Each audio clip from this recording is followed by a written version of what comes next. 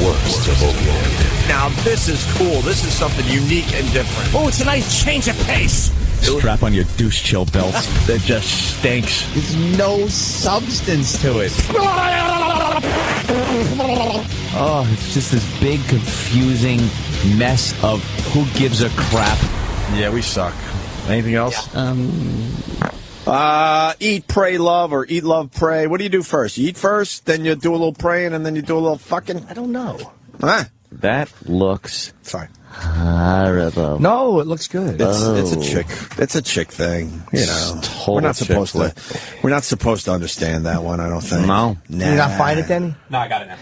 What happened was I did a goof review on Red Eye last Monday. So can we hear the goof review before you do part 2 of this, Jimmy? Yes. Okay, good. I wouldn't object. By the way, here's the setup. But you're setting it up by saying you purposely were doing a goof review of Eat, Pray, Love. Greg had said to me, Gutfeld emailed me, goes, look, I would love you to be my Eat, Pray, Love correspondent. Because I'm so wrong for it. And it was before the movie had come out. I had obviously not seen the movie.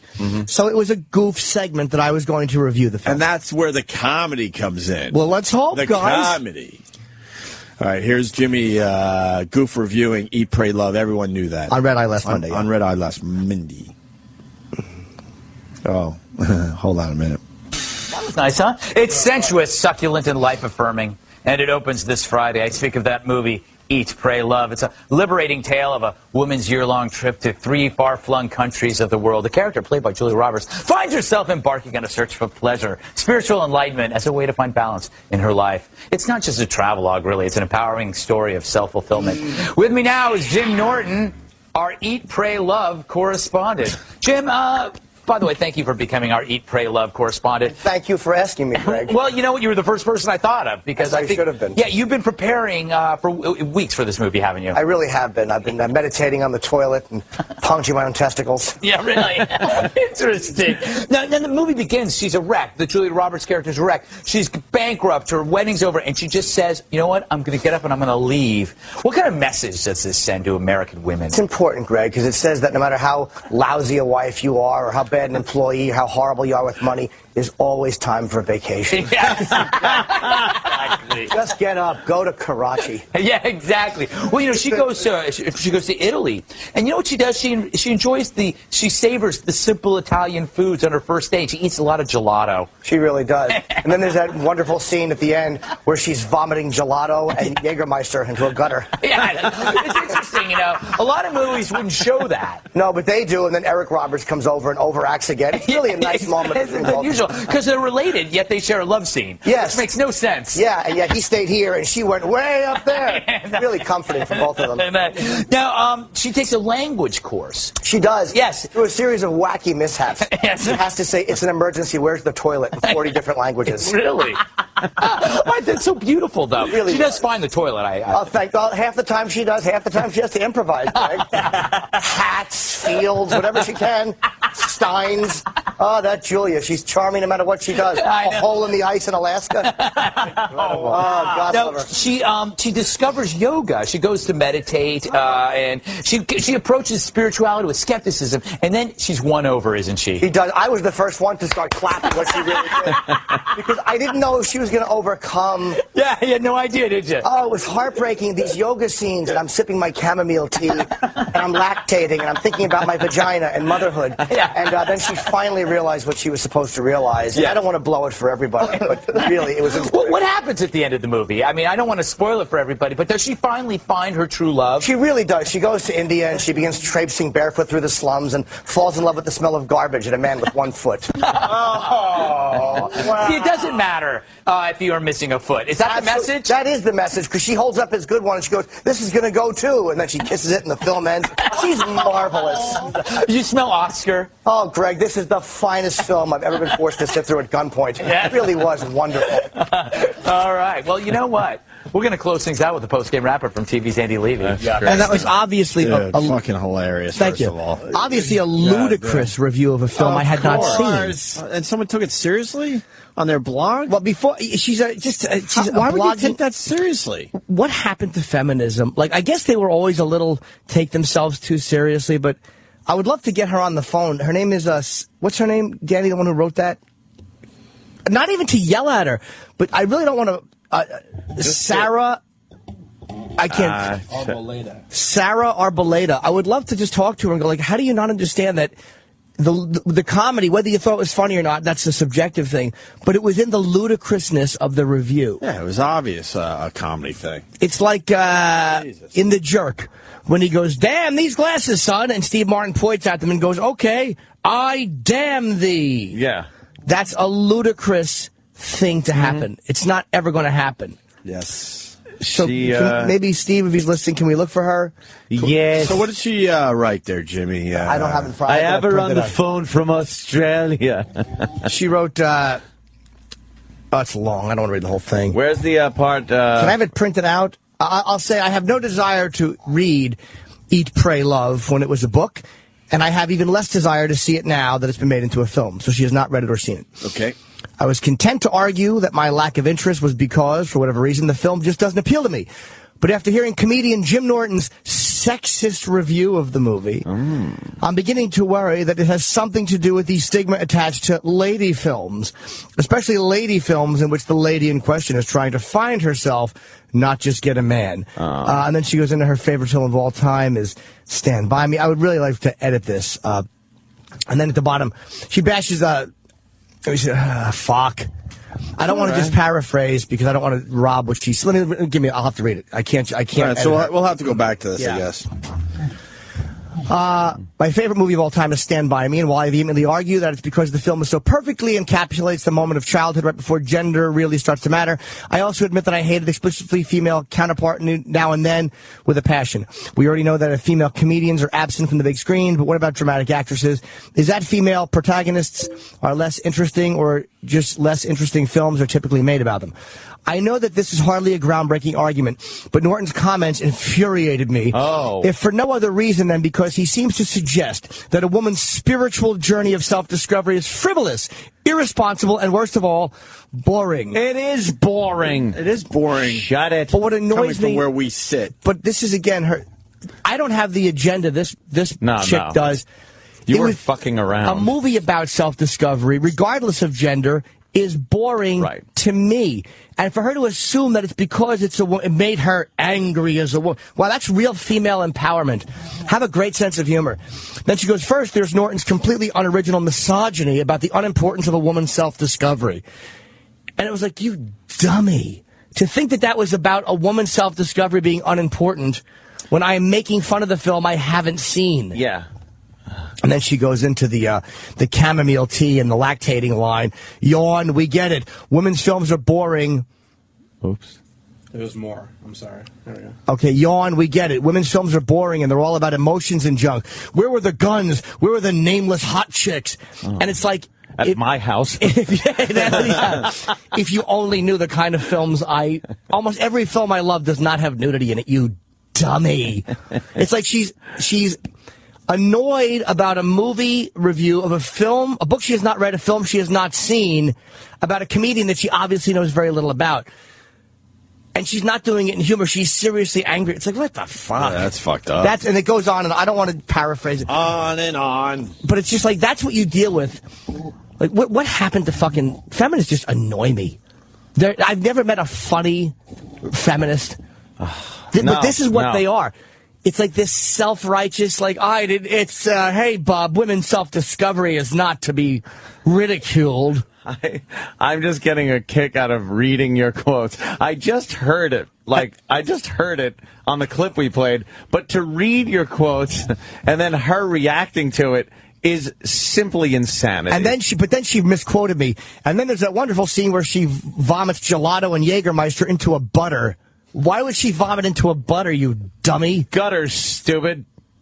Oh, my God. She said the most appalling of Norton's assertions is that Roberta's character, based on the novel's author, Elizabeth Gilbert, is just a bad, irresponsible person trying to escape from her failure as a woman. And then it's important, Gray, because no matter how bad of a wife you are, no matter how horrible of an employee, first of all, where is the thing about failure as a woman?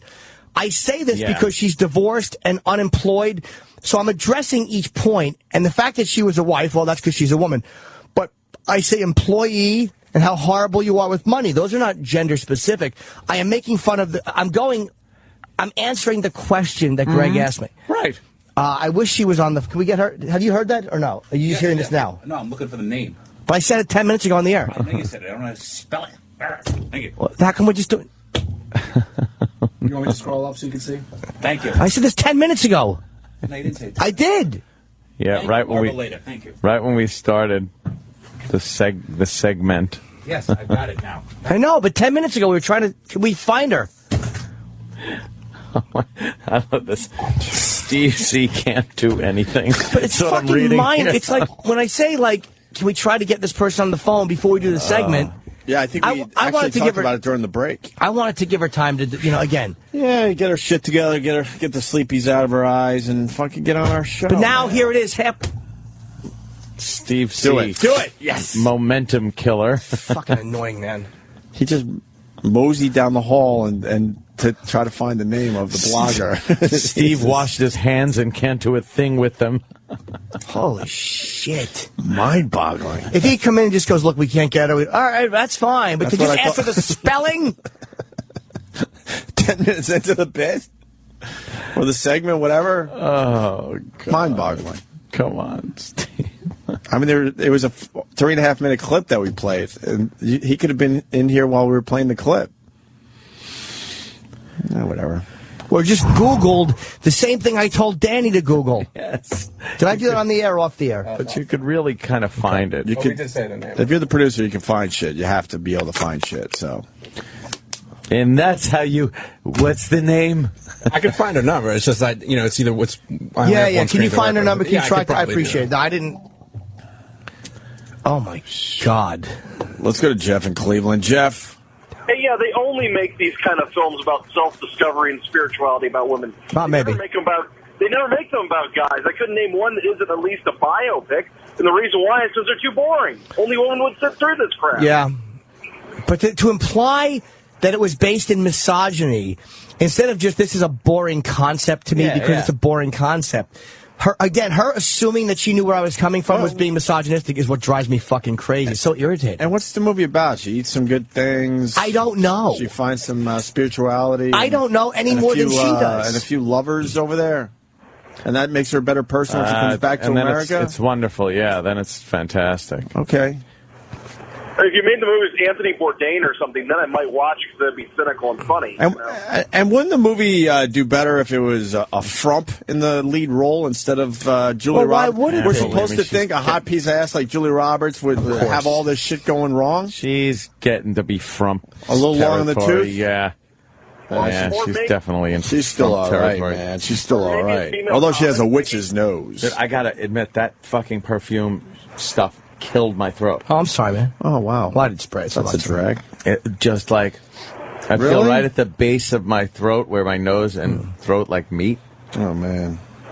It's like, and then I drank my water and it had some in it. I guess it had settled. All right, cool. Maybe Steve will send them out to sell the cologne soon.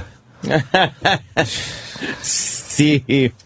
Are you mad at Steve? Someone says... I'm annoyed because to me that's just like, come on, man. We were doing this segment. We should have been on this a few minutes ago. And if you can't get her, I understand that it's last minute. But to only come in at that point and ask does bother me, yeah. Someone said Steve just doesn't know how to call a woman. Hey, we got Sierra from Ohio wants to say something to Jimmy. Sierra? Okay. Happy birthday, Jimmy. Thank you, Sarah. Oh, fuck, a pill popper. Love Yay. these girls. Go ahead, Sarah. Hello, druggie. You need to stop drinking chamomile tea while you're lactating on the toilet. If you were drinking yerba mate, then you would feel better. That's probably my problem. I'm just not in touch with myself. Yeah. You need to touch yourself a little bit more. No, I can't. It's impossible. To grab my dick any more than I do already is an impossibility. Still have to work, don't you? Yeah. What's with that voice? What do you mean? Where are you calling from? Yeah, you just waking Yeah. up, Sarah? Yeah, you got that morning voice kind of a... You wanna diddle your snatch for us? I'll pass. Thanks, boys. Is it the way I put it, or you just don't want to do that? If we put it sexier, will you do it? If you put it sexy, All right, I blew it. Anybody else want to give Yes. it a shot? Okay. Okay, Jimmy? Opie, talk sexy. Madam, I'll ask you. Madam, would you... No. I want to hear it from Opie. Okay. I already said fucking diddle your snatch. No, but she wants to ask sexy. I think I that's have to fair. say snatch. Yeah, ask her sexy. That's fair. Would you mind finger popping yourself? She's saying that's not sexy. Yeah, all right, Jimmy, why don't you try? No, she I wants to failed hear you. miserably. Come on, you can say it sexy. I Dad. failed miserably. How would you say it if you wanted her to play with herself? I said, diddle your snitch. You wouldn't say that for real, though. Oh, yeah, I would. That's how you made a baby? You said diddle your snatch? Snitch. Diddle your snitch. Snitch. 9 months later. Beautiful baby. Jimmy, you want to try with this, No, Sarah? she doesn't want it from me. Anthony, you want to try with this, Sarah? Nah, she got kind of a... I like her voice. Yeah, you do have a nice voice. It's that smoky, kind of fucking raspy, old Yeah. Demi I knew it Moore went to sound. radio. I knew it. No, you got a good voice. What do you got? Like pills in you, a little alcohol from last night, or is this just regular Sarah? No, just Baba Booey type shit. What? What does that mean? Yeah, what does Baba Booey mean? What do you mean, Sarah? What do you mean? What is that? Stupid Baba Booey. It's like, and it's like, sweetheart, the girl called. You didn't have to hang up. You could have stayed. No. It's not 1992 where we're Yeah. gonna go. Ah, program director's coming. no. Disconnect. It's okay to stay on the phone. You can say it as much as you want. How do we respond to that? I'm sorry to the listeners. We've let people actually say it until they couldn't talk anymore and then just hung up. Yeah. Where they lost Do their what you got to voices. do. you Oh, gotta no. The phony phone call's coming. So, Danny, thank you. Danny found her number in how long? Wait, did Anthony?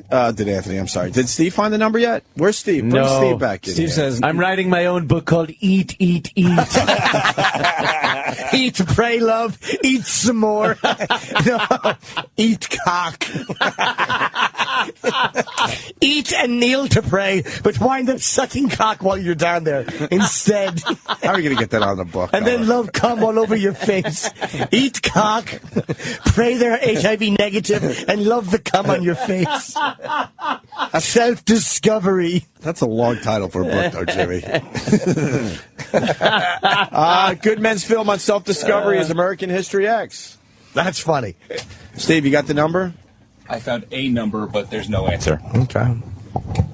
Did you actually call the number? Yes, I did. Was it her voice on the machine, or did she say her No, name? it's an automated voice. I found a California number, and I also found a British Columbia number, which is where she currently resides. So you tried both? Yes. Okay. Canuck, Cool. huh? It's early. Canadian. Did you leave a message? No, I will leave a message, though.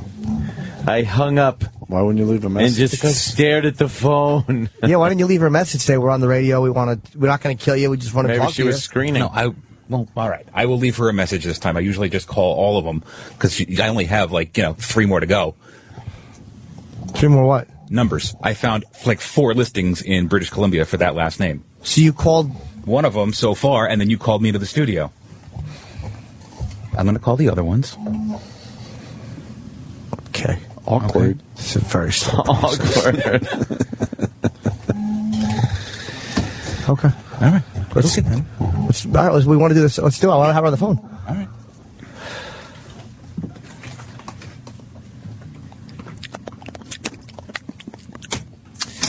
Oh, boy.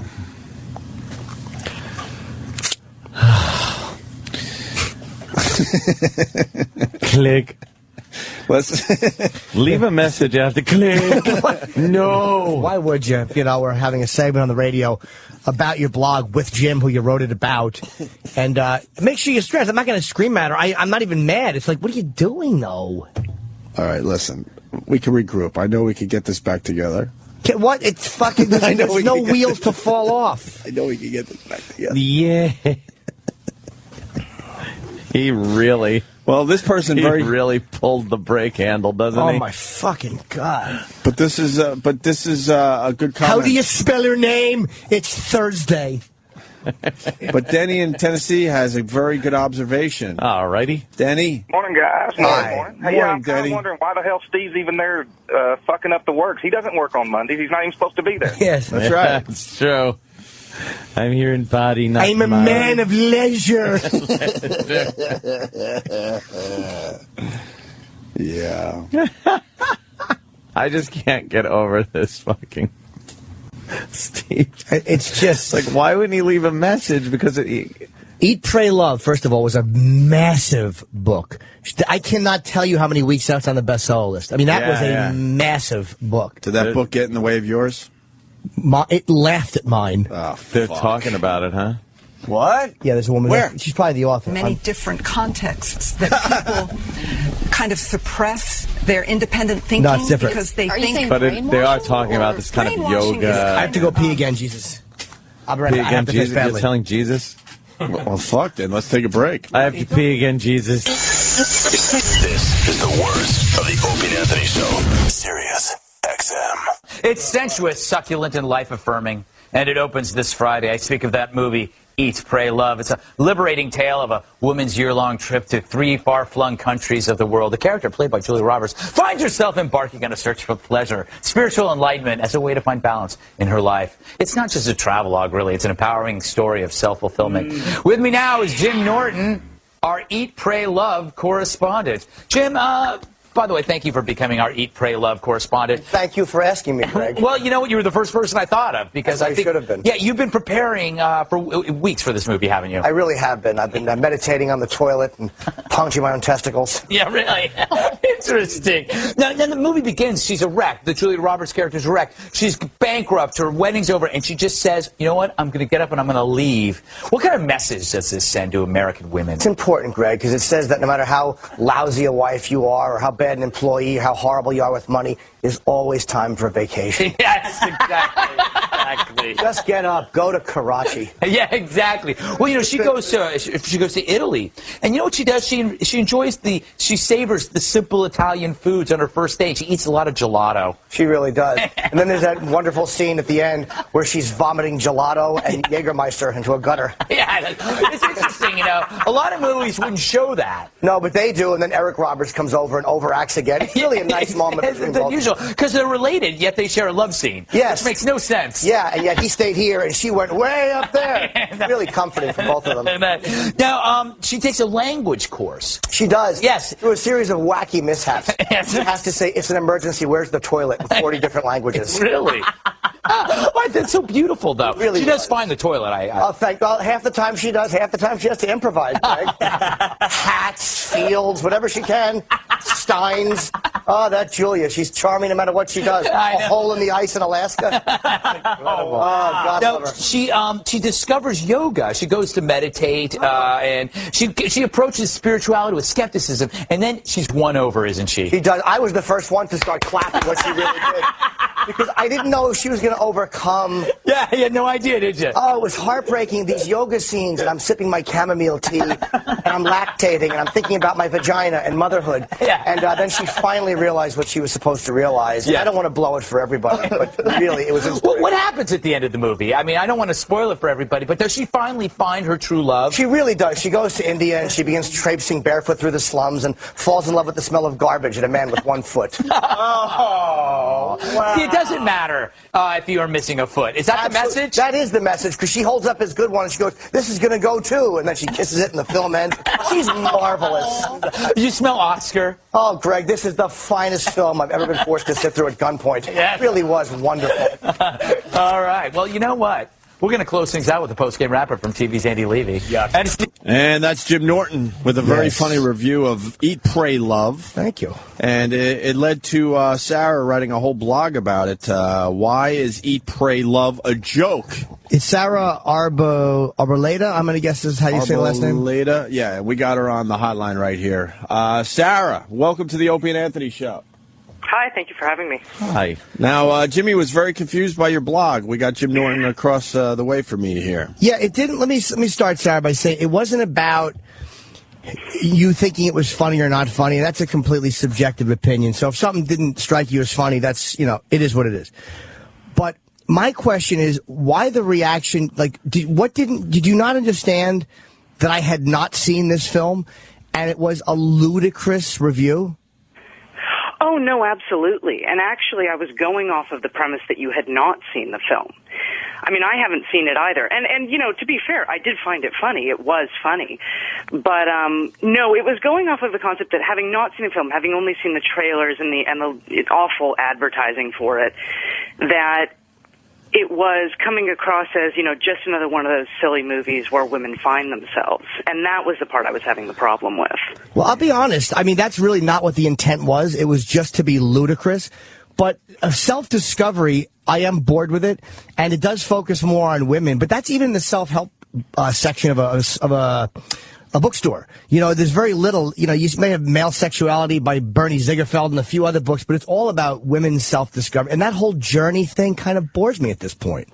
And I agree, but I think that there's a special category where you look at a woman's self-discovery as being somehow less serious or boring or less important, because I would argue, and this isn't spoiling the film for anyone, but what is Inception if not a movie about two people finding themselves and, you know, discovering their bad relationships with their fathers or their kids or their wives or whatever?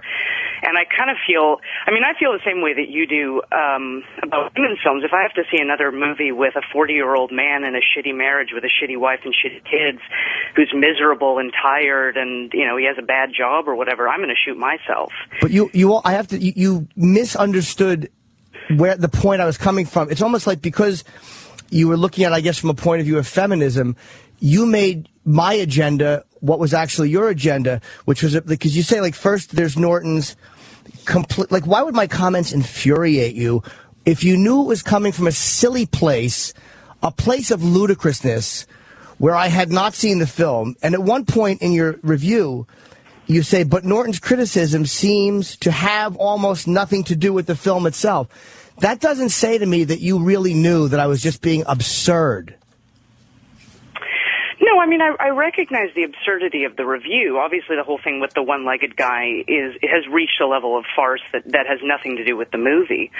My concern was more from that place of, it is funny, but it's still making fun of that concept of a woman's journey of self-discovery. And I know you're saying it doesn't have anything specifically to do with women. No. But that concept of like, you know, I was thinking about my vagina and I was thinking about motherhood and I was lactating and so forth.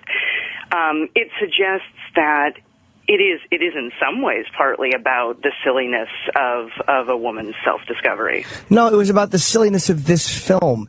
It's like, don't you understand that when you start reading into things that are being made fun of and looking for the greater cause or the greater motive, I mean, you can find any motive in me that you want to if you look hard enough. And the reality is, I'm telling you, because I'm the guy that said it, I really didn't know what the movie was about. I was kind of going off of Greg's questions. Like when he said to me, there's one point where you say perhaps the most appalling of all this is Norton's assertion that Robert's character is just a bad, irresponsible person trying to escape from her failures as a woman. Because I said it's important, Greg, because that says that no matter how bad of a wife you are, and no matter how horrible of an employee or how bad you are with money. That was just going off of Greg's question, because he said this person was divorced, and this person was out of work, and this person. So the thing for me was just to be funny and say go on a vacation. Had nothing to do with her failing as a woman. It didn't even occur to me. And I see the fairness in that, but then it still doesn't explain the comments about the lactation and the vagina. I'll tell you in all honesty, they were the same as the comments about the man with one foot. To me, that was a funny thing to say. To me, it was a joke to think that I was there clapping wildly and lactating because I don't have, well, female breasts. I kind of have man ones. But I conjure up a funny image. It's a funny image, just like so is kissing. It's like you're accepting the absurdity of kissing a foot in a slum in India and saying, okay, this one's going to go next. But you're not just accepting that it's absurd that I was lactating and contemplating being a mother. Are you saying then that you don't feel that there were any sexist undertones to what you were saying? No. First of all, sexism is just like, what does that even mean in humor? I mean, why not just say that I was classist because I was making fun of poor people in India, and then you take me for task on saying go to Karachi, which was just an odd place for anyone to want to go on vacation because that's where Daniel Pearl was beheaded. It's like you're reading into sex and gender issues when I have also attacked cop buddy movies and made fun of every type of movie. It's like you're going into my motives, which you were incorrect about. And I accept that. I think my underlying problem is that have you seen the box office results for it? It was probably very good. I think The Expendables beat it. But I think that Julia Roberts is a huge box office draw. What'd she do? Like, I want to say 30 million, something like that? I think it did like 22. Oh, okay. And yeah, but the thing that people reported on was that The Expendables did better than Eat, Pray, Love, and both of them are being called bad movies. But The Expendables did better than Eat, Pray, Love simply because women are more likely to go with their male partners to go see an action film than male partners are going to go with their female partners to see something like Eat, Pray, Love. Possibly. And I do, Not even possibly. And I do think that's true. Well, and I do think that in part, although your comments were ridiculous, and I accept that, and I did find them funny. I'm not saying that I sat there, raging with feminism with Rosie the Riveter behind me. But I will say that I think it does betray a certain underlying thing of women are less serious or they're boring as main protagonists. No, that's honestly, it doesn't betray that at all. And if you thought it was funny, that's cool. But there's nowhere in this review where you say, like, oh, look, I thought it was funny, but this. This seems like it's coming from a place of just, this really upset and offended me. And there's one part where you say about, instead, this seems like a platform for Norton to gripe about the dullness and unimportance of independent female protagonists. I wasn't even thinking of that. Like, I mean, it wasn't like I was attacking all women who are the leads in films. Julia Roberts is a very good actress. I think Meryl Streep's a great actress. There's plenty of great actresses. Kathy Bates, great I mean, I can go down the list of people who I think are very talented. Nothing to do with that. It was just, to me, another drippy movie. I don't want to see it. And I don't want to see one about a guy touching his sensitive side. And when you thought I was like loving the guns and stuff, my favorite movies are Cuckoo's Nest, Clockwork Orange, The Godfather. There's no tits in any of those movies. Except maybe Clockwork Orange, or one big nice pair of tits. But The Godfather. Well, please, Apollonia for a half a second, he doesn't even get to touch him, and then she blows up in the car. That's not exactly a sexy scene, other than to maybe Suicide Bombers, which would tie in with a little Karachi reference. But you see, it's attitudes like this that keep more films with female leads from being made. That's not true. What keeps any type of film from being made is box office. That's what keeps films from being made. And I'm not saying that that's right.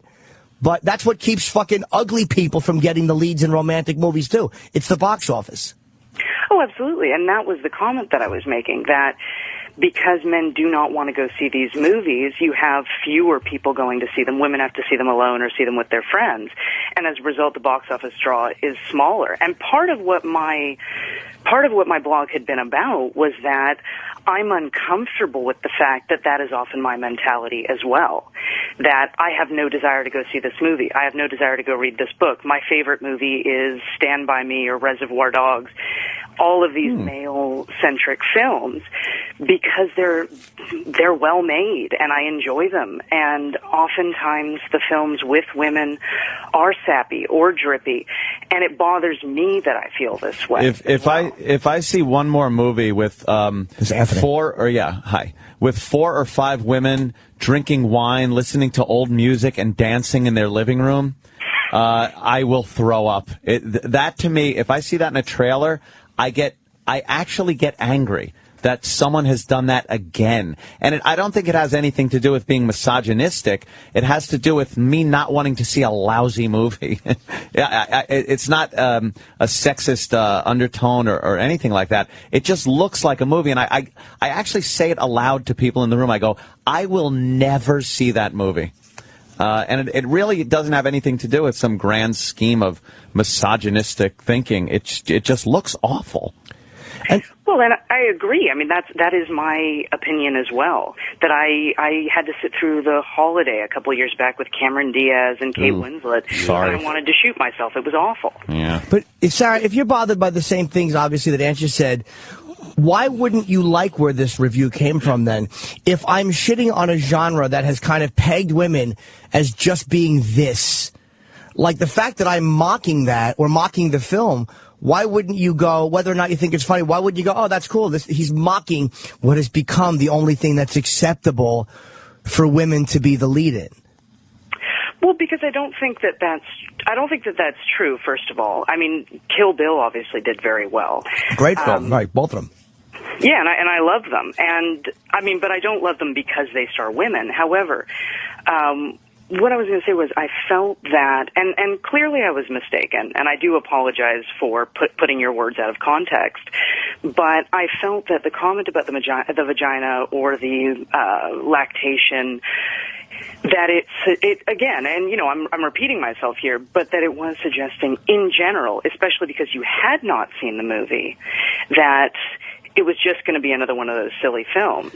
But I was, not to interrupt you, but I was to a certain point saying that, but it wasn't coming from a place of, just like you didn't like Kill Bill just because it stars women, I didn't want to make fun of this movie just because it was about a woman. Of course it is about a woman. I'm not saying I'm not going to bring that into it. I'd be dishonest not to. But that was not, this to me was no more make funnable than, say, what was the movie about wine, Ope, that you saw with the guys? Oh, God.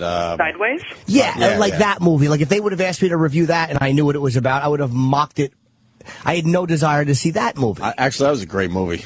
Yeah, I've heard it was good, but I mean... It really was a good movie. My desire to see that wasn't there. Sure. And you misquoted me on one thing. You said there's a wonderful scene where she vomits gelato and Jägermeister into a butter. I said into a gutter, because into a butter would be a horrible joke. But I stole the quotes from Film Drunk. Oh, really? Okay. Right. I link the video. I'm still confused. I think you didn't realize that Jimmy was just mocking and joking and having fun with the review of the film. No, I mean, at the risk of repeating myself again and sounding sort of tedious. If you repeat yourself again, we hang up on you. Yes, sir. I think I understood completely the tenor of the review, what was being said, the fact that Mr. Norton clearly had not seen it. I still come back to the word choice that was used. And again, I understand that, it was a ridiculous thing because clearly he doesn't have a vagina and he doesn't lactate and he doesn't drink chamomile tea or do yoga. Right. And these are absurd images. But that, I don't know, that I still felt like it was an image of women that women themselves don't want to project, and that I'm aware that it was supposed to be an attack on the film. I tapped out because, quite frankly, I was a little bored by it. But what do you want from films as far as women go? What kind of movie would you like Hollywood to make for women? I'm happy. I mean, I'm happy to see films like Kill Bill. I had no desire to see Salt because it just looks stupid. But I don't want necessarily women to be portrayed in a lovely way or a fantastic way at all times. I want to see more complex characters. And I want to see something like Stand By Me for Women that isn't Now and Then, which was fucking awful. I want to see movies about women that do not necessarily have to do all the goddamn time with them being women. Oh, like those, the Traveling Pants. What was the name of that one? Yeah, the Sisterhood of Yahoo, Yaya Sisterhood. So those type of movies drive you nuts, right? Right, because it's always about your discovery of, tampons or whatever. Yeah, it is. And you know what? Your issue is with Hollywood, and I don't disagree with it. But what happens is with feminism or any type of quote-unquote special interest, where they go wrong, I think, is they begin to take themselves too seriously and to look for, again, that greater good or that in every single thing, like PETA members who cannot make fun of animal suffering, or Black Panther members that cannot make fun of, or Republicans that cannot make fun of religion, or whatever the cause is. It's like, why can't somebody who's a very strong feminist, who believes very much in blue is not for boys, pink is not for girls, think a misogynistic joke is funny? A misogynistic boss grabbing your ass is not funny, because that's a lifestyle thing. But to think that humor makes life a certain way is completely inaccurate. Comedy is, to me, taking what we see in life and mocking it. It's not life imitating art. It's really not that. Mm-hmm. But then I will say this, like, I love Louis C.K., and he is incredibly misogynistic in his humor. That's great. And what you just said about how it is often art imitating life, well, then your comments were still a reflection on how most people see these movies or how most people see this kind of movie. Well, you know what? You're very similar to us. I'm starting to think that you might have just been on the rag that day when you wrote that blog. Jesus. Because I'm serious, though, because you're in our wheelhouse. I mean, you like Louis and stuff, so you're not this over the top feminist. No, Where and are the you? site isn't. I'm confused by you either. Huh? The site isn't supposed to be about that either. Well, I came across that a little bit in this particular blog. Only in this one, because you said that Norton's comments infuriated me. And it's like, if for no other reason than because he seems to suggest that a woman's spiritual journey of self-discovery is frivolous, irresponsible. The thing is, though, I was kind of saying the same thing about this movie that you seem to be thinking, ugh, another one of these. You didn't want to read it. You didn't want to see it. But because there was a guy making fun of it and being ludicrous and even having a misogynistic tone in some of the... Of course I would have misogynistic tone in certain jokes, but that doesn't mean that I'm a misogynist or I wouldn't make fun of men with the same harshness. Oh, no, and that was the one thing that I regret that did not come across in that I was not calling you a sexist, but rather that I thought the comments were sexist, and as you've already said, they're just reflecting societal attitudes. So... just that, I mean, it is hard, and a big part of the other part that I wish had come across a little bit stronger was that, yes, I feel this way too, and it makes me uncomfortable as a woman. I had a feeling that you'd be cool to talk to for some reason. It's like, I wasn't mad at you. I was like, again, somebody thinking I'm funny or not thinking I'm funny, I totally accept. But my only suggestion is you write well. I think you know, it's like, whatever your opinions are cool, but I just wish that feminists, because I agree with a lot of what feminism stands for. It just seems to me that as a movement, quote unquote, or as a thought process or an ideology, as things have gotten better, the arguments cannot be like, say, what they were in 1971.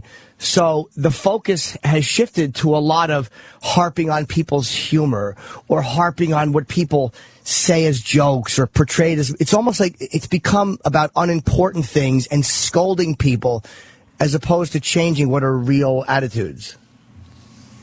Yeah, I agree. And I think that the big focuses need to be on the real issues like the wage gap or what have you, or advertising for women. And I do a lot of, I mean, in my other articles, I do a lot of work calling bullshit feminists out.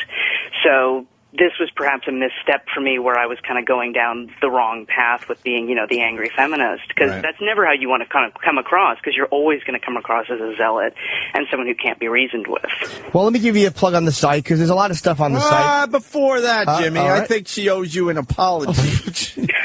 Sarah, I think it's only right. Agreed. All right. I want to hear a nice apology. Please. That's Opie. Oh, hi. Am I making you uncomfortable? Sarah, can you please apologize to Jim Norton? He's a very sensitive boy. Well, I do apologize. It does seem like I took the comments out of context, and that I clearly have not offended you, but made it seem as though you were something that you were not, and you were saying something that you were not. Thank you, Sal. It was very nice. Let me plug the site. If you were in the office, I'd give you a nice pinch on the hiney. That's Opie. He'd give your fanny a pinch. Lovely. It's one word. It's zeldalily.com. ZELDALILY.com. And where are you? I was reading, our producer gave us a little bit of a bio on you. It said that you want to are you in college now? You want to come to the East Coast in the U.S.? Yeah, I'm up in Vancouver, BC, in Canada. Okay. And I'm hoping to come out to the East Coast for grad school. All right. Well, she was very nice, and Sarah was all right. It was nice talking to you, Sarah. All right. Thank you for having me on. Thanks. All right. Take care. Good job. You too. Bye. All right. That was very uncomfortable. That was really uncomfortable. He apologized. Why? She was nice. She owes you an apology. But you know what? It's weird, though, because if she likes Louis C.K., then I don't even know why she wrote that article. Because people have these weird gut reactions, and it's like when I read something about myself, sometimes I get very angry, and this didn't make me angry because it was like, again, it wasn't about me being funny or not funny, but it was like, sometimes when you just talk to people a little bit, it's not as bad as it. It's always, if we just talk things out as a society, and the fact that she was how many things we could overcome. Well, I think the problem is what's infuriating when people don't even get the basics down of what they're writing about. Yeah. It was obvious that you were just goofing, and I don't think she realized that until she heard it again before she came on the air and discussed it with you. Yeah. She really thought you were serious. I don't know what she looks. What's she look like? I don't know what she. Can't find a pic of her, huh? I don't Danny know. can't find a picture. It doesn't exist. Yes, Dan? Well, I think I have her Facebook, but it's like a group shot, so it could be like any one of them. Never. Yeah, good. I'm not her friend, so I can't see her other Never pictures. good. A lot of girls out there get group shots with their hot friends, and then you just assume that they're one of the hot. I'm just going to assume that it's probably not good, because I noticed that the group shots and animals are usually a big fat slob. Yeah. So When all the girls' pictures are animals. yeah. When your profile picture is a cat, you're a fat, ugly bitch. God damn. That is so fucking true. And look at all of my pictures, and there's 22 pictures, and there's like the beach and a cat and fucking a car. You're just like, uh-oh. That's not I just see it. I just see it all the time. Anytime like there's like a new, friend request, and it's just like some dog head or, because it works the same for guys too. It's not just women. Well, no, I'll accept it, but then I'll look at the rest of their pictures and go, oh, of course, Now it makes sense. Of course you accept. You want all the friends as possible. Well, yeah, but you also got to make sure and say because you have a bet with yourself that this is going to be some ugly fat person. So now you need to just make sure. You put them in a special category. That's all. All right, can we? I got to take a break because I want to eat my eggs and ham here. It smells good too. I want they're some not ham. even green. Relatively healthy. I want to see what she looks like now. She was actually nice. Yeah. I liked her. I liked her, man. She held Wouldn't her own. that be interesting if you two kind of, got together? Interesting for me, depressing for her. She's probably like this young, hot college student. I'm in my 40s. I have a girlfriend. Yeah, that could be. I wanted to hang up when I said what kind of movies you want Hollywood to make for women, but then I was like, Jimmy's in the middle of this. I can't do that. Yeah, no, because she wasn't being. That was my hang up. She didn't merit being crappy. her, She was right? being nice. All right, quick break. That's her? Eyes closed. Oh boy, No, what is she's that pretty about? good. It's a nice picture. That means she's got a funny eye. Which one is she in this picture then? She's got to be the frump. Yeah, on the right. look. The frump. With the frump dress. Hang on. She's got to be. Let's see. She's not the fucking ginger. All right, let's pop this Yeah, up. see, look, because if I go back, hang on. Yeah. Uh-huh. All All right, dark hair, fair hair. skin. Very fair skin. So- sort of an oval-shaped face. So then we go to the Facebook. That's got to be it right there. That's With her. the frump dress. See? Oh yeah, That's her. put your Oh, mouse. yeah, look. No, it doesn't work like that. She's the frump with the big rump. Let me see. Open up the page. I can't. I'm not her friend. Can't you just make it bigger? I'm not a friend. I could do this if you want. No. All right, you guys can see. I got to eat You can do that. eggs and ham. Yeah, she was nice. Just want to see if she... Well, yes, of course she was nice. But as men, we just want to see what she looks like.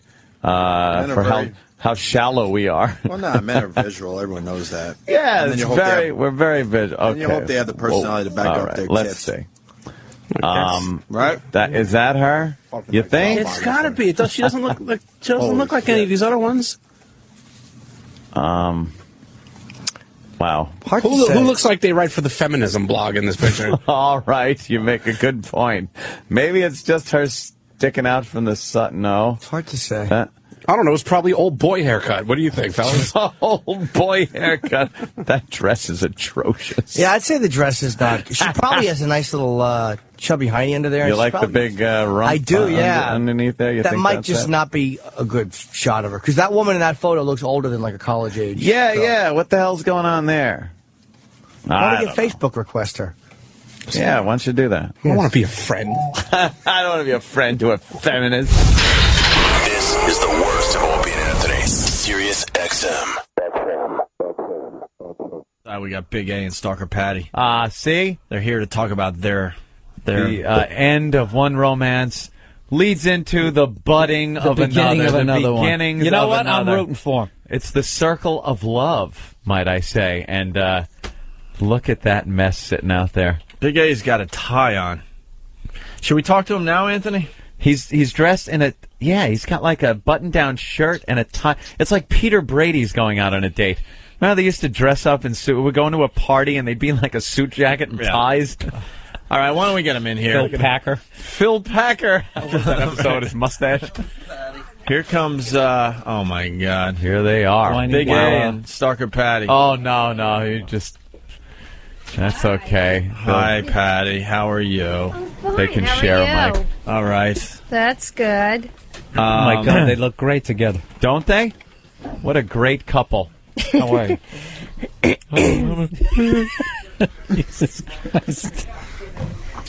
Yeah, he's just giving Bill's just giving him some elbow room. Yeah, that's all. Some elbow room. There you Little go. elbow room. Now, you kids are going to go out tonight. It's your first date, really. It's a nighttime thing. Dinner at Paisano of Mulberry Street. Yeah. We love Paisano. Joey down there takes care of everybody, and you guys are hooking up down there tonight. Yep. Wonderful. Now you've had a little pre-date though this morning. I hear you two had breakfast together. Yeah, we went to the Brooklyn Diner just to meet and then come here. What's wrong with your voice? I have allergies. There's something in the air, like pollen Of course and you stuff. do. You're like a fucking Yorkshire Terrier. With like an allergic reaction to air. Excuse me, I'm sorry. She's Adrian from Rocky, I'm telling you. Yeah. Only there's no hope of her ever getting better. Poor Patty. Stop the date. Patty seems kind of excited today. I see like a sparkle in your eyes. Are you psyched for the date tonight? Yeah, I really am. Do you like Big A? Nothing. What? Do you like Big A? He's a very nice person. Ah, that's good. Very sweet. Now, I know usually the first thing people go with, unfortunately, I'm going to say too, because it's a shame when two nice people get together, is appearance. That's the first thing that draws you to people, even in the animal kingdom, Patty. Don't they look for the lovely, colorful plumage of a bird or the fur of an animal and stuff? So, in that sense, or the cock of a horse. Do they really look at that cock? I don't know. I've never really seen one. So Jesus. So I'm just wondering, what is the physical attraction between the two of you?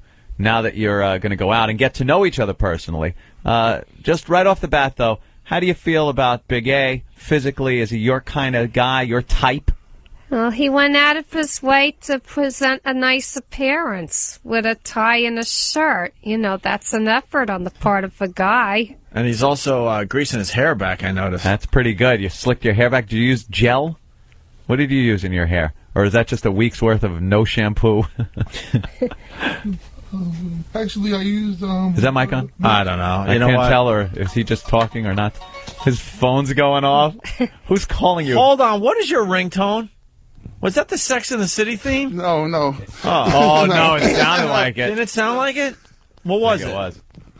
I think it's... All right, listen. Latin beat. It's a crackling mic. We can't have a crackling mic. Why don't we have good mics This is here? a professional talk show. Why don't we have good handheld mics here? Bill, could you just move down? Yeah, Bill will move over here. Bill actually suggested that at first, but silly me, I thought there was a mic they could use. That's all right. I don't mind Bill in that seat. All right, go ahead. Go ahead, Big A. What were you saying? Big A, what did you put in your hair? I shampooed it and used mousse. Mousse? Yes. There's a little mousse, and that keeps it all from going flying out somewhere. And why the tie? All frizzy. Why the tie? I wanted to make a good appearance and look a little sharp and sharp. Yes, that's good. All right, and you got a button-down shirt there. Nice little short sleeve, little Jackie Gleason look. Yeah, a little Gleason. That's the look. Very good. Yeah. Yeah, the tie, the pants pulled up. Nice. So you went out of your way, cleaned up. Very good. All right, back to the first question, Patty. What do you see in Big A as far as a physical attraction? Well, I see a very nice person inside that person. Inside that person. And he has a very nice appearance. Are there clean. any of his attributes? So usually people go, I love the person's eyes. I love their, smile, something. Is there something you can compliment on him? I would say, he has nice eyes. Nice eyes. Yeah. There you go. All right. He's got serial killer eyes. No, he does. Yes, he does. No, I don't. Whoa! Hey, Opie, you gonna Take that from him. What's this world coming to? You got a set of balls. I don't get too mad at that. Big A. Yeah, this is for you. This is for you, Big A. I like that. You got balls. Are you insane? Very good. What else, Patty? Patty? Well, nice eyes. He dresses very nicely. Dresses nicely. All right. Talked about that, sure. And he's neat and trim. Neat and trim. Do you find him courteous and polite? Yes, I do. You do, and that's something you would look for in a gentleman. Yes, I would. I see nothing wrong with a gentleman holding a door open for you or treating you like a lady. And he does that? Big A, you do that? Yeah, he does. He treats you like a lady. Are you hoping he has a big cock? Oh, Jesus, Opie. Not so... That's not really what makes a guy a great guy, really. It helps, no. though. What's inside him that counts. Not what's inside you. It's what's inside him. I got you, Patty. So you find him a very nice person. Yes, I do. Somebody you would enjoy going out with. Yes, and I like having company. I'm always alone, doing everything alone, so I like to do things with somebody else. And there's definitely interest here, right, in Big A? Yeah, as a As a I don't what? really know. I don't you really give know him him the that French well. speech before you go out on the date? Haven't even been out on the date Told yet. you, they're all horse. Holy I'm not. I see him as a very good friend. Yeah. Somebody that's a very good potential friend, she's you gonna know, rip and your somebody heart to out. hang with. I'd rather hang with people like What that. about a romance? Is there a possibility? Possibility, Wait, even. you still got to get to know him, obviously. Yeah, there's possibility. Are you keeping an open mind? You know, Big A, protect yourself. yes, I He's gonna am. Rip your heart All out. things are possible. Is that what you're wearing on your date, by the way? Well, no, it's going to be 86 degrees out. I'm going to go and get like a skirt to wear for tonight. You're going to get a skirt. What about the top, though? You're wearing this camouflage number, Spaghetti this urban strap. camo. Oh, I have pretty tops at home. I just need a skirt. That's Usually all. those camo tops look really hot on a lady. Yeah, they usually do.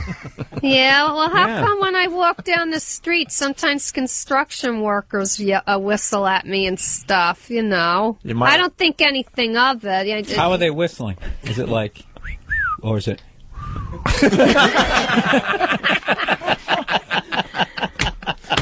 I think they probably think you're a plank of wood.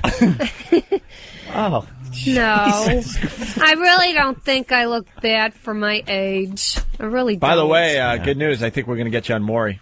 Really cool. So don't have sex with him until you Oh, yeah, that was really until you do the Maury appearance. That might have happened. No, Maury's taking our idea about Virgins. and Wow. stuff. And we got a 50-year-old virgin. You're going to be on Maury. It's looking really good, by the way. Cool. The producers are in touch with our show. That's exciting. All right, so physically you like his eyes. That's about Yes, it. I do, and His I like eyes. his appearance. What about his teeth? Well, I don't have perfect teeth myself. True. For mini I don't. chiclets. No, I'm just. What else? I mean, there's You know, they're, nice you know. pecs. You like his pecs? his pecs. You like his ass? Oh, Jesus. I don't Opie. know. I didn't really look there. All right, Big A. Look at stand his up. hands. Look at his hands. I'm Oh, more hold- into personality and getting along with people Up. and hanging. Shut up. The voice Hold- goes right Hold through your you. hands up to Patty. Look at those hands, Patty. Now show Yeah. the other side. Do they look like a man's hands that are maybe soft, tender, that you'd like maybe at some point to? And I'm not talking in very intimate places, but maybe on your shoulder, your arm. Do those look like the type of hands Yes, they that do. you would like? All right, why don't you hold Patty's hand? Hold Patty's hand for a All minute. right, let's. Just hold hands. Get a little closer. Yeah, get a little Those closer. mics move. All right, why Those don't you mics move. get the couple Get him a together. little closer. Hold There you go. hands. There you go. That's wonderful. That is awful. Oh, that's what I meant. Sorry. I don't know why I said wonderful. Jesus, Patty. That's good. He's not going to bite. I know. All right. So, you, Okay. I love how they're... No, keep holding hands the whole time you're in here. Okay. Because we got to see the clam factor that sparks up. And Oh. Big A, that's what you're wearing tonight, like 8 hours from now? Yes, Well, where do you live? What town? the Bronx. You live in the Bronx, so Yeah. it'll be a little rough to go back up there, get changed, Yeah. Yeah, of and then course. go downtown to a Paisano's. All right, let's ask Big A. What do you see in Patty? We're looking for physical stuff right now. Right. right. Go ahead, Big A. I guess I like her eyes. Her legs, very nice. She has nice legs? Yeah. You like her legs? What Yeah. about those titties? They're horrific, I know, but...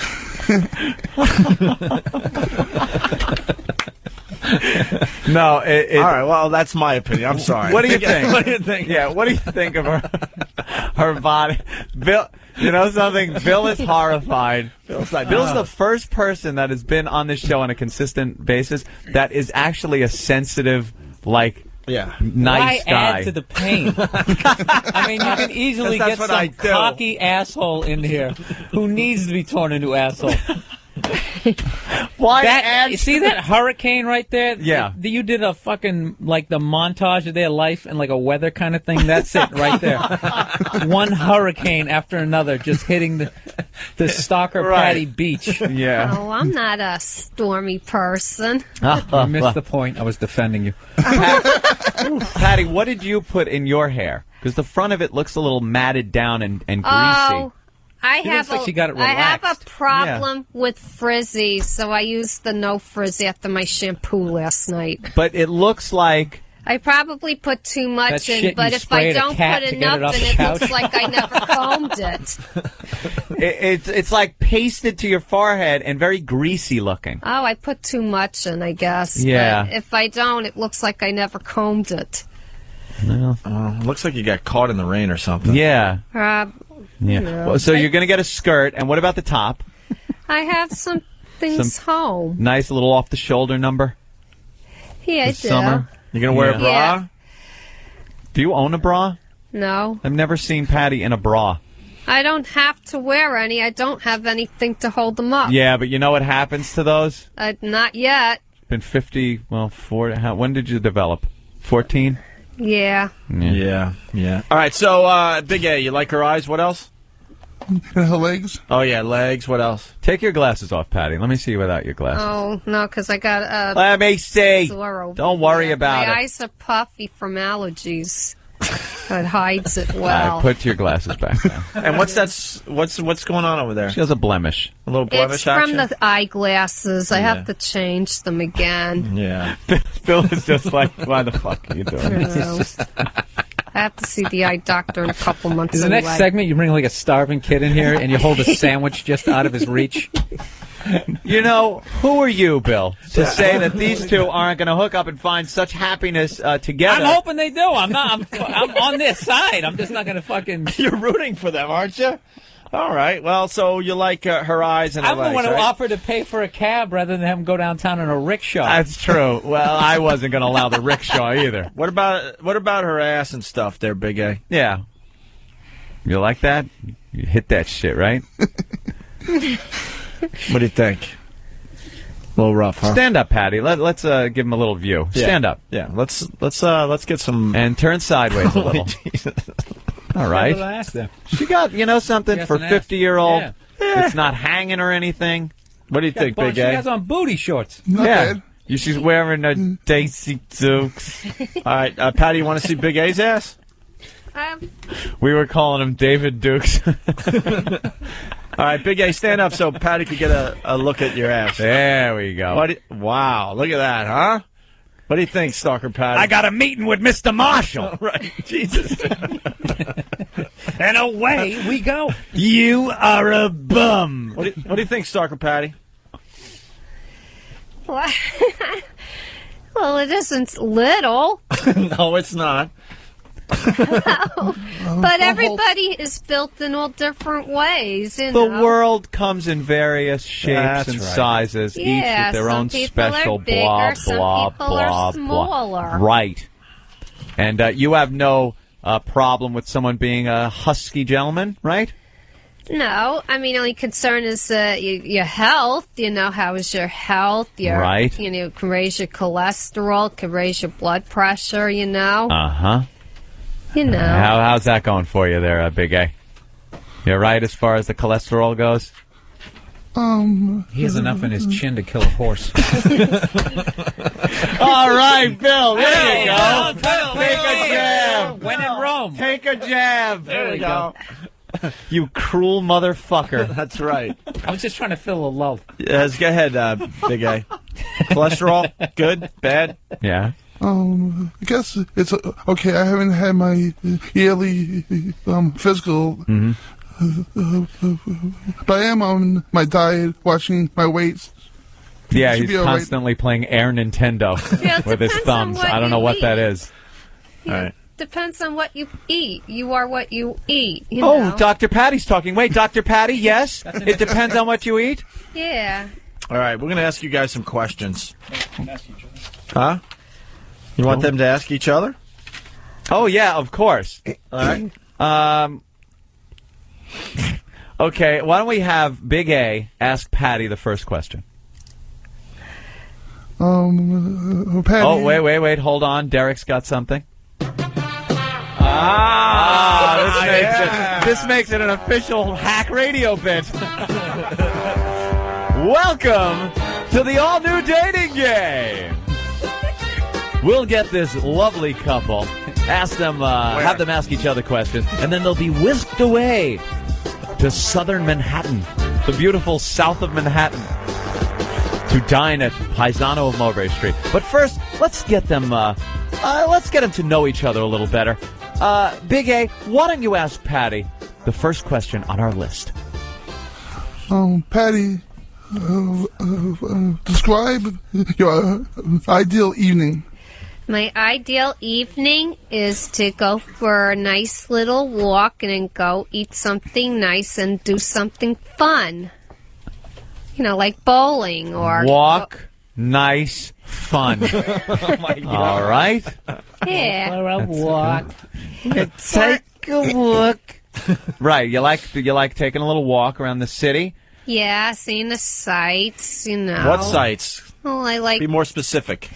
You're walking. What do you want to see? Or where? Or what kind of walk? You want to go through Central Park? Central Park is pretty. Petey. We'll stop at the zoo and see the animals, you know, because I enjoy stuff like that. You Yeah. know, or do something fun and exciting, like... What's fun and exciting for you? Well, AC? Playing some slots? well, I enjoy that once every 5 or 6 weeks. I go on the bus. That's fun. You know, Big the A's hoping to play your boardwalk. slot later tonight. Hey! Come on now. And I love the boardwalk. I love the boardwalk. I love the Three sea. lemons. Yeah, when I saw the Photoshop, I saw 3 shits. Oh, boy, yeah. There you go. All right. Did we get an answer to that question, you think? Describe her ideal evening. Well, Bowling, walking, fun. Yeah, Yeah. I like the sea and the beach, you know. Oh, going to the beach would be fun? Yeah. Love to send you to the beach right now. Galveston. All right. Well, Little Italy is going to be a nice walk tonight. Cause yeah, and it's Little San Gennaro Italy. feast, too. Yeah, you got right. the San Gennaro feast going so down? we'll take that in when we're Uh-huh. there. Oh. That's fun. By the way, I'm going down there tonight. Are you? I got to check this out for myself. No problem. We need video of cameras down there. Absolutely. I want a 3-camera shoot of this disaster. They're going to Paisano of Mulberry Street in the heart of Little Italy. Yeah. All right. Should we move on? Yeah, let's move on. Let's have Patty ask Big A question number 2. Better known as Peter Griffin body. If you had one wish, what would it be? If it came true, he would not be sitting here. Patty's built like George Carlin. See, I'm warming up to this. You can't think of them as human beings. Oh, Jesus. That's what I do. I just make believe they're not human They're beings. props? Oh, yeah. For my Make it easier. sick mind. All right, go ahead. Ask that question again there, Yeah. Big A. No, Or, it's Patty, sorry, asking sorry. Big A. Yes. If you had one wish, what would it be?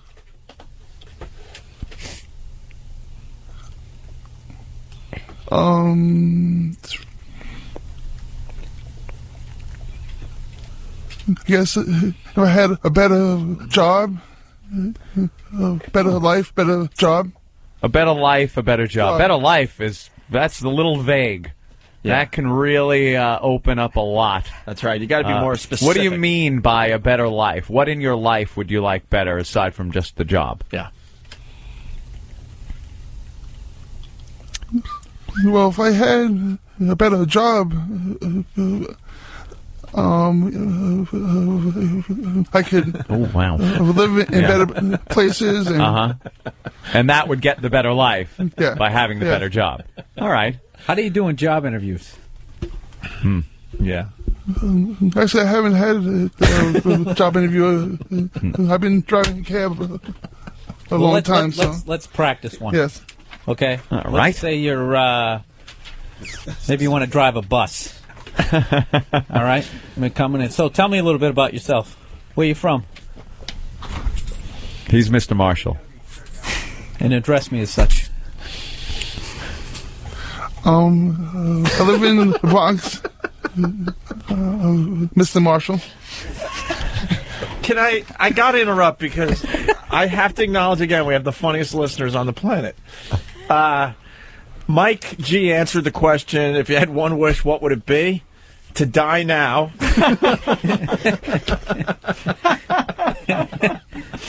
Oh, that's horrible. Pose Bloody Gee checking in. He writes, can we report as a missing person now, or is it too early? It just goes on and on. What kind of job would you like, Big A, if you could? What kind of job?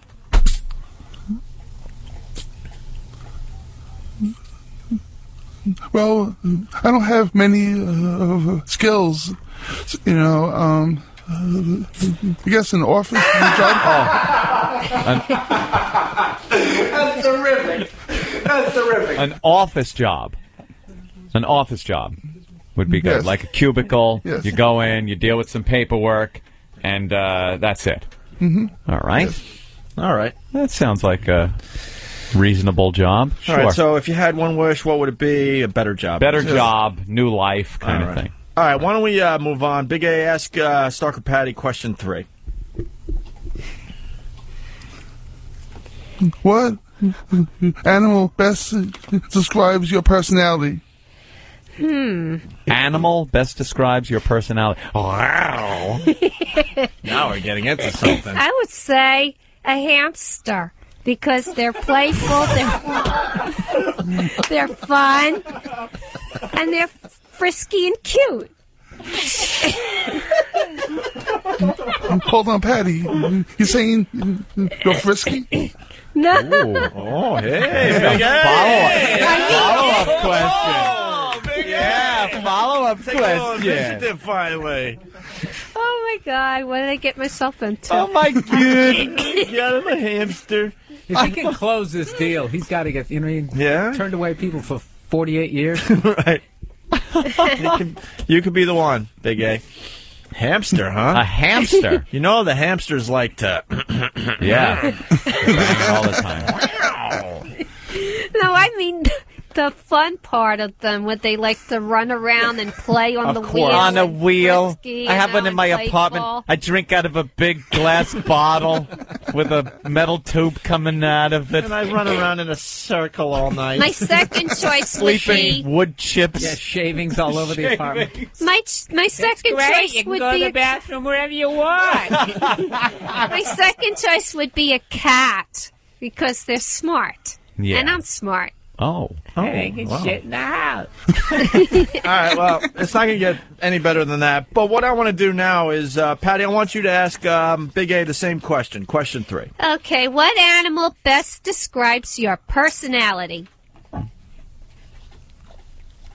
I would say a bear. Tell him, Fred. Because I think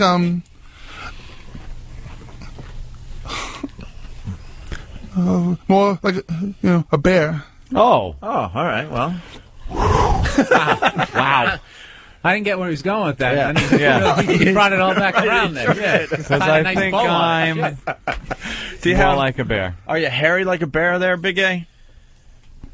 A little bit, You got the back hair going? not that much. Not that much? No. Looks like What's he the ate a matter? lot of Patty's salmon. yawning. Why are you Oh yawning, my Patty? God, Patty! My allergies, that's all. Well, she's allergic to boredom. No. I have asthma and allergies that's affecting me. Oh my God! If she was an animal, it would be at the vet every day. You know, in its little carrier being taken to the vet. I have flaws like everyone else, and man, I do my best to hide them from my chick at all times, and she Yeah. is just open about her allergies and her sores. And I got this from my glasses. I got an allergy. I got the asthma. Well, it's I from don't the have any HIV. sores, though. I got a yeast infection. Well, I don't know how, but I wound up getting the herp a while back. I got the herp. Hey, Patty, would you like a hairy chest to lay your head on? Hey, how about that? Have you ever dreamt about that? No, I never saw a chest as hairy before. Well, you know, because you watch movies, right? Yeah. And you see guys with hairy Magnum PI. You ever watch Magnum PI, Patty? He's like an out-of-shape Tom Selleck. And then, did you ever dream maybe of falling asleep with your head on a man's hairy chest?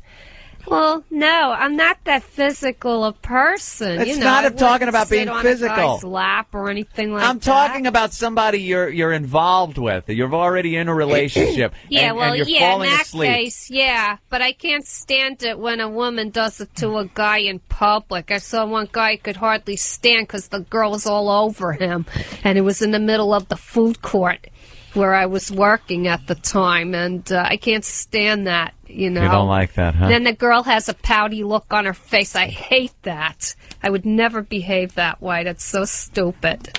All right. Wow. No She's wonder so why you're opinionated. a virgin at 50. She's so No, opinionated it's just these that days. that's... You don't like public you know. displays of affection? Well, I mean, display of affection, yeah, and stuff like that. But if you really got a kiss or anything like that, there's a place for that, not in public, you know.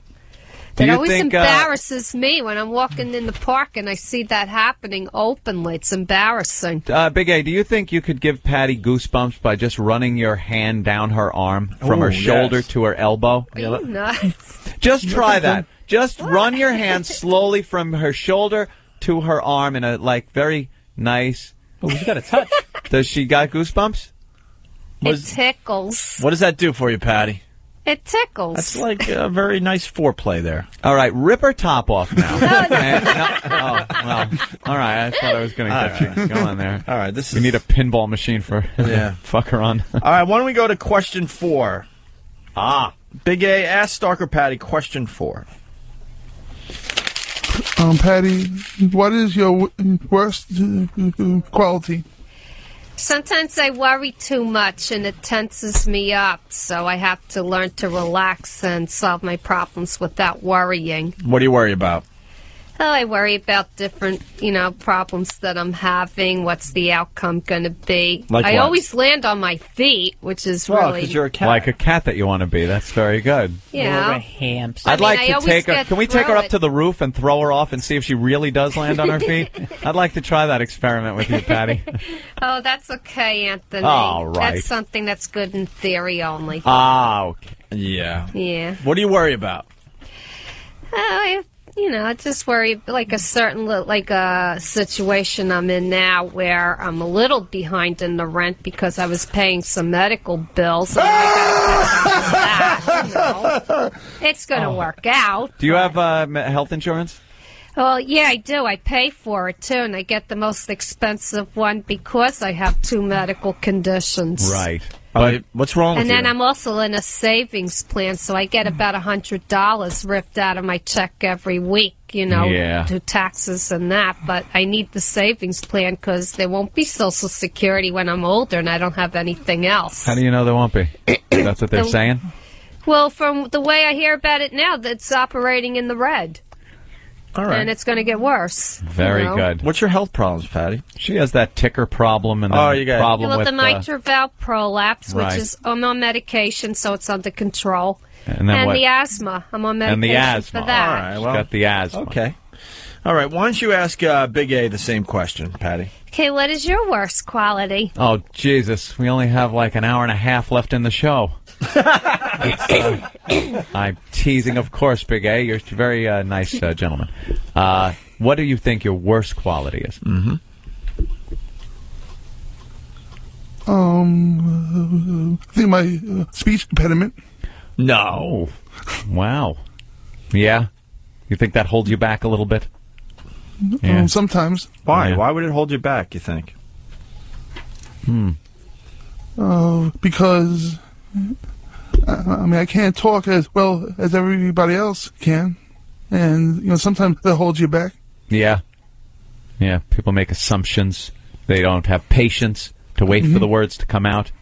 They think you might be retarded, but you're not. You just speak strangely. Right? Yes. Okay. Unlike Patty, who speaks fine and is retarded. I'm teasing, of course. She's very intelligent. Right? You okay there, Patty? Yeah. Were you nodding off? No, I'm looking at this one. Oh, she's cheating. She's looking ahead at the question. That's why she's so prepared. What's your worst quality? I'm a little impatient with things. All right. Oh, that's an interesting question. Yeah. Jimmy Jakes from Whackbag wants to know, do you think after the date Patty will invite Big A to her habit trail? Well, not on the first date, no. No one comes into I'm a decent your sex lady. pad? Well, if the date goes well, will there be a goodnight kiss? Oh, sure, yeah. That always Ooh. culminates. Action. At the end of a date. It's not really action. It's just a... Open mouth? Tongue? No, not yet. Peck on the cheek? Peck on the cheek? Or on the lips? Lips? Lip to lip? Cheeks, I guess, you know. What about just a quick peck on the lips, though? If the night went well. If it went well, yeah, I mean, everybody... Yeah. Will you allow him to brush your breast as he's kissing you? Oh, jeez. Not a grab, just kind of a, oops. Ooh, look what happened. Oh, that would happen, wouldn't it? What happened? Just hold you on the waist, thumbs move their way up to the side. Right. Yeah, Big A, you going to try some moves tonight? Maybe. All right. Maybe. Yeah. All right, where are we at? We are at question 5? 5. All right, who asked? I guess, okay, Big A, ask Patty question 5. Yeah. We only have 28 questions to go. All right, go ahead, Big A. Ask question 5. He's trying, Opie. Oh, sorry. All right, anytime now. Question 5. Here it All comes. right, here Big we A. go. Patty, All right. you had a personalized license plate. What would it say? My personalized license plate would say, peace. Peace. Yeah. Isn't Why? that so nice? Why? Because I like the word. Why? Why? I don't know. I just like peace, serenity. Like of cake? Calmness. Or which way would you spell it? P-E-A-C-E. Oh, that kind. Okay. Oh, why? You thought it was P-I-E-C? I thought, like, if a girl drives around with a piece, and it's spelt the other way, it would mean she's a piece of ass, Like, hey, look at this piece. Oh, maybe you were... Rob from Cherry Hill, she has the body of a kangaroo.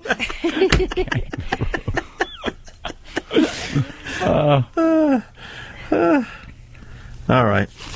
All right, a personalized plate, but you don't drive, right? No, I don't. Do you have a driver's license? I have a non-driver's license.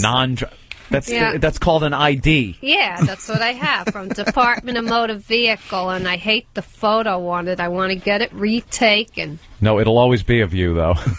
You can't. What, Patty? Why haven't you gotten a driver's license? Because I have a fear of driving. Ever since I was a small child, I witnessed a car accident and have been afraid ever since. Yeah. I don't know. I'm afraid I But a won't be DeSoto able to plow into an control Edsel? a car.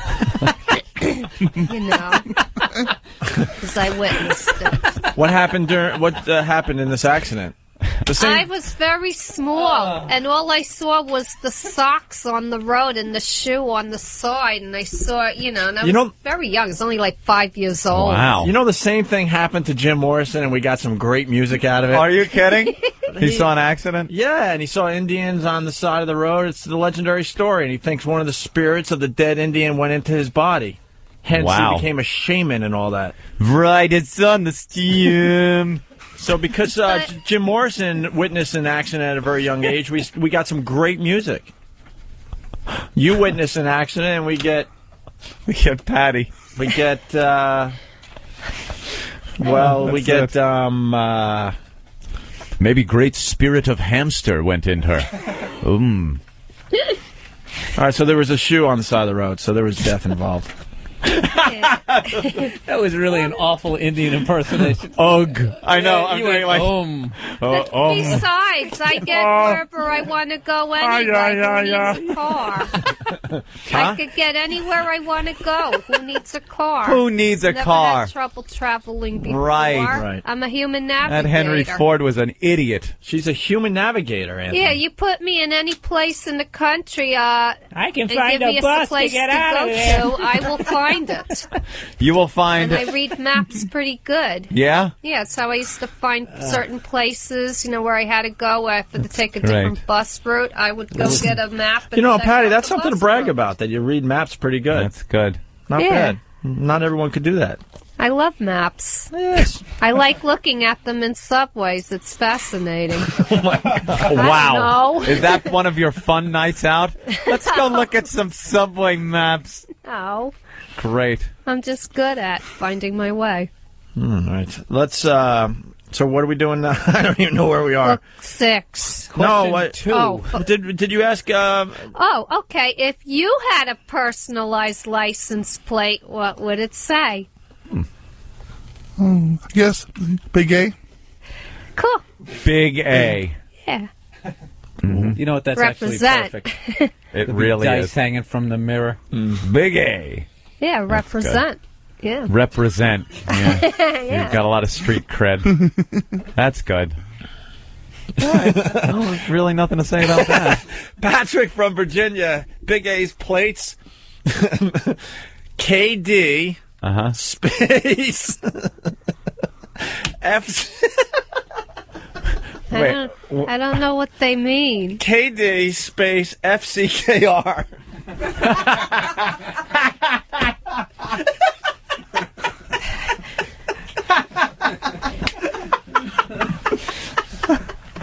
That's very funny. You fuckers.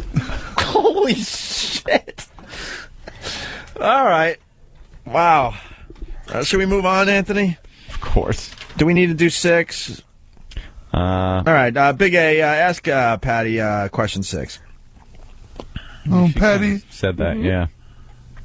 Yeah, we kind of did that one. more or Yeah, less, what's right? the most important All right, why don't we do 7? quality in your partner? But Yeah, why don't we do 7 there, Big A? Patty, what are your turn-ons and turn-offs? Okay, I'll do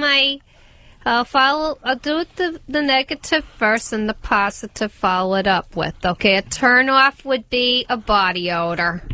Or not taking a shower, things like Patty? that. Smell Big A's armpit. Oh, Big A, stop. lift your arm. Big A, you showered? Yes, I did. Use deodorant? He's wearing So cologne. he should be Right. fine. Give him a Lift little up your sniff. arm. No. You don't have to put your nose in there. Just give it a little sniff around. We're giving you a free dinner. Smell his armpit. Get in there a little more. Get in there a little bit. He used deodorant. Patty, Definitely. we want to hear. Yeah, get a mic Like on right her there nose. in the sleeve. Put your nose near the sleeve opening. And now let's hear. It's deodorant. Yeah. He wore deodorant. So he doesn't this have the morning. BO. So he doesn't have the BO? No. Let's be sure. Smell his ball bag. No, Opie. Really now. Opie. And then, another turn off would be dishonesty. Another turn off would be, Sodomy. dishonesty or insincerity. And then my biggest turn-ons. Turn-ons now. Okay, I'm up All to right. the turn-ons. All right. I like a guy that likes to have some fun. Likes a lot of the same things I like. Subway maps. Hamsters. No, No, we don't. I enjoy, turn-ons, a guy that likes, to go places like, No. like, No. I like Once again. spontaneity. Let's take a bus and go down to Spontaneity. What did you just say? Let's take a bus and let's just take a ride. Wait. and go down to Wait. it. No, what did you say? You like people that what? Spontaneity. Spontaneity. Yeah, people that are spontaneous. Spontaneous. Yeah. All right. So take a bus to Atlantic City would be like Yeah, just like a example of- spur of the moment, let's go and let's, jump in hang the out bus, at the put the beach top today down. and stuff, All right, well, Well, I that's love the good. boardwalk. I think Big A is good for that because something tells me a lot of the girls are taken by surprise when they go out with Big A. A lot of spontaneity I and like improvisation movies. going on. I never expected to be duct taped in a trunk. Love this guy. Movies. Yeah, I like going to movies and renting them. I don't go to the movies lately. I've been just renting movies. Why? from What's wrong with the Blockbuster. Home Alone? Did you see the It's- 40-year-old virgin? Not yet. I would like to go see that. Yeah. I do have a movie card where you know. Yeah. No, we don't know. Tell us about you your get movie some card, perks please. with it. Perks. And I think this is the 6th movie I'm going to see. Yeah. Since I got the cards, It's like so being I'll rated. Get free They give you a popcorn and room, free beverage, some with dinners. It. She's like treating the theater like it's the Borgata. What are you? Some She's got miles. my All right. movie card. Why don't you ask Big A the same question there, Patty? Okay. What are your turn-ons and turn-offs? That voice. Tap, tap, tap. Well, actually, my turn on is pretty much the same as yours. Good Trust and being loyal. Trust is very important. Right. And that turns you on? Someone you can trust? Yeah, I don't know. These turn-ons are like, they're not like penthouse turn-ons, you know? Cooter Flap, Texas. Patty's turn off his cock. That's obvious. How would they know? Ooh. All right, what else? Turn on. Someone's Come on. reporting that represent has just been officially completely dropped by the black community. Never again use that. What other turn-ons? Come on, Big A. Something good.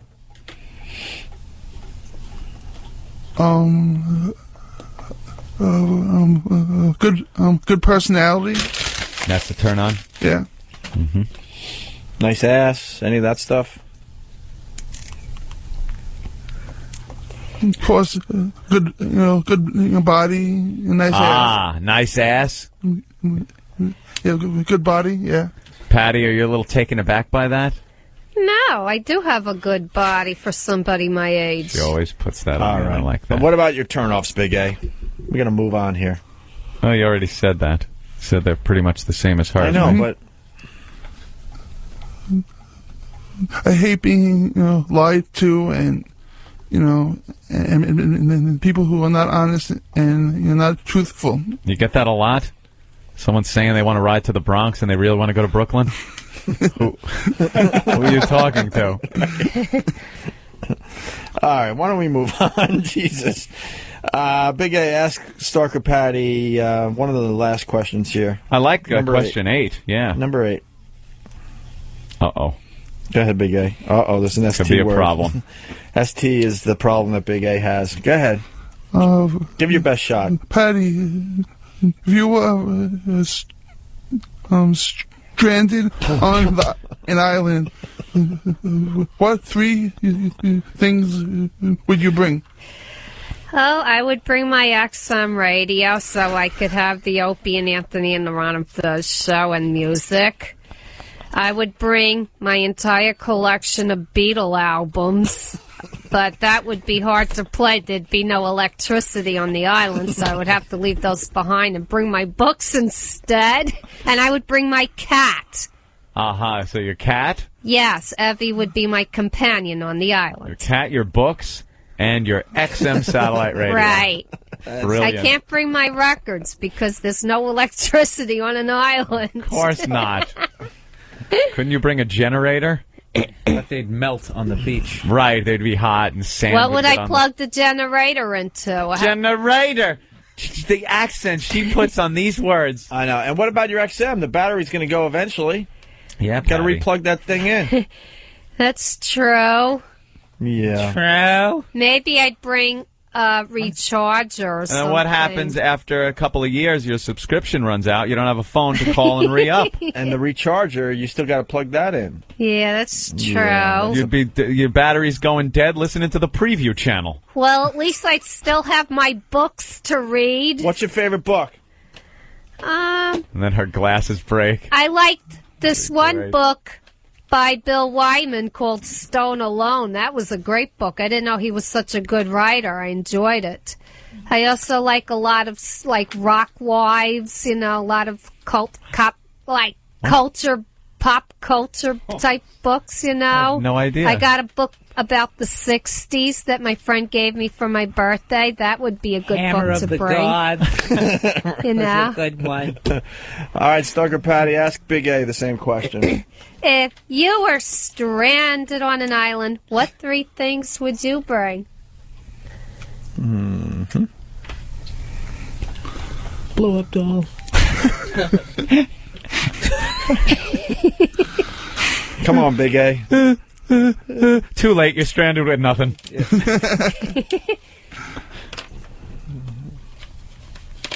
I guess either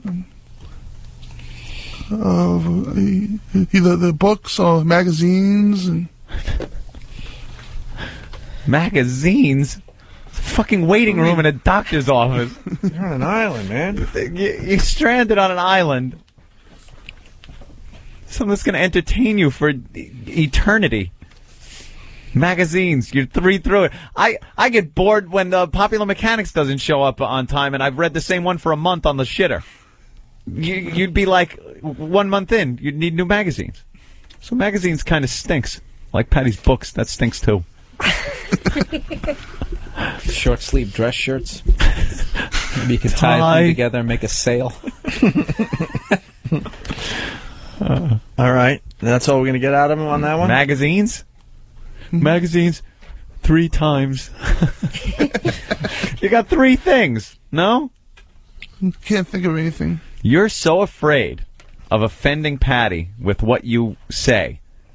Because you don't want to ruin the chance that you have this chance that something might pan out. That you're afraid to say things like a hot chick, some fucking beer, something like that. The beer's going to run out. What are you going to do to go buy more beer? All right, very good. How about a brewery? I want a brewery on the island.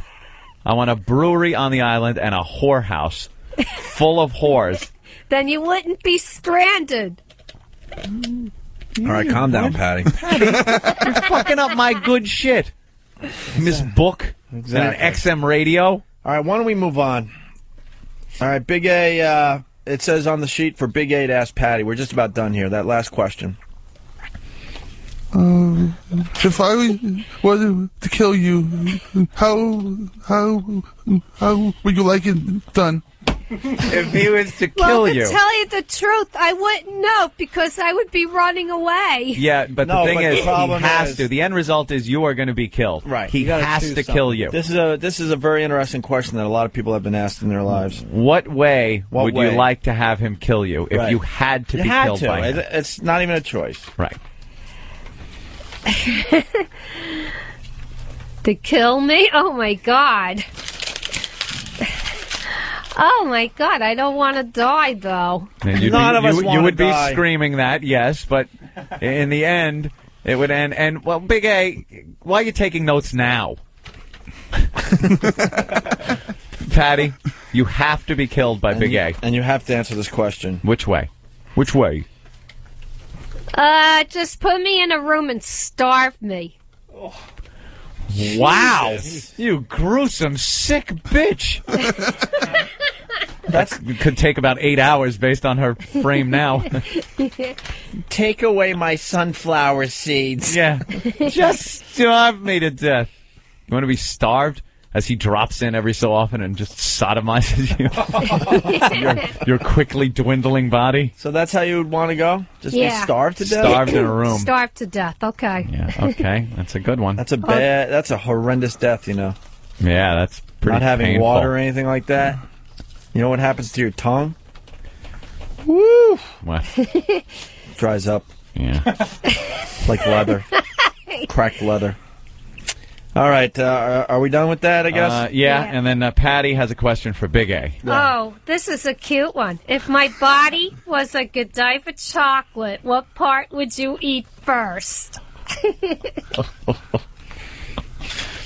Go ahead, Big A. You pussy.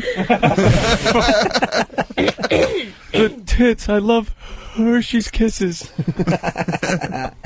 Sticking with the chocolate theme, I'd eat her ass. Bill Burr, everyone.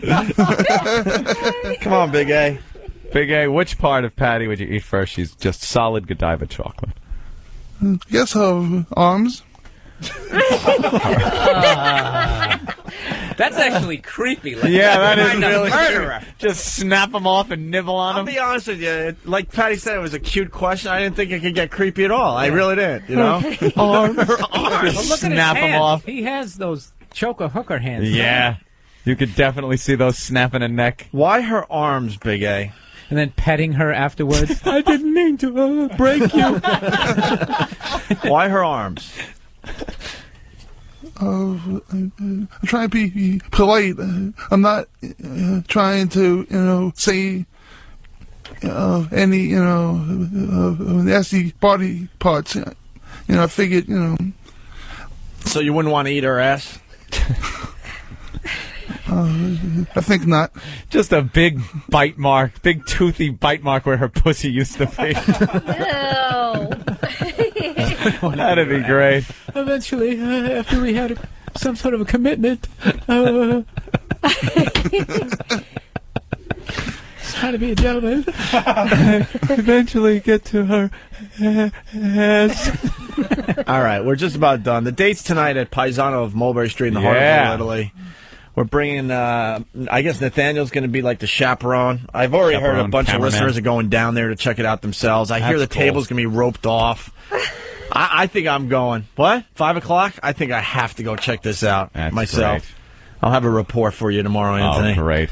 What are you guys hoping for on this date? Let's start with Stalker Patty. Friendship Oh. and somebody to hang with.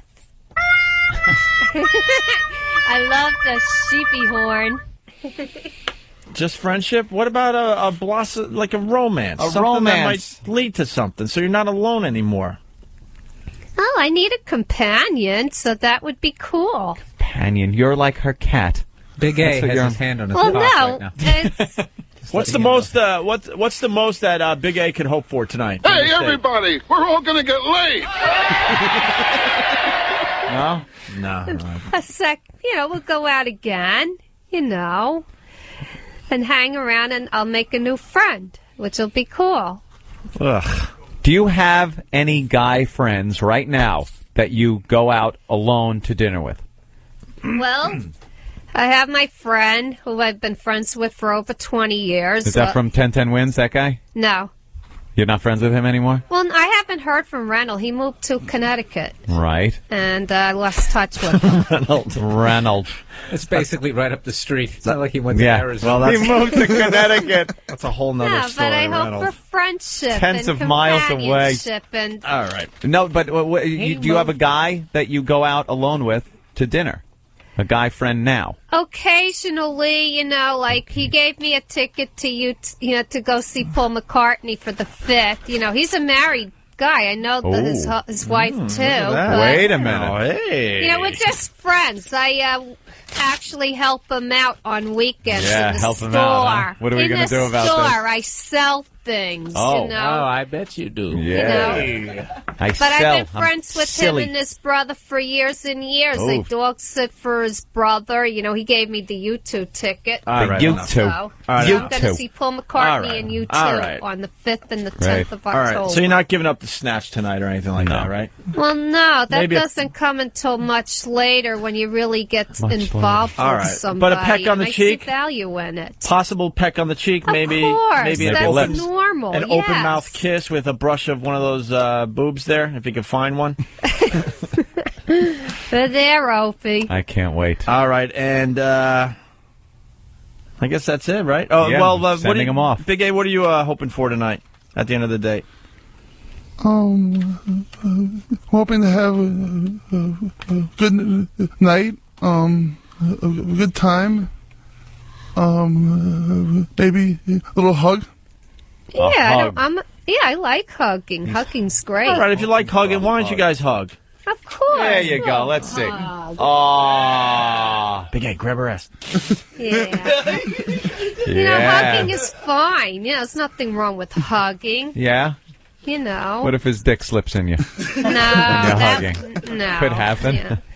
That doesn't Big A's come. head weighs more than her whole body. You really have a giant head, man. I just realized that when they hug. Yeah. Hug her again. Yeah, look at the hug. Look how much the head takes up. Wow. Grab her ass. Grab her ass. Damn it. No?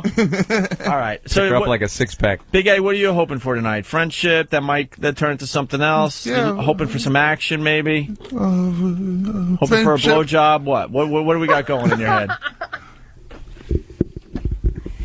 Well, friendship and maybe something else. Hoping she might touch it? Oh, maybe. This is a disaster. Touch it. All right, there you have it. Just a touch. That's all we're going to get out of these knuckleheads. Well, I can't wait till they have their date and we hear about it. When We'll are we hear gonna about it tomorrow. Friday? Yeah, tomorrow we'll hear Friday. about the big date with Big A and Stalker Patty. Have fun, kids. Paisano of Mulberry Street in the heart of Little Italy. 5 o'clock tonight, the date goes down, right? Right. Did you bring the chocolate-covered cherries today? Patty, I don't know if promised. you mean strawberries or liquid, like cherry cordials. I want the cherry cordial. Okay. I'll bring you some. I didn't know what you meant. All right. All right. Are you going to give her something tonight there, Big A? Yeah, you got a little gift for her? You know. Yeah. Oh, you planning do? on it. All right, he's planning on Ooh. some stuff, Anthony. All right, we'll get a full report tomorrow from these guys, all right? Good job. Thank you. No hand jobs, huh? Not yet. Full release? Nothing? No full release? Nothing? You know, that wouldn't come until later on in a relationship. Are you two when you're expecting a intimate. happy ending to this? Be careful of the question. I know what it means. Oh. If things go well, can we hope that maybe Big A could blast one on your face? If things go well, there's always a second time around. All right. A second date. Very It's the best good. thing that can happen at this point. Yeah. All right, get the hell out of here, Yeah. man. Please. Please. There they go. The I would lovely say maybe couple. they have a shot if this wasn't going to be a restaurant full of psychos. Oh, Screaming at I'm sure the listeners that show up down at Paisano will make the whole thing fine, right? Good job, guys. Good Patty's job. Shorts. Jesus. Just Just the Jessica Simpson. Yeah, that same outfit would look so hot on. We did that once. Remember, we had some porn star come in with this outfit was ridiculous on this girl, and Patty happened to be in the studio. Put it on. So we made her put on the exact same thing because they were about the same size, and we had a before and after. Maybe we could find that What and throw it back happened? up on Foundry Music. It was hilarious. I'd love to see Patty take those clothes and put them on like a real hot chick. Yeah. It would be amazing, the difference. Yeah.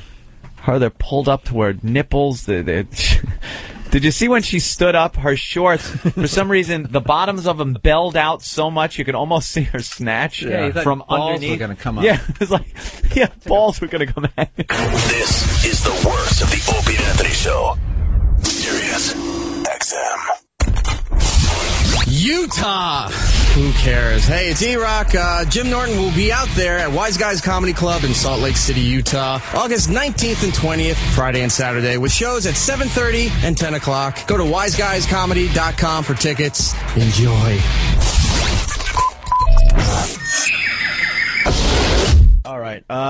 You want to listen to some audio of Big A and Stalker Patty dating?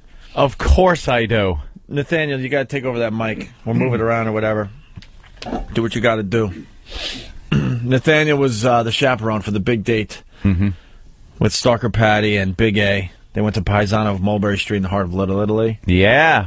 San Gennaro you know, feast going on. these two were a little, I don't know, what would you call them? Disgusting. Well, they're not wasn't going retarded. to go there. No, like, sort of a little left of center. Dude, if you could have smelled this chair. Really? I bent down to plug my headphones in. That was after Big A was sitting Oh. in Bill Burr's chair. Nervous ass sweat. Oh, nervous ass. I'm a little nervous, and my ass is sweating. Speaking of which, really fast, I went to take a leak, and I'm coming back into the studio to broadcast, right? And I was down there at Paisano. Yeah. Had a great meal, by the way. Excellent. Clean sauce. So I saw Big A and Stalker Patty, so as I'm walking back into the studio, Big A goes, "Hey, Ope, how was your supper?" How was your supper? Supper? Didn't we retire that word back in like 100? He does look a little medieval, 1979? doesn't he? Little medieval, like Yeah. a big turkey leg. I can't remember the last time someone used the word supper. Yeah. How was your supper? Little House on the Prairie line. He looks like he should have, that weapon that's like the stick, and then it's the chain with the metal ball with the spikes coming. Just kind of have that slung over his shoulder. With some kind of mask that doesn't fit quite right. Yes, and you have to fight him because you fucked the king's daughter. Big A, my supper was great. You have supper in a carved wooden bowl with that big wooden spoon, and it's like gruel. Supper? That's, with big chunks of whatever meat in it, like a stew. That's supper. That's a retired word. We don't use supper on this show. Dinner. We're fancy people. Dinner would be nice. How was your meal? How was your supper? What time do you sup? Supper. Really creepy. All right, Nathaniel. Hi. Overall, how did the date go? It was okay. Okay. I was a little disturbed that Big A brought a friend. He brought a friend? Who? Paul. Why did he bring a friend? Well, he invited a friend who, yeah. Why? I'm not sure. Yeah, I know. Needed a Holy chaperone. shit. Well, that was me, though. Yeah. If he thought things were going to get out of hand. Out of hand. Do we want Big A in here yet? Do the mics work, and it's all going to work? I don't know. Does the handheld work? I don't know. So he doesn't have to sit and ass up a seat? Yeah, just have him stand awkwardly near Yeah, the you're going to door. have to have the official Big A chair or something. Yeah. Let's see if the wireless works. I got a quick another story as we get Big A in here. So I go down to the San Gennaro Feast, right, and I'm making my way to Paisano, and they have a little side road. Actually, I think it was a parking lot, and I see world's smallest woman.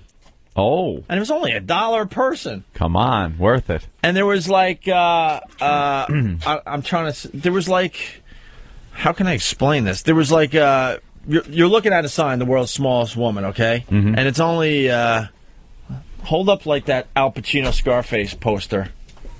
Turn it sideways. That's all you see, right? Yeah. It's the size of a poster that you would see on your wall.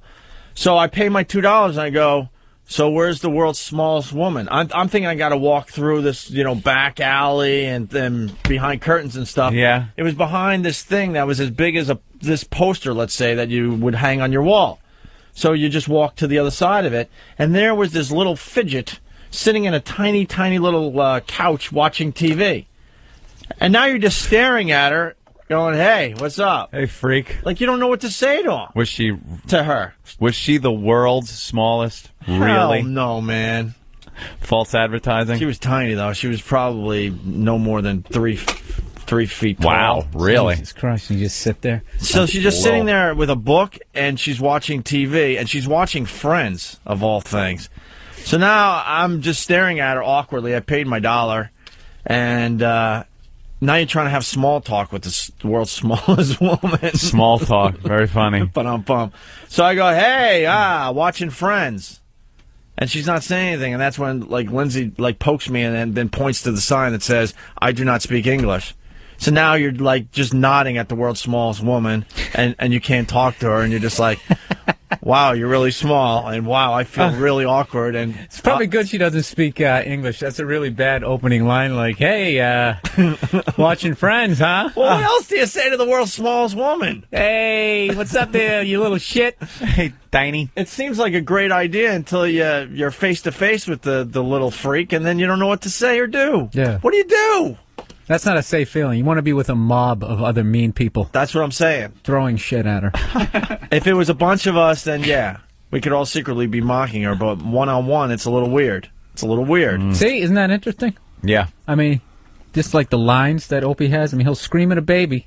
They make no sense. Well, what about a little woman on the couch? What was he going to do? And then she doesn't speak English. And then I'm like, I guess I got my dollar's worth. And I walked away. Is that it? When you feel you've gotten your dollar's worth, you leave? Could you theoretically just stand there all day? And the only reason gawking? I'm looking at her is because she was the world's smallest woman. Yeah. And if you could find one smaller, there's like a $10,000 bounty that they'll pay. Yeah, I'm sure they will. So sure he'll get that check right to you. Yeah, sure. And then as I'm walking away, a guy that obviously was on crack, a white guy on crack, no teeth, comes running up to me with a dart, telling me it was for free.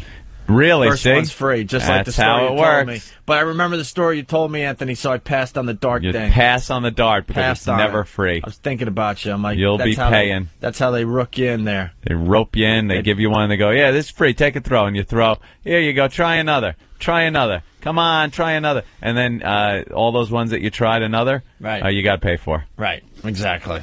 Under the guise that they were free because he said it was free. All right, Big A's in studio. Big A, why did you bring a friend on your date with Stalker Patty? What friend? What friend? Paul? I guess Paul. Did English Paul show up? Tap, tap, tap, tap. Looks like Al Del Vecchio. Tap. Tap, tap. Tap. Did you bring Paul?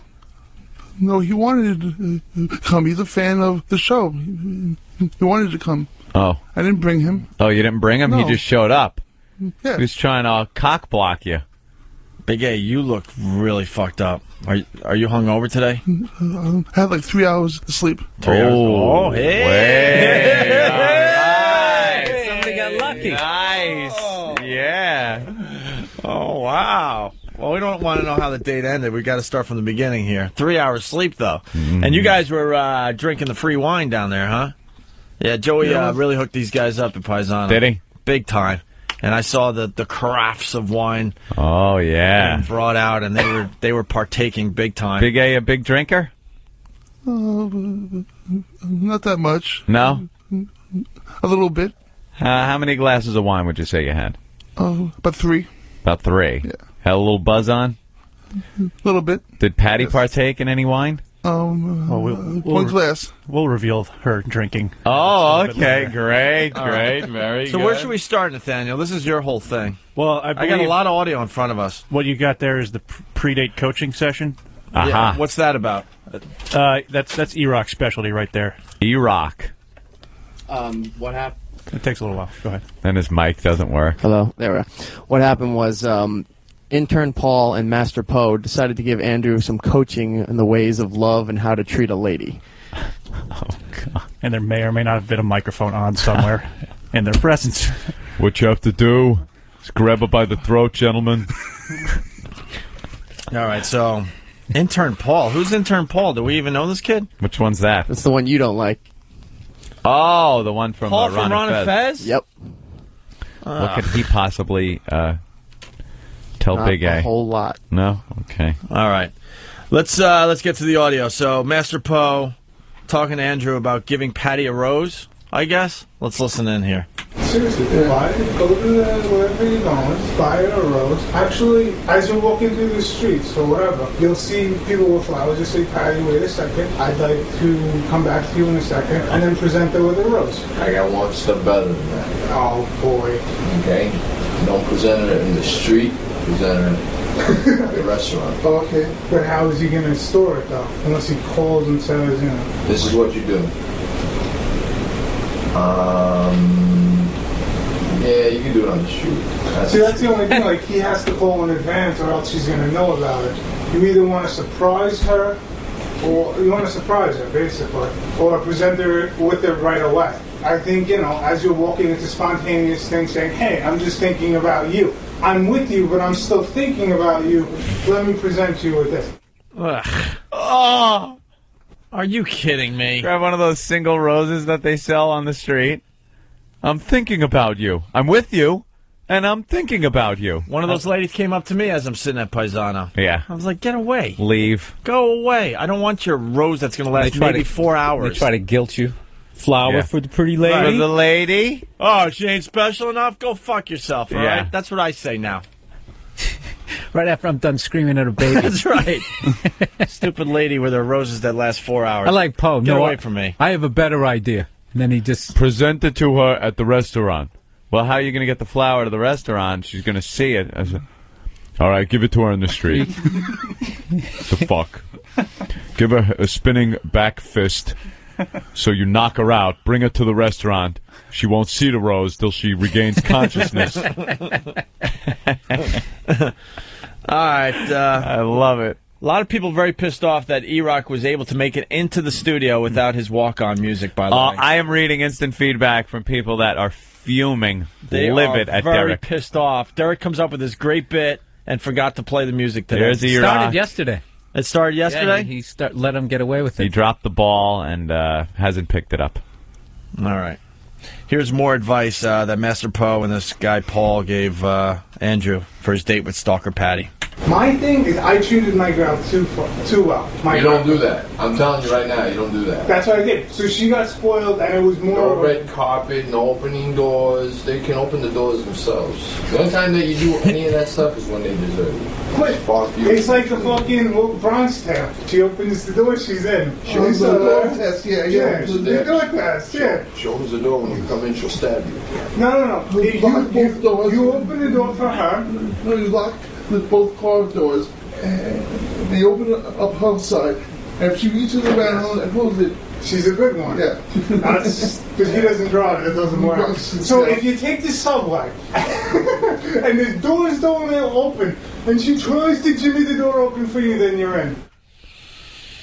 Wow, that's just the blind leading the blind. There was no way to maybe pump some Zyklon B into the room they were talking in and just kill them, just gas everybody that was talking and during that conversation. Did you hear that? Yeah. They were quoting movies. What movie was that from? A Bronx Tale. Bronx Tale, that's right. Okay. Yeah, you get in the, you open up the lady's door. She gets in the passenger seat. You shut it to be a gentleman. And she is supposed to then lean over and unlock your door. And then, according to the movie, she's a keeper. Because she, cares enough to open the door. She's a selfish piece of shit. Right. And that's just the tip of the iceberg. Right, exactly. Very good. All right. I think it's a good test. Yeah. More advice for the Big A before his day with Stalker Patty. I don't think he's prepared. So, maybe we can raise a little money for him to go tonight. $5. Or $5 if we can all raise it. I don't know how many people are in for the $5 rose, and the rest is dinner. Be good, kid. Kid, I have faith in you. And if there's any left over and you need it, buy a couple times. So they gave you how much? They gave you money for your date? Yes. Tap. Oh, jeez. Not tapping. Yeah, you were. A little bit. Just a little. If Jimmy was here, he would tape your hands down. You know that, right? Tap. No. I think he taps out in Morse code what he's going to say. Is that it? Beep, beep, beep, beep. Yes. So they gave you money, Big A? Yes. How much? Tap. Tap. Wow. Tap. $5? You could tap because you're Yeah, no, 'cause not I get it know out, man. I don't mean to be an ass. I do actually, but go ahead. I'll stop with that. All right. How much? How much? Now you're tapping your legs, his whole body. Oh my god, that's amazing. It really is. Can you talk without moving and tapping? If you had I'll to. try. Not really. No. Well, huh? Holy crap! All right, how much money? 2 20s. 2 20s? Yeah. 20s. Nice. $40, huh? Wow. All right. The last of the advice from Master Poe and intern Paul. Did you think I was with him? You all dressed up today, or? Yeah, you look good. Yeah. You look Hollywood. Hey, Hollywood. You look like a movie star. I mean, I ain't want to feel like a movie star? Yeah, sometimes you always. Do you feel like, let's see, Burt Reynolds? Like Burt Reynolds? Which one do you feel like? Burt Reynolds? He's kind of older. He has one reference. Yeah, well, at one time he wasn't, but yes, he is over the hill. Jesus, Master Poe, great reference. Nice reference. Look at a movie star like Burt Reynolds. Pick someone that Burt was Reynolds? Like Jack Palance? Feel like Burt Reynolds? Who do you feel like? Jen Michael Vincent?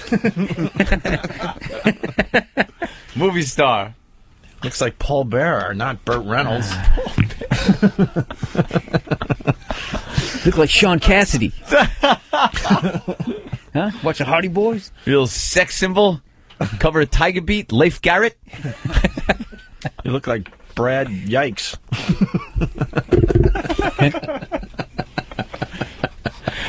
Oh, man.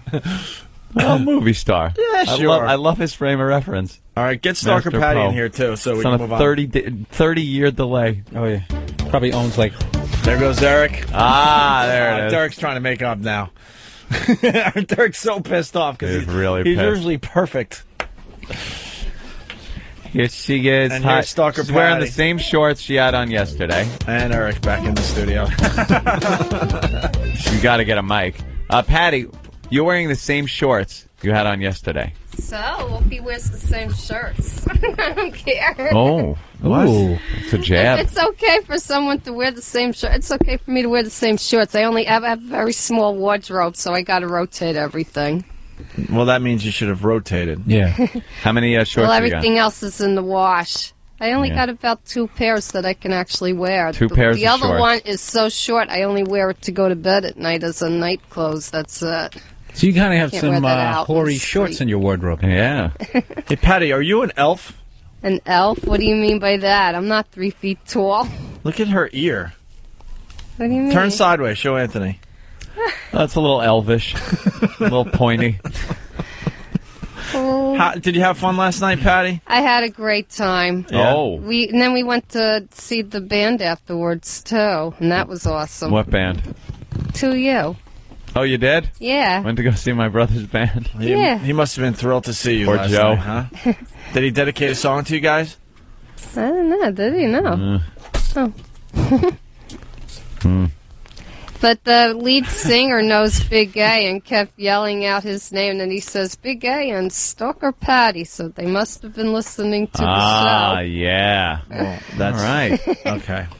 All right, well, we got audio of the big date, and we got them in studio, so I guess it started in the cab. Yeah, sort of the Nathaniel going for the taxi cab confession kind of feel. Nice. Very good. Although the video won't look exactly like that because I'm sitting next to them. Yeah. Because we really tried to find a minivan cab, but it was a bad time to be picky. All right. That's just like the show, you know? Have some ass with a microphone. All right, here we go. All right, Big A, how do you think Patty looks tonight? I think she looks very beautiful Yeah? and very nice. Patty, I know you saw Big A earlier, but how do you think he looks? He looks very good. He took the time to get dressed up, Nice. which is very good. Very You guys good. gonna drink at Paisanos? I'll probably have some wine. Patty. I'll probably have the glass of wine. The glass. Just don't Patty think. drinking. Oh, I don't really drink, but a little bit of wine is not that bad. It's okay. How many glasses do you think, Patty, before you might be a little less inhibited? Well, I don't know. Because I have self-control all the time. So, Have you ever gotten drunk before? no, and I don't expect to either. Ever? Ever. Why not? Why? Because I think people look silly when they're drunk. They do crazy, stupid things. So Isn't that kind of half the fun, is, going out of your comfort zone? you can have fun and still do it right. So we knew it was going to be a hot evening. Sounds like it, yeah. Wow. Off to the right foot. Yeah. On the right foot. Big A's going to get smashed, and she's going to look at him like he's doing stupid things. Very good. Fun night for everybody. So far, so good. Sounds like, you guys were on your He way. didn't get smashed. He was okay. Yeah? Yeah. He had 3 glasses of wine. Or did he have more than that? Some people can have more than others. And still Hey, be he can fine. handle it. Nice. You know? Yeah. All right, let's move on. More audio from the cab. Big A, very nervous here, huh? How are you feeling, Patty? Very relaxed. Yeah. Yep. Very good. Looking forward to a wild and crazy evening. Whoa. Of 1 glass of wine. Complete Oh, yeah. self-control. And good food. Good company also. Good company. Oh. Hey, Big A. Big A, are you nervous? Yes, I am. Very nervous. Why are you nervous? Well, anytime you go on a first date, it's always a little nervous. And having people following you and cameras and audio, it gets a little nerve wracking. What do you try to do to deal with your nerves?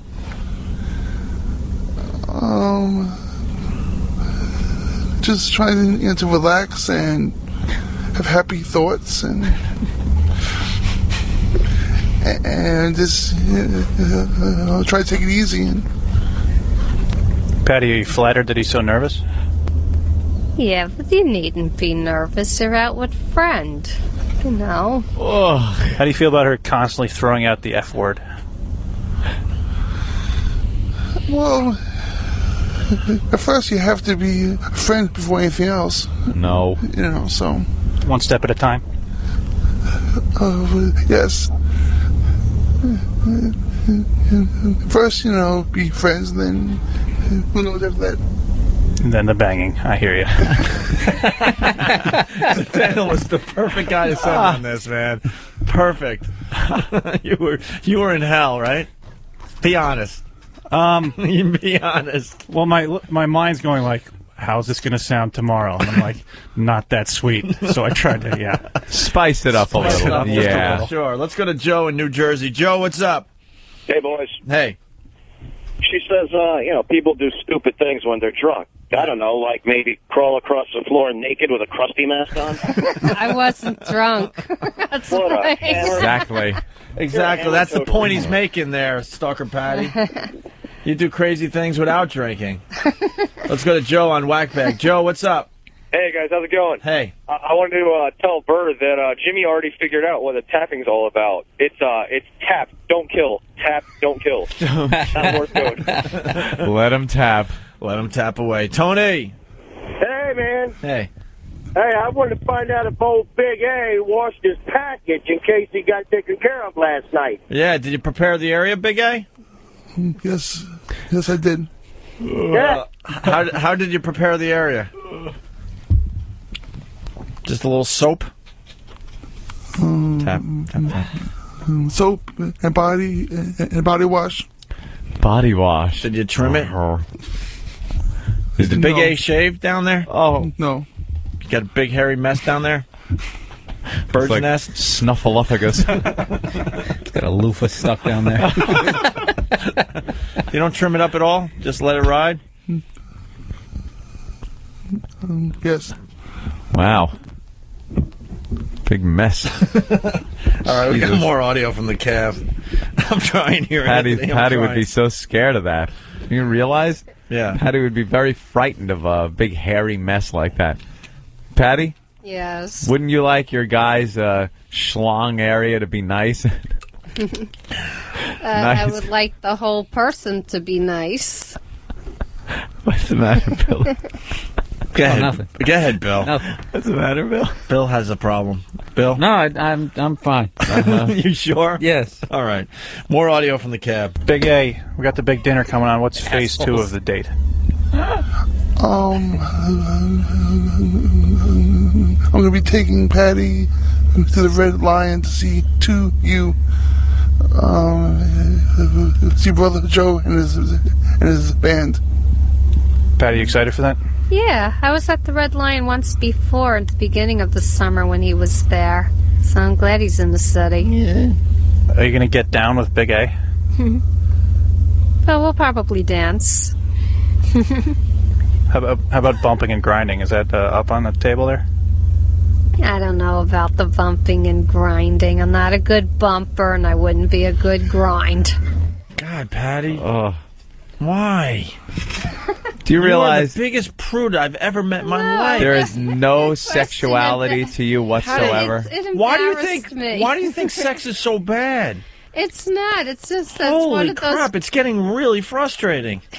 I'm taking myself out of the bit here. I'm frustrated. Do you know there's nothing anything sexual about you? You have no sexuality. You have no There is nothing that a man would just look at you and the vibe you put out, what you talk about, and see anything remotely sexual or. I don't know. It's just my upbringing. I was raised to believe that the world wouldn't like me if I was a little loose or something, or the world have doesn't no like friends you in now. the world. Have you watched MTV ever?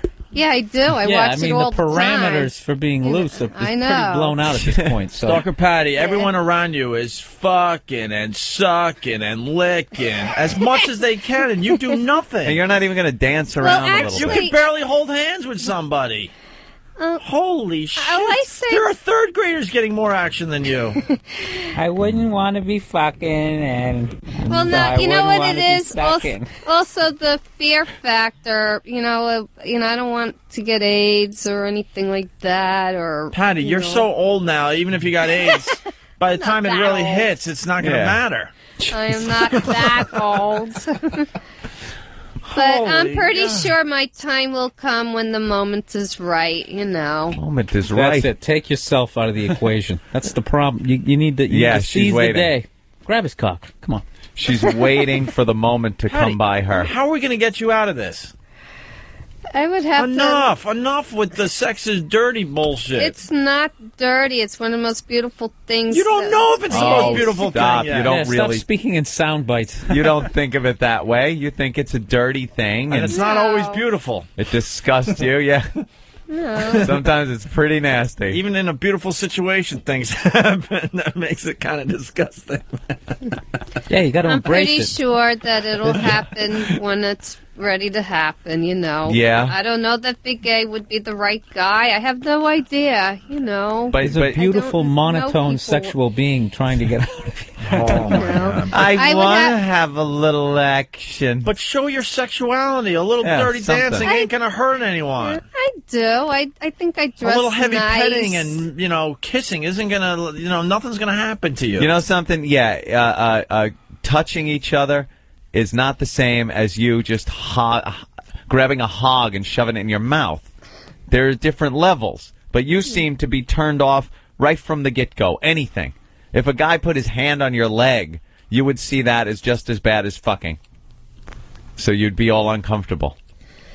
I'm pretty sure, maybe, I don't know. Are you still masturbating?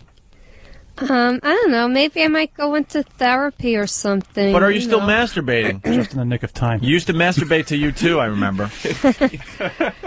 I mean, I think everybody does that. So you do that? Do you feel all once in a guilty while, and dirty afterwards?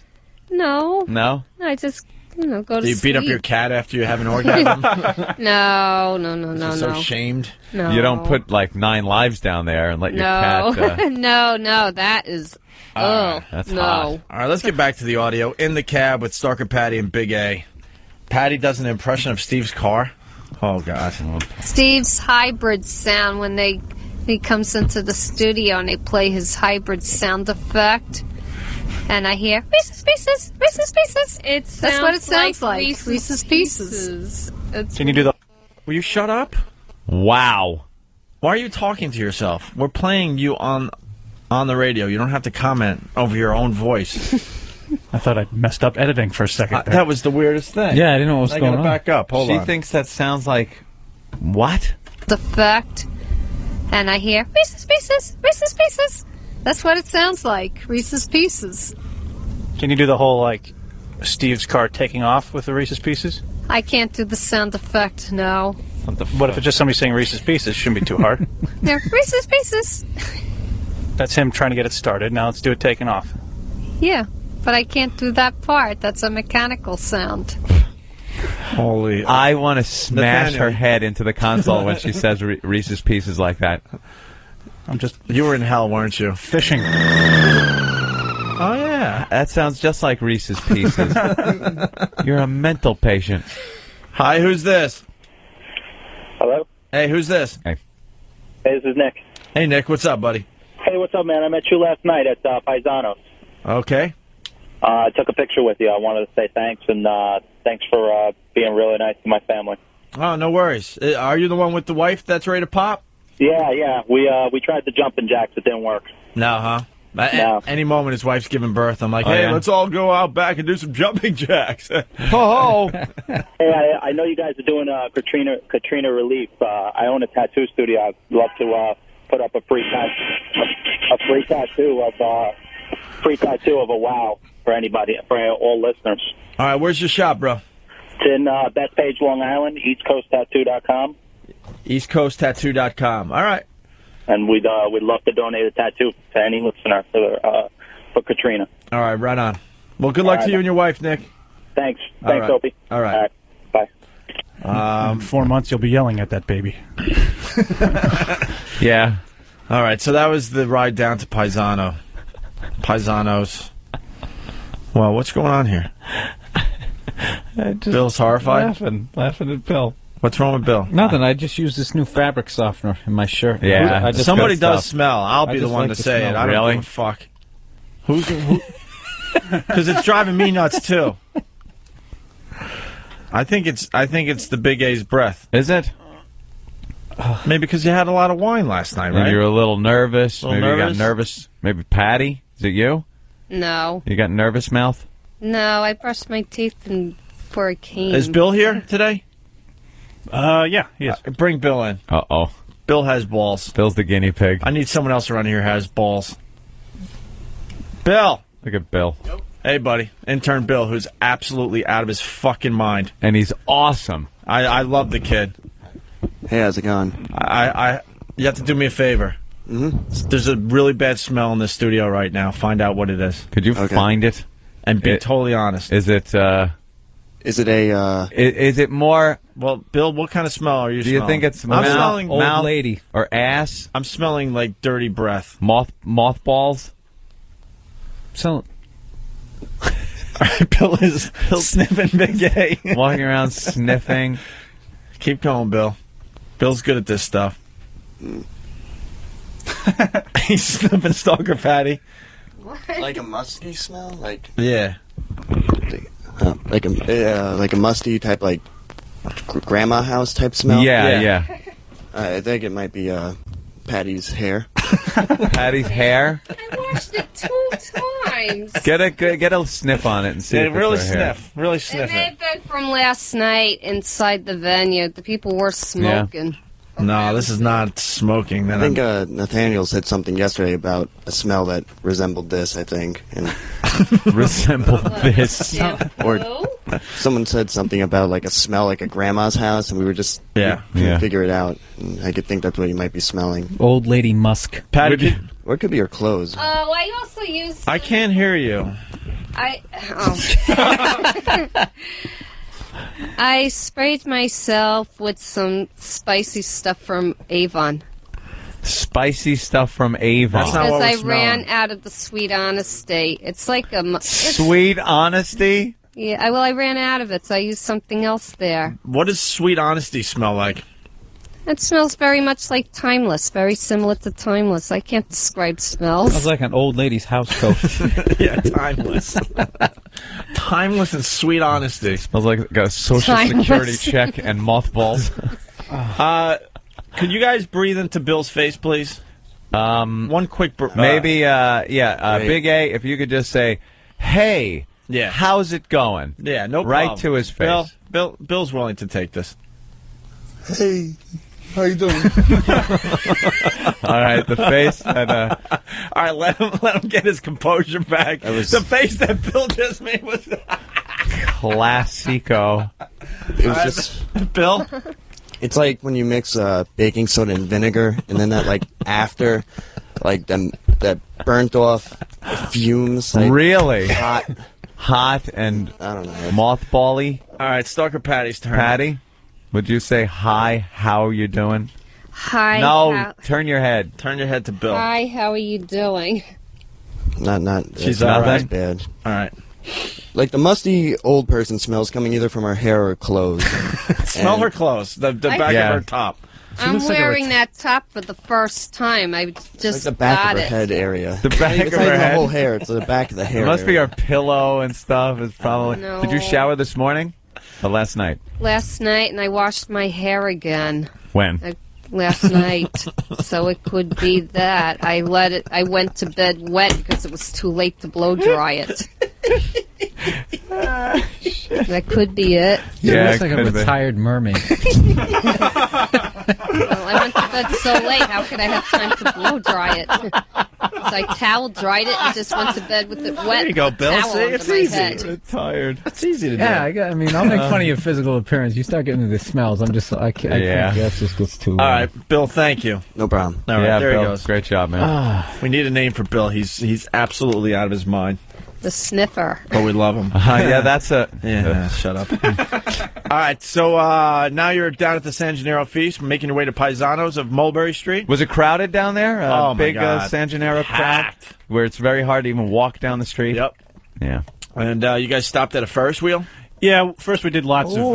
of, not lots. What, we at did Toys R Us in Times Square? Yeah, we did a couple games of chance. For Oh, Big how'd that A. work out? Pretty good. Big A, Did you win? Haul in? Win something for Patty? Yes. Yes, I did. Oh, you did. And what game were you playing? Pop the balloons. Pop the balloons with the darts. Yes. And what did you win? A seal. And what else? A little tiny animal. I kept the seal for myself and gave the little tiny one to my cat to play with. That's all good gifts should be given. This thing is choking on the eyeball right now. We can only dream. All right, we have audio of Big A before he went on the Ferris wheel. I heard something happened here. Should I not say anything yet? Probably not. This is the before. All right, here's the before they got on the Ferris wheel. Do you think the Ferris wheel is going to be romantic? It's going to be fun. Big A, what do you think about the Ferris wheel? I think it could be romantic. You know, just the two of you up in the sky, hanging out. What do you think, Patty? Seemed kind of nice looking down at the world below. Ugh. She's like a bad movie. Everything that comes out of her mouth. It's like a bad old movie. Patty's a romantic. Stop it. She is at heart, but she just has this, this sex is dirty thing. Now, the Ferris wheel has always been one of those things that, the couple goes up, and then you pay off the guy down below. Hey, stop the car when we get up top, and wait a little while. And that's the perfect opportunity to pull your maybe dick out. pull your cock out and say, we're not getting down until you suck this. Oh, what? Oh, like I'm the only one? You're a romantic, too. Slip the operator $20. Make sure we get stuck at the top. Make sure we get stuck at the top. She's going to suck my cock. There's, It's horrid. You don't want to go to 6? Congratulations. No, just because that's the post Ferris wheel. 6 is? 7 is. Oh, okay. We'll go to 7. Okay. We don't know what happened on the Ferris wheel yet. Pictures are up on FoundryMusic.com. Maybe he steals and a kiss. OpieandAnthony.com from the big date. But here's what happened on the Ferris wheel. Now they're at Paisano sitting down. Yeah. And they're discussing their little Ferris wheel. The Ferris wheel ride. So you guys just came off the Ferris wheel. How did that go?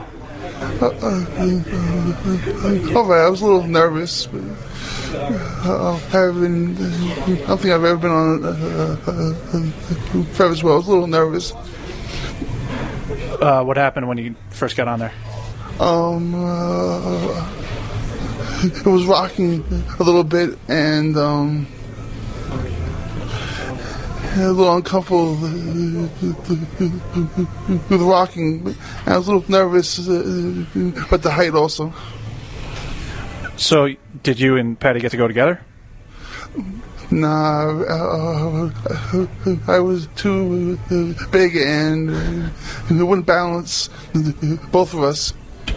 So you guys got to go on the Ferris wheel, but in separate cars. And we were waving to each other. Were you all at all embarrassed, Big A, when they wouldn't let you ride with Patty? That's terrific. Yeah, a little bit. I would have rather rode with Patty. But you got to wave to her. This is the saddest story. Absolutely. I kept looking back, waving at her. That is the saddest thing I've ever heard. You could not ride in the same car. You really couldn't fit in the same car? Those seats seem pretty big, no? We could fit in, but they told me we couldn't ride together. And you know what the lack of safety concern these carny fucking ride assholes have?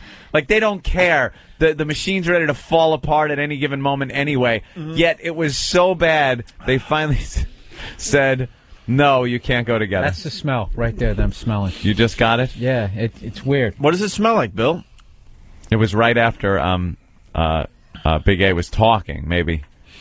Big A. It's just that thing, you know, when old people have begun dying but they're still alive, like their skin is starting to decompose.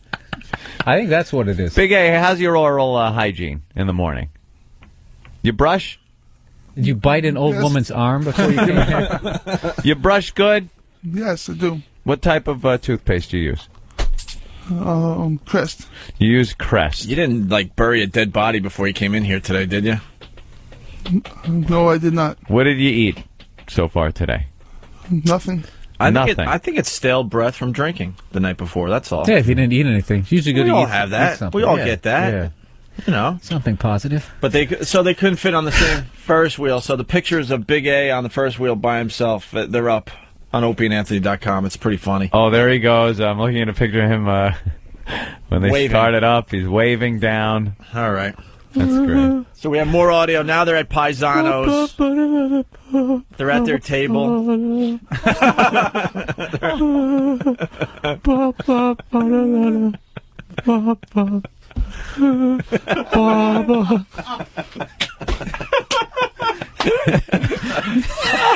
Fucking Bill. Oh, man, it's just the creepiest, saddest. Oh, this I is know. just horrific.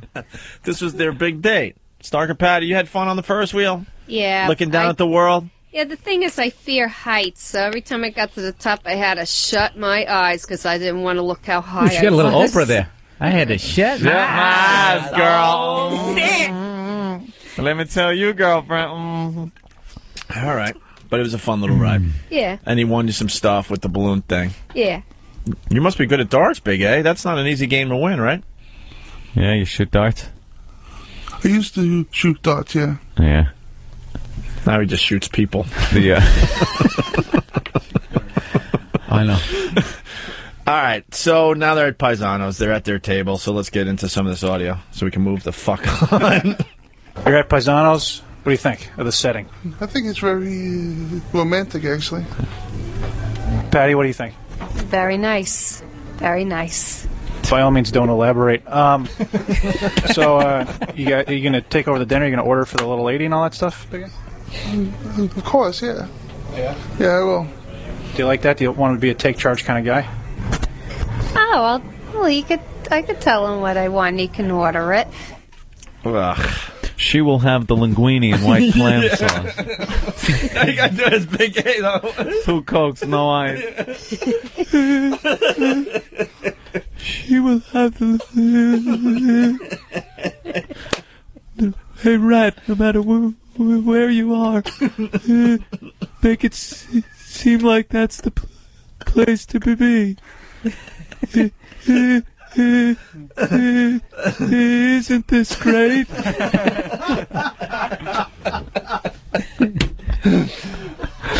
It's great. I'm happy for you, kids. Yeah, really am. Nathaniel's showing his comedy chops there. That's why you're going to kick Harry's ass, by the way. That whole sarcastic... I love the sarcastic humor he has. Absolutely love it. So at this point, was there any romance? Was there any hand-holding? Sparks, they call that. Anything, you clicking, you two, anything? Did you feel anything different than... Did you try to grab her thigh under the table, anything like that? Playing footsie? No. Were you thinking about it, though, Big A? Come on. Thinking about making a move?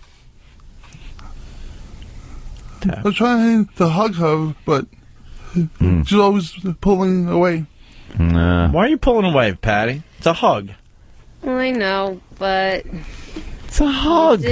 Well, I don't want to say anything. I got more action. Say it. What was the problem? There's a slight breath problem, so I kind of like that. I don't want to say anything. I'm very tactful. I just couldn't. Okay. All right, people. We'll see you Monday morning at 7 a.m. live here. It's the Opie and Anthony Show. Why would you discreetly tell him last night when you could tell him it now in front of a national radio audience? You are tactful. I don't know. I don't say anything. I keep my mouth shut. So, and he should too, apparently. So, what the problem was with the hugging? That was the only thing, and that was breath. You would have hugged him more if his breath was better. Yeah. Big A, has anyone ever told you? Now, obviously, it's something you don't want to hear or anything, but has anyone ever told you that maybe you have a problem? Yes, and I use the Listerine. When was the last time you went to a dentist? It's all about the dental floss, by the way. When did you go to There's dentist rotting last? food in between the teeth. That causes the bad breath. But when was the last time? Brush the tongue. Brush the tongue. Yeah, that too. You scrape the tongue? With one of those things you're supposed to scrub your back with. When was the last time you were at a dentist, Anthony wants to know? Yeah. Yeah. A couple years. A couple of years or a few years? Couple is 2. If you're saying 2, that means it's probably 3 or 4, right? I'm thinking 6 years since you've been to a dentist. Yeah, let's be honest here today. The show's about honesty today. Last century? Was it still the 1900s? Patty's wearing sweet honesty, so let's be honest. Yeah. All right. Here we go. Anything? 6 years? Was it 1900s or 2000s? Who was president? Oh, good. Yeah. That leaves you a big window. It wasn't 2 years, was it? No. Yeah. It was a while.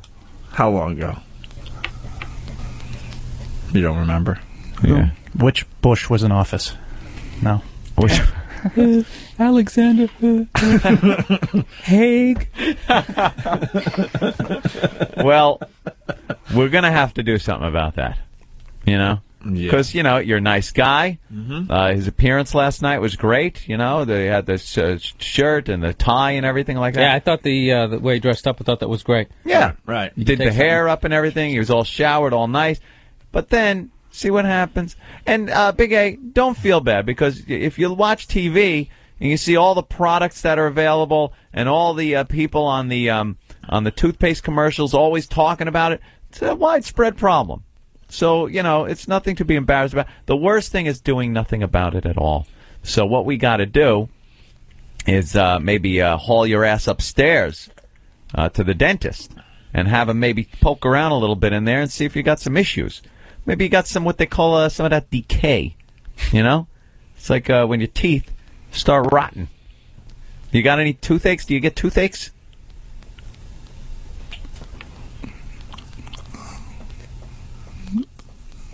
No. No, huh? No. All right, let me go to Chris in Wisconsin. He has a quick comment. Go ahead, Chris. Oh, Jesus, guys. Make it stop. It's worse than the poker chip. This is so fucking uncomfortable. We understand it's uncomfortable. It's almost like an intervention, though. Interventions are not comfortable things. Yes. Something had to be man. said. It's better something is said now, and we take care of it, than it just keeps going. Right? You got to agree. That's right. Right? Patty? What do you think? Sure. Shut up. So he was trying to hug you, Patty, and you didn't want it because of the breath? You know what it was like? Shied away. It was like watching a Pepe Le Pew cartoon. He's there trying to paw at the cat, and she's constantly trying to get away because that green cloud comes over. Please give me a kiss. Mi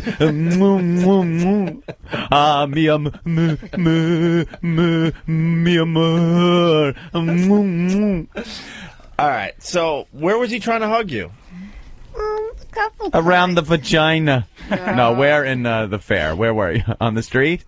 Yeah. I think we were like on the street walking a couple times and stuff. And he tried to hug you, and you backed off? Yeah, like get a little bit intimidated by that. Is it true he took Master Po's advice, though, and bought the flower, but it wilted when he said, here? He didn't. I didn't get a flower. No? No. Oh. No, that didn't happen. Come on, Bill. This is Okay. fun. No, You can Bill's do it. horrified. You could do it, Bill. I was talking last night. I was talking with my girlfriend last night, and I was saying, Bill is so much different than what this show is about. Yeah. Like, he fits in perfectly, and I don't know why, because his whole thing, he's like such a nice guy. Yeah. And we are such scumbags, such despicable pieces of We shit. get off on this stuff. And Bill is like, no, I can't. Oh, I God. can't But he do this. fits perfectly. No, and he to a caves point. to peer That pressure. last- whoever just called in, this is just like, yeah, stop the bleeding already. Just fucking, See, no, but that's what the man's show's about. brow is furrowing. We He's gonna bleed kill them a small out animal. until there's no blood. No, we keep going. How bad is his breath, Stalker Patty?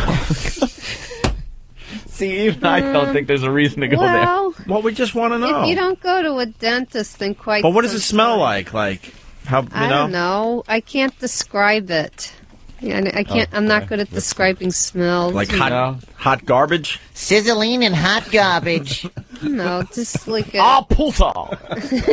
Thank you, Otto and George. Just like a very subtle thing, I guess. All right. Yeah. Well, now the Sensitive. gloves are coming off now. Big A. Well, was there something about Patty that you didn't like? Maybe annoyed you a little bit? You got to fight back, Big A. She said you had really bad breath. I didn't say that. She winced every time I touched her.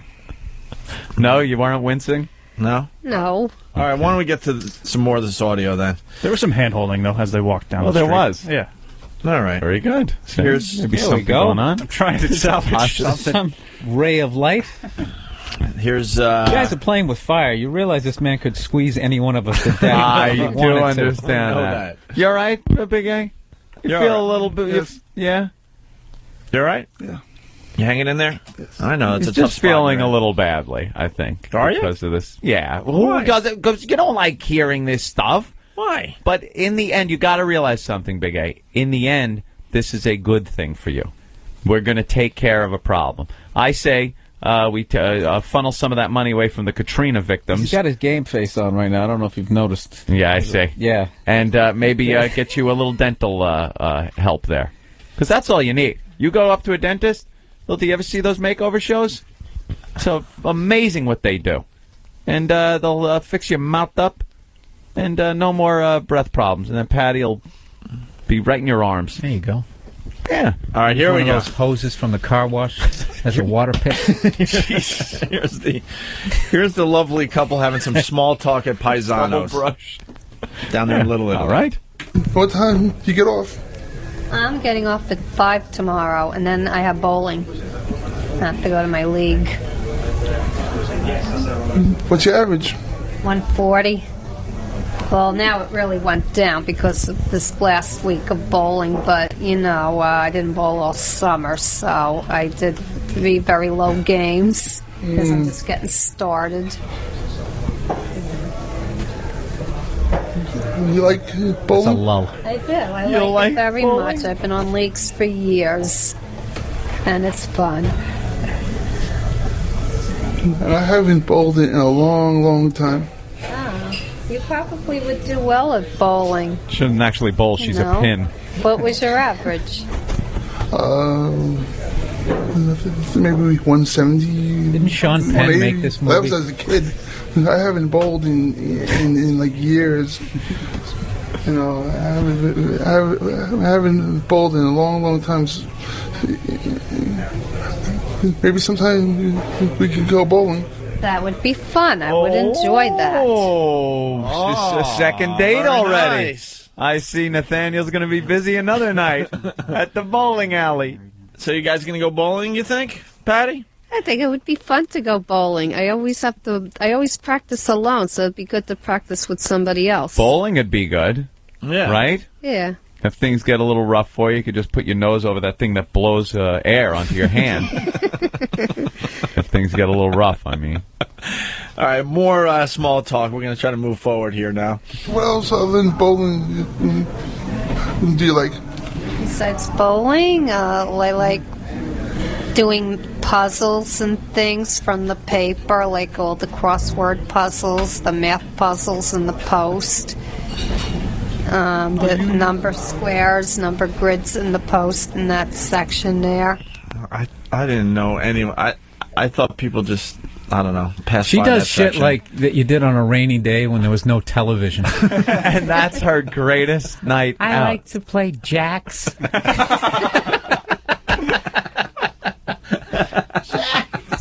Fucking Jack. Pick up sticks. You know, when she probably runs around out in front of her apartment with that fucking wheel with the stick. You're knocking a wheel down the street with this. All right, Nathaniel, what's this? Analysis of a Beautiful Mind? Yeah, they. Okay, I think you're doing a hell of a job, by the way. Yeah. Small talk. Seriously. Yeah, you know, she likes bowling. I've had worse dates, believe me. You got to elaborate on the bowling a little. Sure. I like the fact that I guess it's E-Rock. Are you popping those pictures up on this thing? Whenever they change subjects here with the sound clips, he'll pop up a picture that's relevant. So during that dialogue, we here have a picture of them at Paisano's sitting there eating. It's almost like watching a documentary. You know, with the still pictures, like the Civil War documentary, where they didn't have moving pictures, so it's just stills. Documentary on the making of a horror film. What did you guys have to eat down there? What'd you have, Big A? At the Osso Buco. What's that? It's Italian for hot garbage. No, it's is that a fish dish? No, it's a veal shank. Oh, veal! Oh, the veal shank. That's really good. Yes, now. that man is good knows how to stuff. order. Yes. Well, there's There a you photo go. of him shoving a huge forkful in his mouth. That's a good one. And Patty, what did you eat? Shrimp scampi. I love seafood. No matter what she says, after she says it, I want her killed. I can't take her voice. Shrimp scampi. All right. like it. Oh, look at that shot. You can't tell if the food's going in or out. Look at the evil look on his eye. You are doing a number on that. All right, we're going to play this analysis of A Beautiful Mind. Yeah. Have you ever seen the movie Beautiful Mind? Yes, I have. I felt bad for that guy. And in the end, he's honored by the university, but he still sees those people. Dean Martin. Yeah, you know in the background. Yeah, but he chooses to ignore him. Yeah, I know. What was really sad was when he thought he was giving the secret thing, like mailing in the secret codes and stuff, and it wasn't really any code at all. It was just a piece of, just an envelope going nowhere. Wasn't. Wow. Guys, talking over the movies. That's good, though, on a date. A lot of dates. But out of all the movies to discuss, they're discussing A Beautiful Mind? What? I think that's a very interesting movie. I could think like of that one. many other movies they should be discussing. I like that movie. That was a good one. They should be Pay no, discussing never mind. Bambi. Nothing. All right, they have a discussion on dancing, Nathaniel? Yeah, they're talking about going to the 2U concert, etc. We're going out, watch 2U. The red line, right? Yeah. That should be a lot of fun down here. Hopefully it should be a more lively crowd. Some of their crowds are not so lively, but it should be a lot of fun. And promise me do a little dancing. A little dancing. Come on. Come on, Patty. There you go. We'll Close do a the little deal. bit Yeah. of cha-cha-cha. Cha-cha-cha. How fucking old are you? Sorry. 23 skidoo. Should I put it another way? She's doing that thing where you put your hands on your kneecaps and cross them as you put your knees together. If he showed up in a raccoon coat, he would have got laid.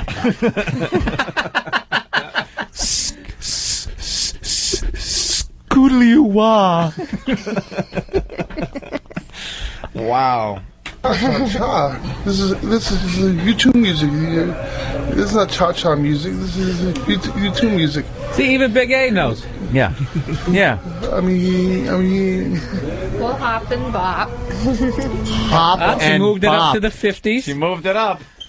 Everybody do the varsity drag. Everybody do the varsity drag. Are horrid. How the fuck do you know that? It was on a cartoon with the talking frog. Oh, yeah. Forget Aristotle. Oh, that really isn't Professor. Socrates, here comes Professor Anthony. It is. You know a little bit about everything. Oh, thank you. It's just a wasted childhood in front of a lot of Warner Brothers cartoons. All right, Big A looking for a Lady and the Tramp moment. Nathaniel, want to explain this before we play the audio? Well, we were toying with the idea of getting that nice photo where they look at Patty's face. Where there's a noodle, and we don't know what's happening in the middle of the plate, but as they eat it, it gets closer and closer, and they're sharing the same noodle, and maybe they touch mouths. Right? We all remember the scene. That's just wonderful. That's Isn't that wonderful? And Big A would nose over a meatball, and it would be romantic. Yeah. Remember in the movie, the dog takes his nose and pushes the meatball over to the girl dog, and she's all happy. In this case, Patty would nose over some mouthwash. No. So the spaghetti. So how did that work out? Why would you do that, Patty? She explains. She explains on the tape. Yeah. On the tape. Listen to me. I'm pulled back another century. On the tape. Big A brings it up, and she reacts. All right. What are you proposing, Big A? I want to do like Lady and the Tramp, but I can't do that. Nah. No, why not? Because I'm not like that with food. I think it could be a very cute picture. Yeah. No. I don't really want to do that. You don't have to kiss Patty. You could just No. eat the same string of spaghetti. No. You have to. I can't. I'm sorry. You don't have to get all the way. No. We'll put a Krusty the Clown mask on you. No, I don't want to eat out of somebody's mouth. I can't do that. You're not eating out of a mouth, Patty. That's what they were doing in the film. Oh, Patty, I would have my half, you have your half. No. No, that's cute. I can't do that. No. I'm sorry. But Big A's got to get some props for trying to close the deal. Oh, yeah, without a doubt. You're aggressive. I like that. But now, Patty, didn't you understand that they didn't want you to do exactly like the movie if you didn't want to and go right up to the end? It would amount to one piece of spaghetti, one end in your mouth, one end in his mouth, and then you could yucky. Then you could spit it out. But it's not touching. You stupid fuck! Are you listening to me? I am. It's like taking a string, putting one end in your mouth, one end in someone else's mouth. How is that affecting you? It skeeves me. I'm sorry. How does it? But you're not even eating it. It's the same piece of food. Ew. No, I want. It doesn't have electricity in it, though. It's not gonna, Ew. Germs. No, I'm a germaphobe. I'm But like there's that. no germs crawling. They're not like an army marching across the fucking bridge over the River Kwai into your mouth. What the fuck? It's just. And then you spit it out for the picture. No. Oh my God! I hold me back. Hold me back. I want to kill her. I'm sorry, I can't deal with that. Sorry, I get very sensitive with the ski factor. Germs like germs, and, stuff like that. I'm like very. All right, Tom. What about kissing? Do you kiss people You're not on the mouth? dealing with food that you're eating. I'm the type that sanitizes machines, and stuff. You sanitize machines? Just walking around, you do that? What do you... No, when I used to sell coffee at the place, I would flush it with hot water 5 times every morning to get rid of the taste of the coffee from the day before so that it was coming out fresh coffee. You know, that's how where I you want to go for am. the coffee. No shit. For the fucking lunatics. Let me go to Tom in New Hampshire. Go ahead, Tom. Yeah. Good morning, gentlemen. Hey, Tom. Good morning, you red-headed bastard, you. Oh. Hey. They're warming up to you. Yeah. Hey, this morning I was flicking the TV around eating breakfast. I came across Of Mice and Men with John Malkovich and Gary Sinise. Yeah. Right at the scene when they were in the barn and John Malkovich was touching the girl and she didn't want him to, and she started to scream. He jumped up, grabbed her, and broke her neck by accident. And I was thinking that's probably the way this date was going to end, but I see she made it home alive. So, well, okay. Thank you, Tom. Sorry. Sometimes I get so excited because, like, it says on the screen, Tom, they should have discussed Mice and Men. Of Mice and Men, Of Mice course. and Men. I'm thinking, wow, what a great phone call to go to. It'll be quick, fast, nice. And then he just goes all over the road and finally gets to the point, and it's... How about that hurricane? Wait, what the fuck? Help us out. All right, we only have 2 clips left. I like this. Patty didn't want to do the Lady and the Tramp thing with the spaghetti. It's too bad.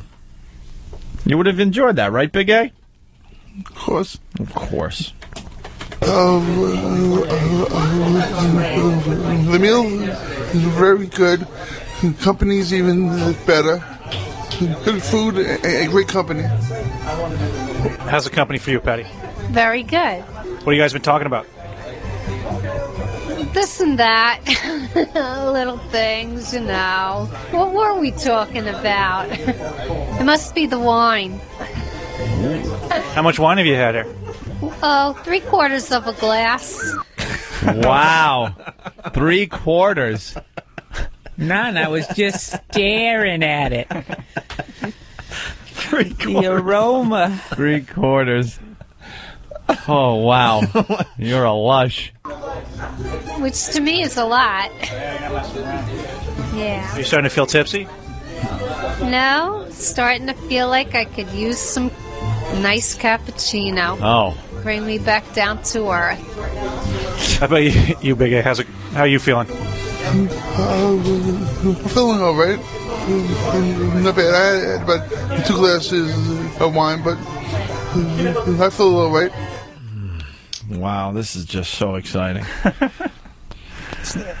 It's not Big A's fault, though. He's been trying to make it happen. He's saying I positive. give a lot of props to Big A today. Yeah. He's working it. You could tell he's had a little bit of wine, so he's loosened up a little. He's willing to take some risks, Yeah, good some food, chances. company's even better. Right. Good line. Right. And then Patty's sitting there.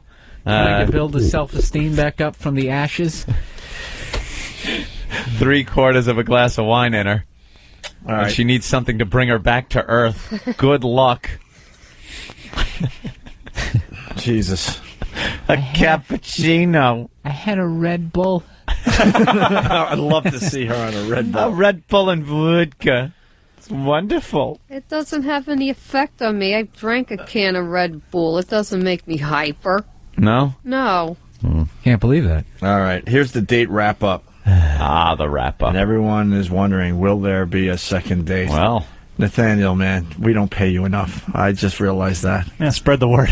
Spread the word. How awful was this to you? It was... I just hope I can log the hours. Let's put it that way. All right, Patty. So you're finished with your evening. How'd it go? How'd the date go? It was a lovely evening, and I enjoyed it. No, it was very nice. It was very nice. The meal was wonderful. The company was wonderful. We had a very good time. Okay. Actually, same as Patty. The meal was great.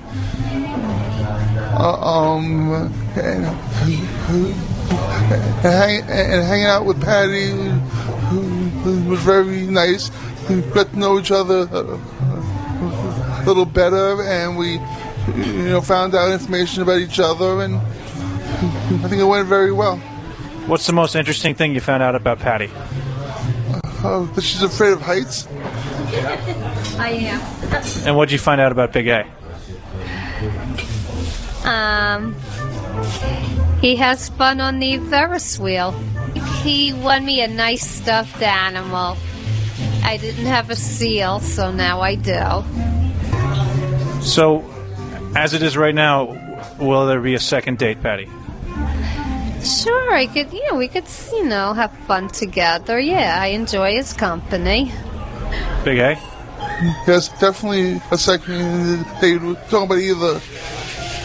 We were thinking about either the comedy cellar, bowling, or doing something together. All right, wow. I like after a 2-hour-long date dinner, Patty has learned that Big A likes the Ferris wheel. My mind went blank. Yeah, that happens, doesn't it? We could relate to that. And but you'll go bowling or something, right? Yeah. All right. I like the bowl. So these guys walked past me after their dinner at Paisano's. Yeah, we were. You were holding hands. What? Oh, was that fake or was that real? What happened? She was too drunk. Oh, nice. No, we were just on our way to go down to the village, to the Red Lion from there, and Silk his cock? No. But you were holding hands? Yeah, they, I guess, I don't know, I guess maybe, I don't know, were you told, I don't know, maybe to just Did you grab her hand there, Stalker Patty? Big A? Yes, I did. And she had no problem holding on to your hand. That's kind of cool, right? And Good then man. you went and saw 2U, Anthony's brother's band that does a great job at the U2 thing. Where were you tonight? The Kit Kat Club? And I guess we got it, I don't know. What happened at the end of the night, I guess? U2's over. Yeah. Then what? What happens? How does this completely end? How do you part ways? Where is it? What happens?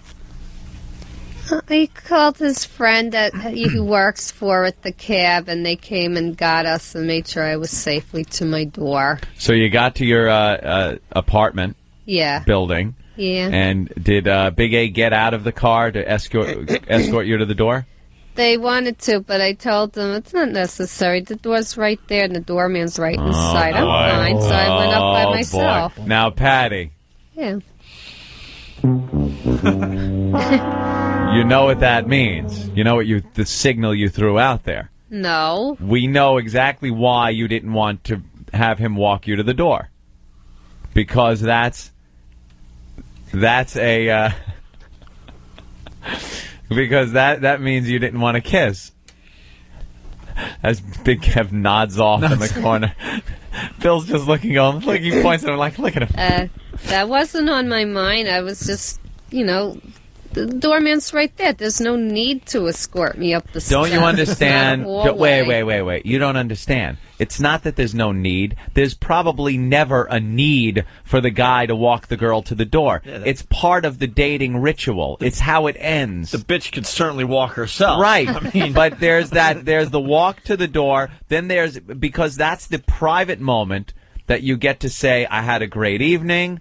And maybe we can do this again. Right. Have a good night. And then the kiss comes. And Big A, were you pissed? Were you a little pissed? You dined her. Right. A little bit. A little bit. See, there a little you go. disappointed. Because the whole you should date. Be, right? You win her a fucking seal, right? Right. Yep. We're not asking Throw for a the couple balloon drinks knot. down her throat. Yeah. Can't even walk him to the door? Jesus. Sorry, I didn't know that was part of things. You want the ending of the date because that's on his mind the whole time. Right. You get kiss. You get the little kiss in, and then Stalker Patty, you go, hey, would you like to come in for a nightcap? You want to come up for a cup of coffee? And then you sit him down. I made some beer in the bathtub. This prohibition is brutal.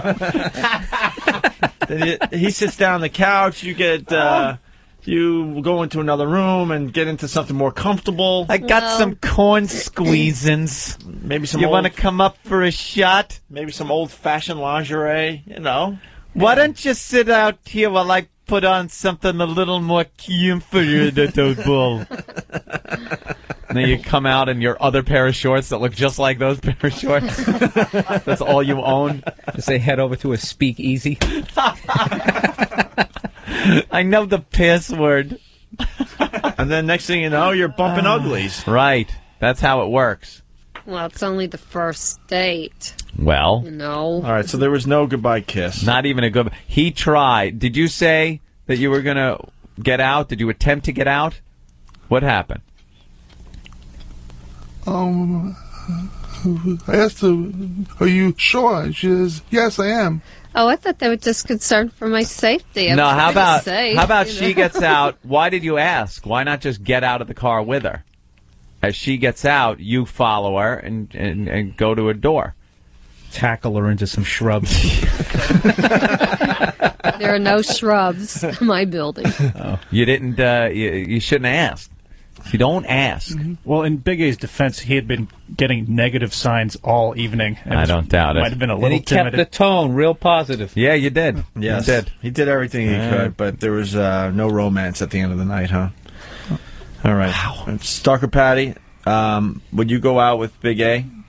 Yes, as a friend. As a friend. So at Yeah, this moment, do fun things together. all right, Stalker Patty, turn to Big A and tell him you just want to be friends. You know, just want to be, friends. I like your company. I like people. I'm always doing things alone. I like to do things with other people. It's more fun that way. So there'll never be a kiss at the door. I don't know. Never say never. You don't know. I don't know what the future is. No, but you just want to be friends. You got to Right cut her out. now, man. this you gotta cut her out. moment. Don't take her calls. She's just going to use you, man. Yeah. No. Dinners and, yeah. Big A, what do you have to say to not that? like that. What do you have to say to the fact that you spent all that time?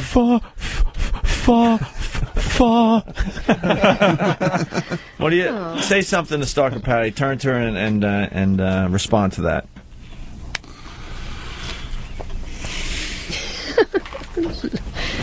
Don't be afraid, man. Let the anger go. Yeah. Get the anger Yeah, out. you're allowed. You're allowed, man. This is Fucking pissed, man. I'm pissed for you. Yeah, come on. Strangler. Do us all a favor. Jesus. I can't do that. No. All right. Of course not. Just, let her know. Let her know right now. Yeah, he's About it, some how money. you feel about the friendship thing. You're and- talking for a lot of guys out there right That's now. true. We've all gotten the friend speech. Yep. Why can't we be more than friends? It's still too early. I got to get to know you better. I'm not.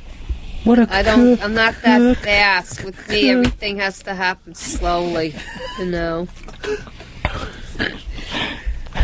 First you go through the friend stage, and then if anything's gonna happen, there's little offshoots from there. Offshoots. That's how it happens. I think it just progresses naturally. Sweet. Go ahead, Big A. Come on, Big A. Do it. Do it. Let it go. Tap into the Tell her how you feel. Come on. Come to the dark side. That's right. Be honest. Go ahead, Big A. This is your moment. Don't let us guys down. There's a lot of us counting on you right now. They're out there.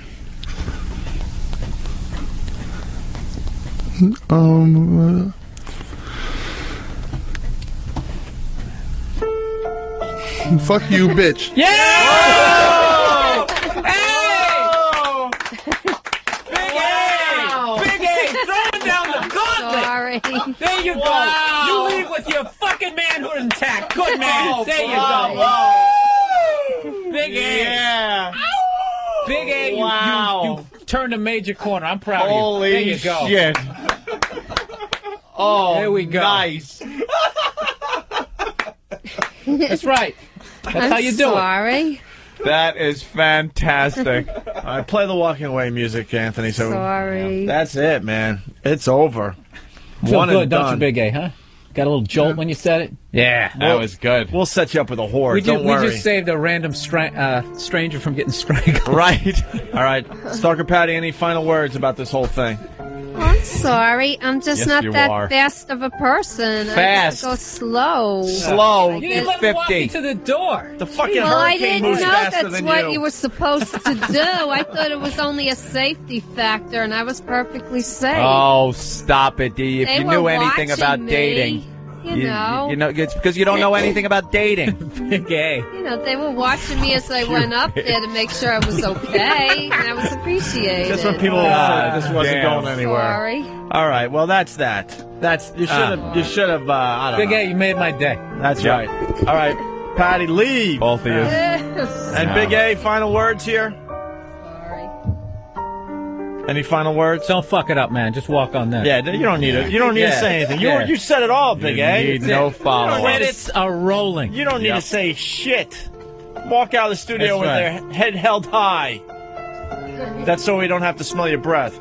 Oh, God. Stop it. Look at those shorts. Wow. There they go. There's potential, but it's over, Johnny. It's over. Wow. That was quite an hour of radio. Wow. I'm stunned. But Big A pulling it out at the end like that. Fuck you, bitch.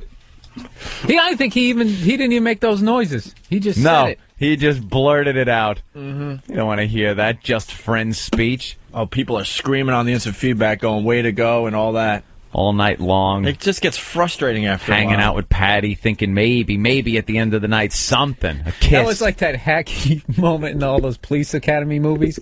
Don't move, dirtbag! Right. And then the crowd erupts. Woo! Yeah! He did it! And Big A's thinking, Jesus, it's bad enough that I have to go out with twos, but now I have to go out with a two that's a prude? That wants to be a friend? On what planet does that happen?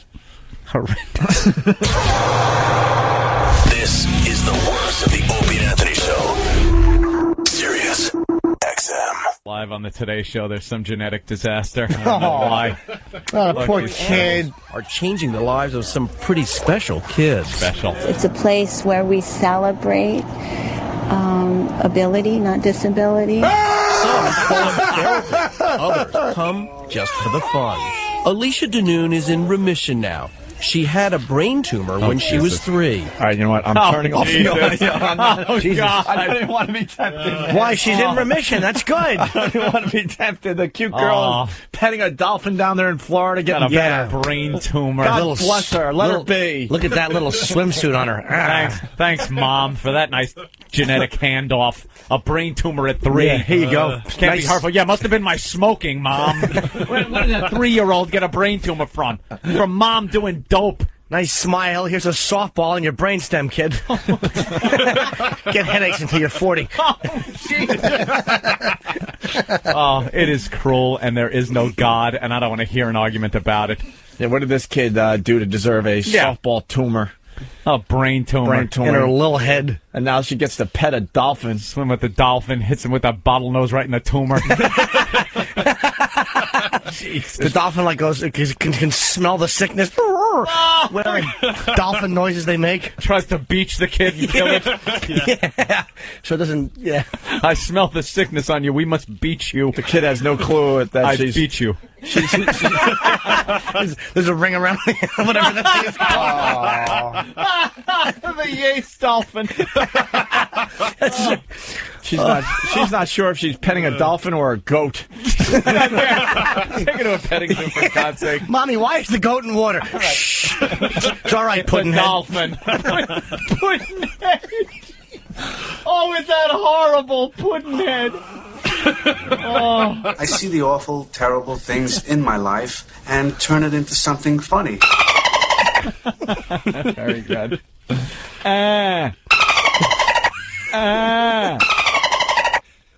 'Children and their families that needed this. 15 years later, Dina's Island Dolphin Care is the largest nonprofit program of its kind. Recently, they moved into a $2 million facility, Oh, nice. a museum of sorts, and take pride in All right, sorts. Jesus. Oh, God, that was a nice picture. It'd be funny if you get a little shirt for the kids. I went to the dolphin farm and all I got was this lousy gene pool. I want to swim with the dolphin. Okay, dear. Be back later. Pick you up later. Why do dolphins get pegged with these jobs these days? You think the dolphin's sitting there like, oh, Jesus. Yeah. Why can't it be that hot stripper blonde that's on vacation with the other ladies from Hooters? Used to strap mines to my head and I'd put them to enemy boats. Right. Now I gotta play with this special child who's drooling on me. I remember this. Isn't this the theme to Flipper? They call him Flipper, Flipper, swimming with retards. No one you see is smarter than he. Smarter than he? No, not the kids he's swimming with. Balancing their heads on his nose because he thinks it's a big dumb ball. Everyone loves the king of the sea. Oh, Jesus. So kind. This is nice music. Tricks he will do. Tricks. Children are near. Tries to jump over his big head, but it's too big. Crashes into the ear and falls back. Sneaks under and bites the kid's foot for making him look bad. Dolphin almost dies because the kid's big tongue gets stuck in his blowhole. I can't breathe, kid.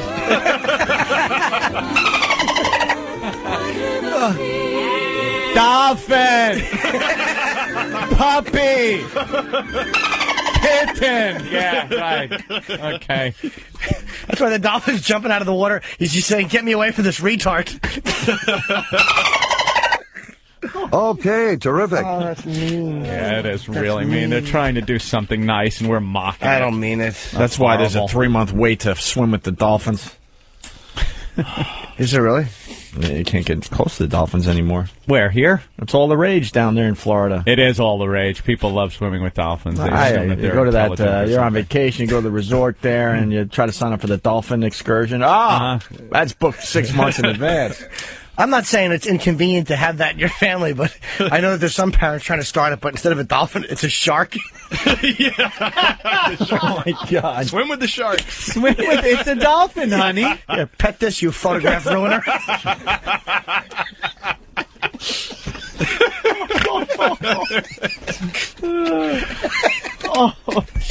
You guys, we got a quickie. It's only a minute and 15 seconds. So a friend of mine, Dally Dooley, once thought he was sleeping. Gave him a nudge and his tongue was bitten in two. Still plenty of it for 3 men, though. Let's drink to the dumb look on your face. Here's to swimming with Down syndrome women. Sharks in the water. Retard goes in the water. I'll retard. Farewell and adieu to your brain-damaged child. I'll educate him, but it's going to take $10,000. So we need a rocking chair once, not the shark, the kid. Boys, you're going to need a bigger hat.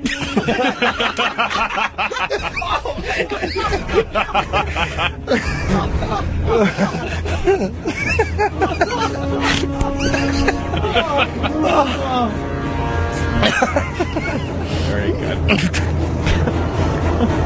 Look out. There it comes. I'm Chrissy. Yes, well, you know we're all going to hell, of course. Instant feedback, like people are telling us anything new. Yeah. Oh, that's horrific.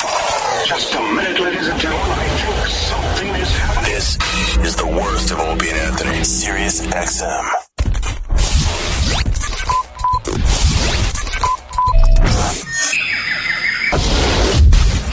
This is the worst of the Opie and Anthony show. Hey, asshole!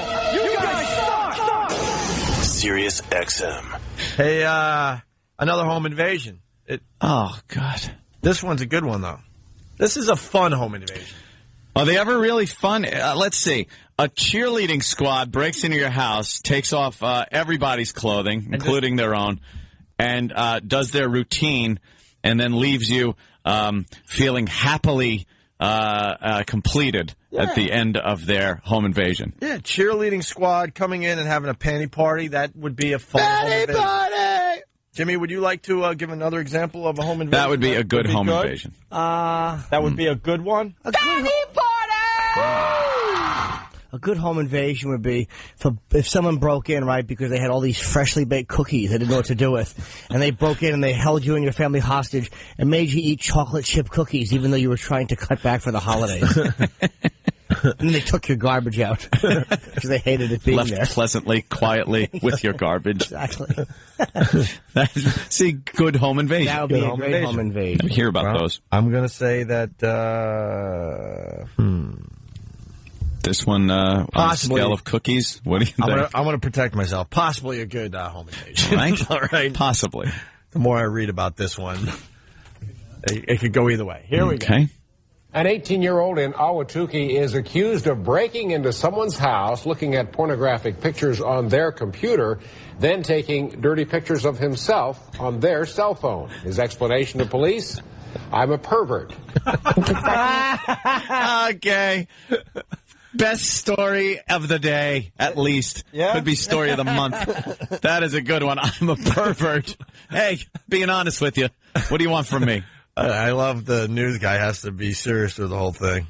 An 18-year-old in Ahwatukee is accused of breaking into someone's house, looking at pornographic pictures on their computer, then taking dirty pictures of himself on their cell phone. His explanation to police, I'm a pervert. The second we figured it out, I thought I was going to vomit. She was sleeping when Phoenix police say... She was sleeping when Phoenix police say Lonnie Hazard broke into the house. John Montone. But this guy really said she was sleeping. He just interrupts what she said. Okay, he was probably there at when they were producing the piece. Okay, fade her down here and I'll come in with my VO. She was sleeping. Good job? Good job? Yeah, good job. Could you extend the she a little bit more, though, because we have to get the commercial. She was sleeping. We probably had to start ahead of the microphone, like, she was sleeping. Sam. She was fast asleep, Sam, and he came in and took photos with his phone. She couldn't roll over on her stomach. She was stuck on her back because of a flat ass, Sam. Her ass looks like it was taken off by a deli slicer, Sam. So what happened? Jimsy. I love Jimsy. I have a bunch of bad sweaters with collars, and I'm always getting involved in, like, these mysterious chases. Yeah. I'm just a creepy coroner. And then you could be at, like, the bar hanging out. Every woman I have sex with has hair and toenails growing, and that's it. I sleep with all the cold bodies You that come sleep through. with the dead. Of course I do. Little Jimsy. Jimsy. Stupid Robert Ito walks in his homoerotic white coat with a little hole cut in the back for easy access. I despise Sam. I don't know whatever happened to Robert Ito, but I hope he Where'd he died go? alone and screaming.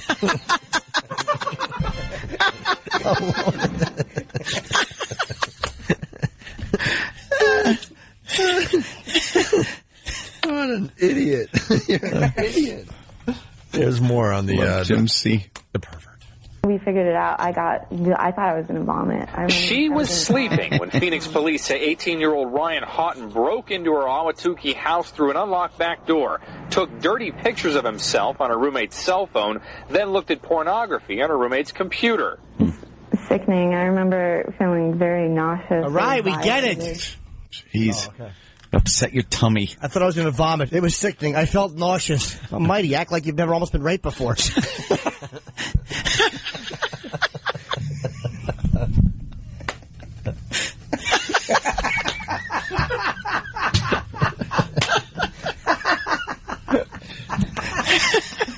Oh, wow. Another roommate wasn't home when it happened, but heard about the burglar with the bizarre fetish later. I was just shocked that somebody would actually come into our house and do that. The girls found evidence someone had used the computer the next morning. Yes, it was all over the keyboard. Good work, detective. Somebody spilled white jam on the X key.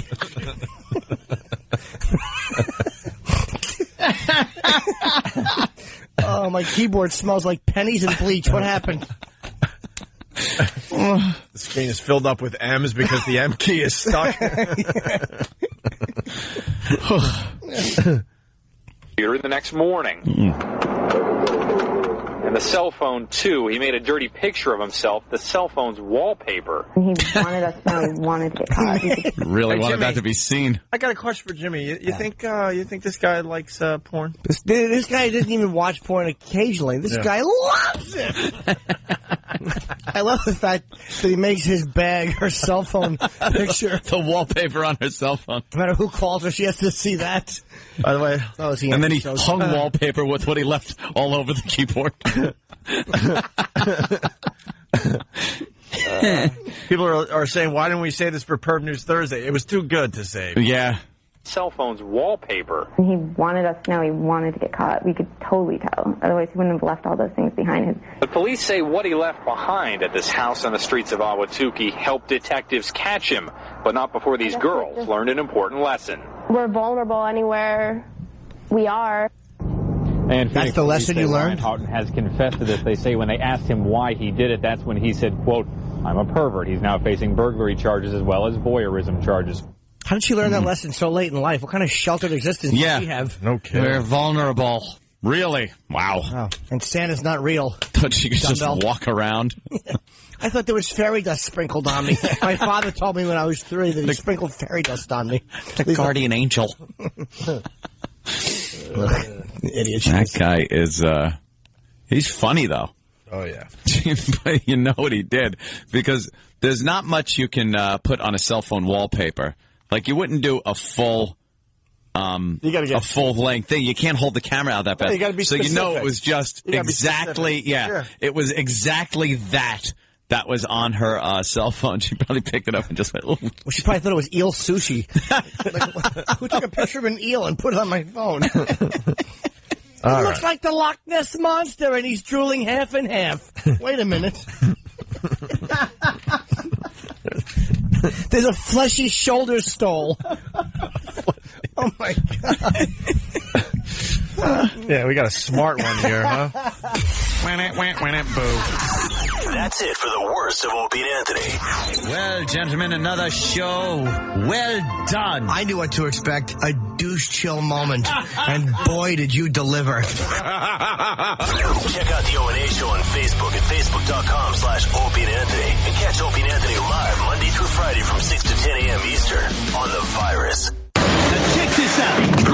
You're listening to The Virus. Oh my God. On Sirius XM. Good morning. Welcome to the Opie and Anthony Show. Kind of embarrassed that we're playing that shock jock intro as Buzz Aldrin makes his way to the Opie and Anthony Show. I know. Right off the bat, we're going to be interviewing Buzz Aldrin. He's got, a new film out? Fly Me to the Moon, right? Wow, there he is. An American hero coming into the Opie and Anthony Special couch. Steve made him sit on the couch. He was going, Steve, he can sit wherever he wants. Well, we just thought you'd be comfortable on the couch, Mr. Aldrin. No. What'd he say? We're ganging up on him. These bows? No, it's No bows? What do we got? We got garbage headphones for Buzz Aldrin? AAA battery. Yeah. You need a AAA battery? Yeah, you know, the Bose headset. Right. Oh, those things Push are the button to turn it red. Those are great. Those are awesome. You get on a plane, you don't have to listen. It's, Yeah. You Yeah. have them for travel? You don't have to listen to people and hey, you're coming noise. pretty clear, yeah. Yeah. How loud was that? How loud was that Apollo 11 taking off? That'd be pretty loud, right? We didn't hear it all that much. Really? No, we had a headset on, and we're upstairs at. Anytime you watch dramatizations of it, like on films, because I like. What'd you think of Apollo 13, the film, Ron Howard's film? It was a made-for story drama. Oh, really? You knew what the outcome was, but Well, that's true. Real exciting. Yeah. Yeah. But the thing is, the launch always it seems very violent in movies. Was it like that? Were you really shaken up? Well, movies make it look violent. Yeah. Yeah. That's the name of the game. You gotta shake, rattle, rattle and roll. You guys know that. Over dramatize a little bit, but was it a shaky ride going up, or?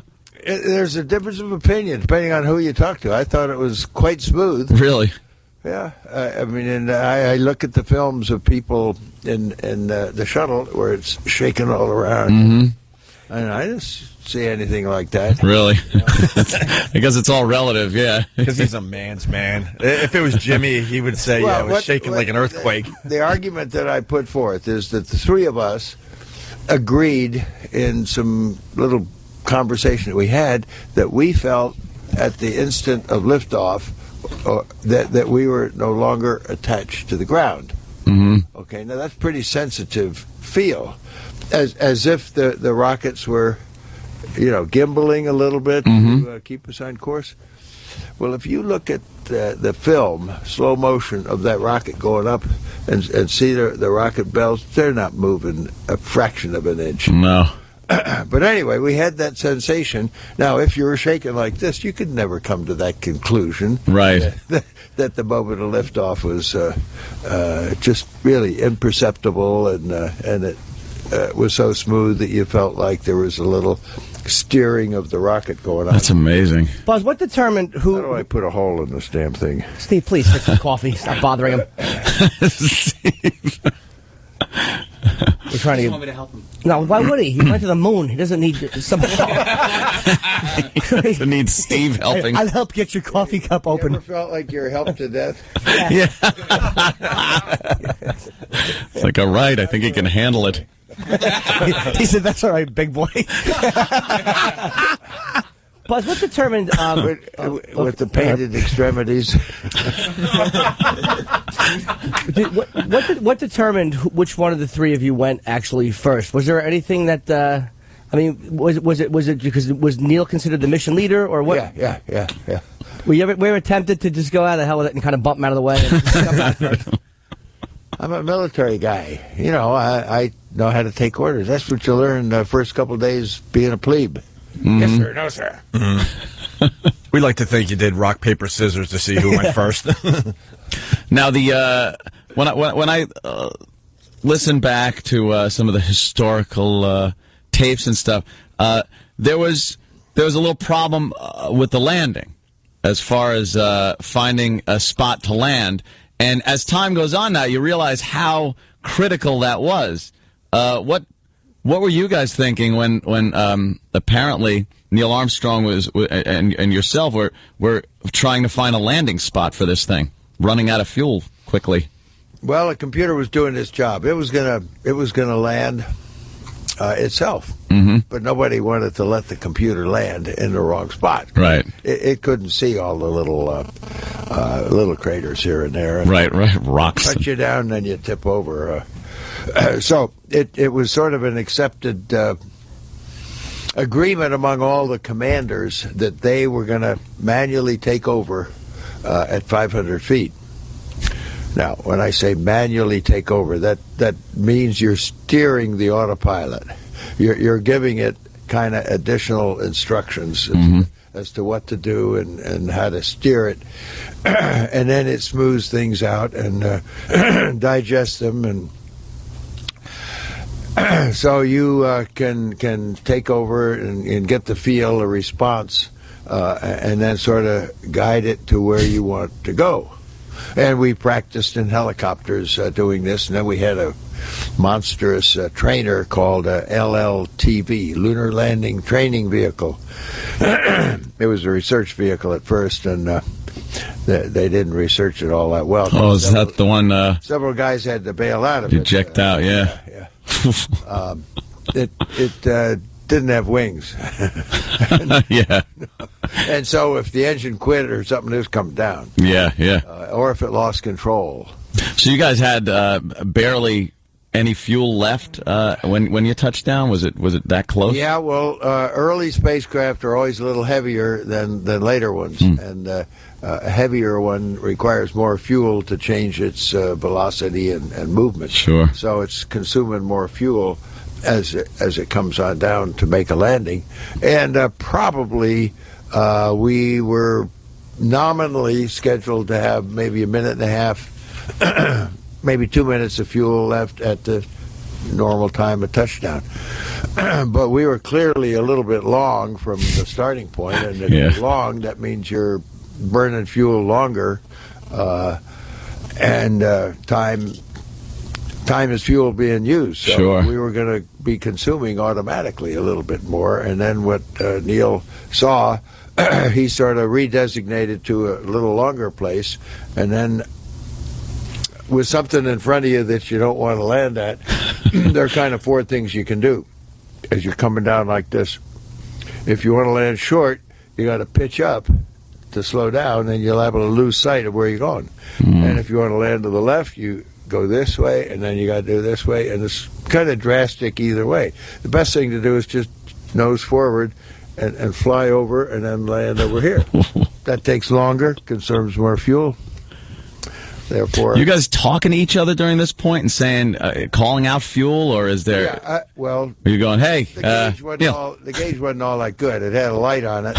Oh, God. It's like an old Pontiac. It's a little better than that. Well, yeah, a little better. A light on it, so at a calculated 60 seconds of fuel remaining, and then the guys on the ground could watch much closer the digital readouts being radioed back, and so they called out 60 seconds to let us know that that's how much time we had. Like, we were still 100 feet in the air. Oh, wow. No, that's wrong. We weren't in the air. Yeah, you were above the surface. Ground, yeah. Wow. What were you thinking as you come down? I mean, you're landing on the moon. What's kind of going through your head as you're the first people to ever do this? We're not really conscious of what's going through our head. We're responding sort of automatically, as if you're in a helicopter or a lunar landing training vehicle. As long as it looks okay, you keep going with what's okay. You're all right. If it doesn't look okay, then you start doing something about it. So you're not dreaming or conscious of what's going through your head. Just doing your job at that point, I would gather. When did it hit you then? You're right. Like that's you're probably looking at all the facts and making sure everything is working. When did it actually hit you? Like, wow, I'm on the moon. I mean, like when did that like emotion hit you as opposed to just the facts of doing what you were doing? All the way. You're always conscious of what it is you're doing. And when there's nothing left to do, then you can relax. And when we shut the engine off, when I saw the light come on, which means contact with the surface, there were about 6-foot probes extending down from the landing gear pad. And obviously when you land, those are going to be bent sideways. And it throws a micro switch, which turns the light on in the cockpit saying that you have just touched the ground. So when that happens, you shut the engine off. So in case Neil didn't see the light and is concentrating, why I called out contact light, engine stop, and a few other things. So you could very easily touch down, and the computer may not really know that you touched down. It just knows that something unusual is happening, and it's maybe not in the last attitude that it was supposed to be, so it's going to fire thrusters to get it in the right attitude, but it can't do that because it's on the ground. Even though you're on the ground, right. So you got to tell it, I'm on the ground, and you tap the controller to do that. You understand that. Actually, yeah, kind of do. Was there a point while you guys were on the moon and Michael Collins is in the in the ship, was there a point where you get nervous, like, all right, well, Michael Collins is up there waiting for us, but what if he screws up? And was there any fear of getting stranded? I mean, that's kind of where my head probably would have been at. Was there like a little thought that like if something goes wrong? There are planning thoughts where you're conscious of what's going on, but not during the act. It's a little late to be worried about things like that. Yeah, you're there. I guess I'm treating it like it's a family vacation instead of a military mission. But. Yeah. And because I was wondering about the booster that takes you back up now to the command module. The ascent stage. You're wondering if that's going to fire at some point. that has to cross your mind. Like, you don't want it to fire until you want it to fire. exactly. Yeah. Well, you don't want to be walking around and watch it take off. That's for sure. But you also do want it to fire when you're in there ready to leave. That had to cross your mind too at some point. No. No. That's it's amazing. That's engineering faith. Engineering faith. Yeah. Faith in Grumman. That's amazing. That is Just, amazing. out the road a piece. Yep. There's a museum out there somewhere, Cradle of Aviation. Mm-hmm. Yeah, I'm looking to get them involved in a 40th anniversary next April for 2 combined missions, because they were pretty close together, of Apollo 9 and 10, because they both involved the lunar module. Apollo 9 was in Earth orbit, the first flight of the landing craft. In Apollo 10, we took the lander on the dress rehearsal to the moon. So I want to have a reunion of the guys involved at about that time. Well, you ever heard of Yuri's Night? Yuri's Night, no. You know who Yuri is? I would guess, Yuri, what's his last name? Gagarin. Right. Yeah. Well, some neat kids felt that the U.S. needed to lead the world in celebrating the first guy who went into orbit, Yuri Gagarin. Now, I don't know why the U.S. has to celebrate somebody else that we were in a race with. So anyway, there's a kind of a social event, April 12th every year, called Yuri's Night. Well, after a while, I kind of resent this. We don't have a Shepherd's Night, right? Or Alan Shepard, or a Glenn Night.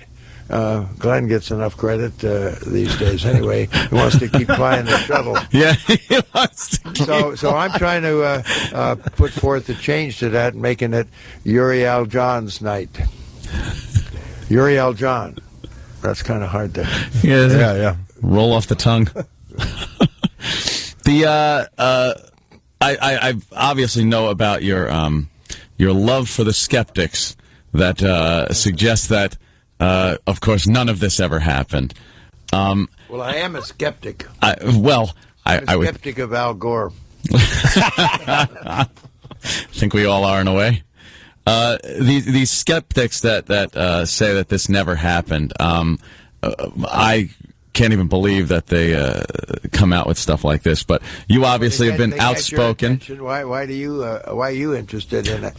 Because it's controversy. That's what your shows are built on. Hey, what's wrong with this? What's wrong with that? Let's fix it right I can't stand those people because it's denial. It's some kind of a. Do is ignore. Ignore. You're just feeding into their routine. Well, I kind of remember one guy you didn't quite ignore, but that was nice. I hate to say this, but I would hate to be taken in by a bunch of crackpots and enhance their purposes by feeding into their business of calling attention to them. Because that's what they want. Well, I got to tell you, when you kind of popped that guy, I was very proud. That was a proud moment right there.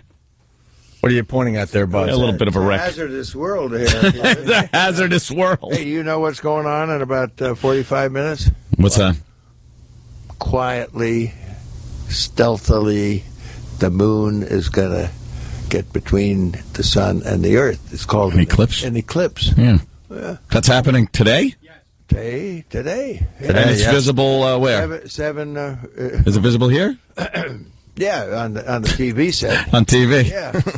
Because no, it kind of sweeps across Asia, Canada, North America, and on into Russia. Where it's kind of dark. And there was a time when I thought, well, I think I'll go to Russia and look at this thing. And Lois said, no, that's not too good an idea. Then somebody invited me up to a simulated Mars location in Canada. It's called Devon Island, where there's a crater, and a lot of things there look as if you're maybe on the Martian surface. So NASA and other people are using that as sort of a simulated training place, and they have a habitat that's landed, and there are a bunch of guys that go up there in the summer, and they kind of camp out for a while. You've been a strong advocate of going to Mars. I've read some of your stuff in Popular Mechanics. Yeah, we need to do that in a deliberate way. Popular Mechanics, I'm having dinner with those guys tonight. Yeah. But they did a nice story about a year and a half ago on a concept that I came up with, just trying to improve and admire people who are able to bring about change. When Kennedy said on May 25th, I believe that this nation should commit itself to landing a man on the moon and returning him safely to Earth. We like that last part of the phrase. but anyway, did we know how to get to the moon, really, at that point? No. But we had just had Alan Shepard go up and come down. Suborbital, Richard Branson type stuff. Not even into space like That's Yuri Gagarin. a far cry Yuri Gagarin from... went one orbit, Yeah. and then he opened the hatch and bailed out. The world didn't know that he jumped out of his spacecraft because in order to actually qualify for the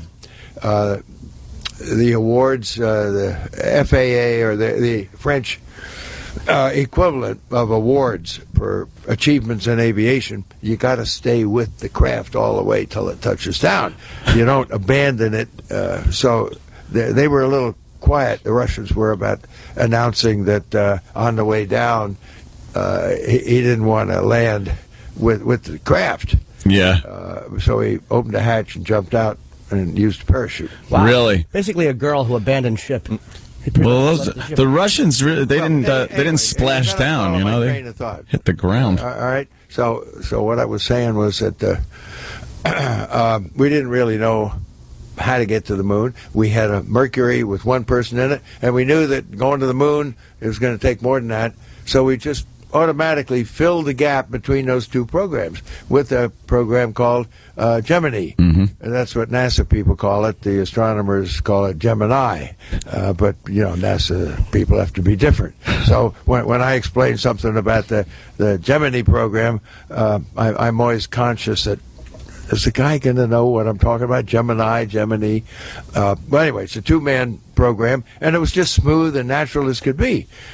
In contrast to what went on after the Apollo program and what's going on today. Now, when Kennedy said we're going to go to the moon, do we know how to get there? Well, sort of. We had a big, giant rocket on paper. While we were building the Saturn V or designing it, there was an even bigger rocket. And if we'd gone that way to go to the moon direct, turn around and come back, we probably wouldn't have made it until 1975 or something like that.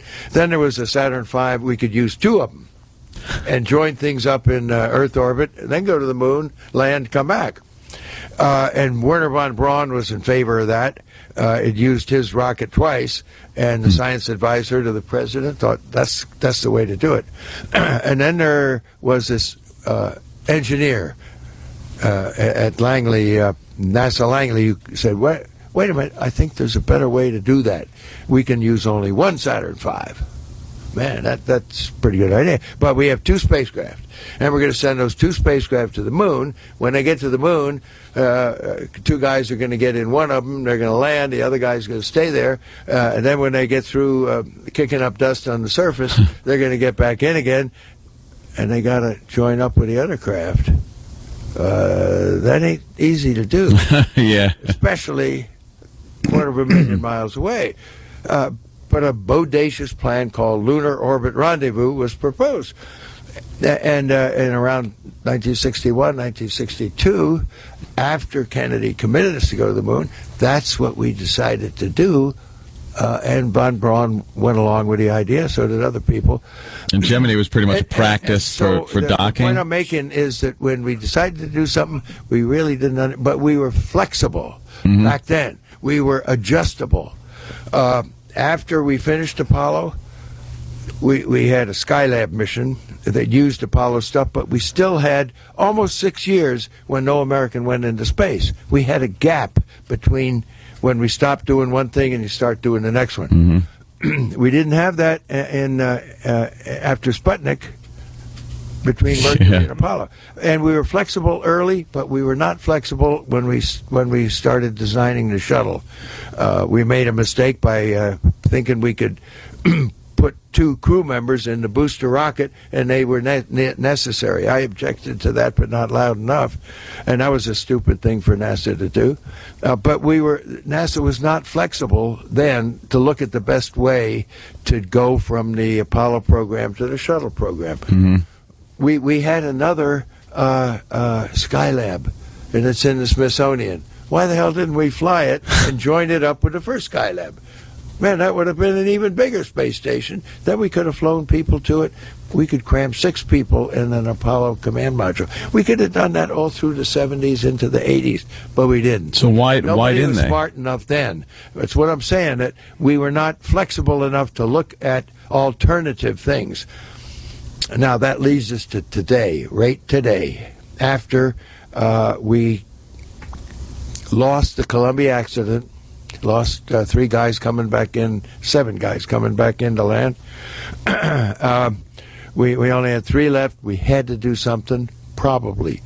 Now, that's in 2003, the beginning of that, 1st of February.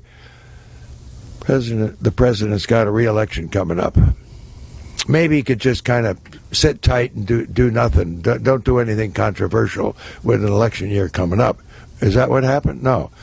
He had his people study during the year 2003 so that at the beginning of a crucial second-term election for a re-election, first term went to the Supreme Court. What did he do? He made change. Change. Okay? $1 billion of change program in terminating the shuttle, finishing the space station, and going to the moon again. Mm-hmm. That's what we did. Nobody gives him credit for doing that. That was the vision that came out at the beginning of 2004. Okay, as we have, NASA has wanted to implement this program. We got a gap. We're going to stop flying the orbiter in 2010. When is the next spacecraft, Orion, that's going to take people to the moon and bring them back? That won't be ready till 2015 or beyond. We got a gap. 5 years, yeah. Have we fixed the gap? No. Are we flexible about re-examining what we're doing? No. We need to do that. That's our problem today. That's my problem, to try and be a catalyst to look at the different options. You utilize that 5 years. We got an election coming along, and 2 guys are going to replace the president that put in motion going back to the moon and on to Mars. And we don't know what either one of them is going to do, but I'm going to try and provide them with a team of very expert people some of the options that they could pick. Mm-hmm.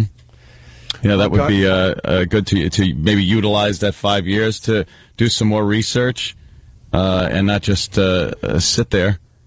Not we can't just sit there. We've got $100 billion space station sitting up there, and our guys want to go up there. You know how we're going to have to get up there right now? Russians. We're going to have to hitch a ride with the Russians.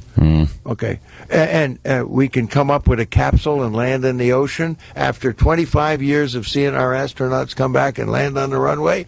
Why aren't we developing a spacecraft smaller, much smaller than the shuttle that can take? I don't know why. NASA has studied something like that for over 8 years, and then they put it on the shelf. And you don't know why? Jesus. Well, I suspect that that they don't like that kind of a spacecraft.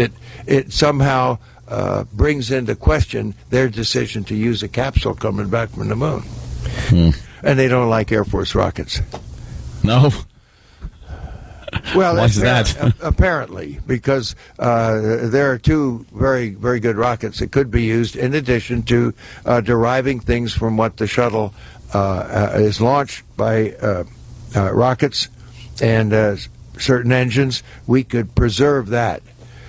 Take the orbiter off and put something on the side and make minimum change and use that for the cargo, but put the people on top of an Air Force rocket that already exists. That's not all. There's a lot of details involved in these decisions, but we're not being flexible, I don't believe, in reconsidering before it's too late. If you're proceeding down a course and clearly a lot of people are beginning to question whether that course, like Yogi Berra says, when there's a fork in the road, take it.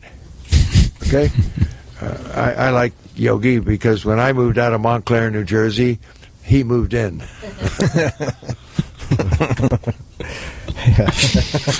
Oh my! I have a question too. It's a different subject, but Dr. Edgar Mitchell, I think his name is, That's right. has been in the news a lot the last few days, talking about extraterrestrial and how NASA's covering it up, and NASA's being very nice about it, but they're saying, well, we disagree with them. I mean, do you know? I'm sure you do know him. And what's your take on it, or your little? He's getting a lot of attention. Why?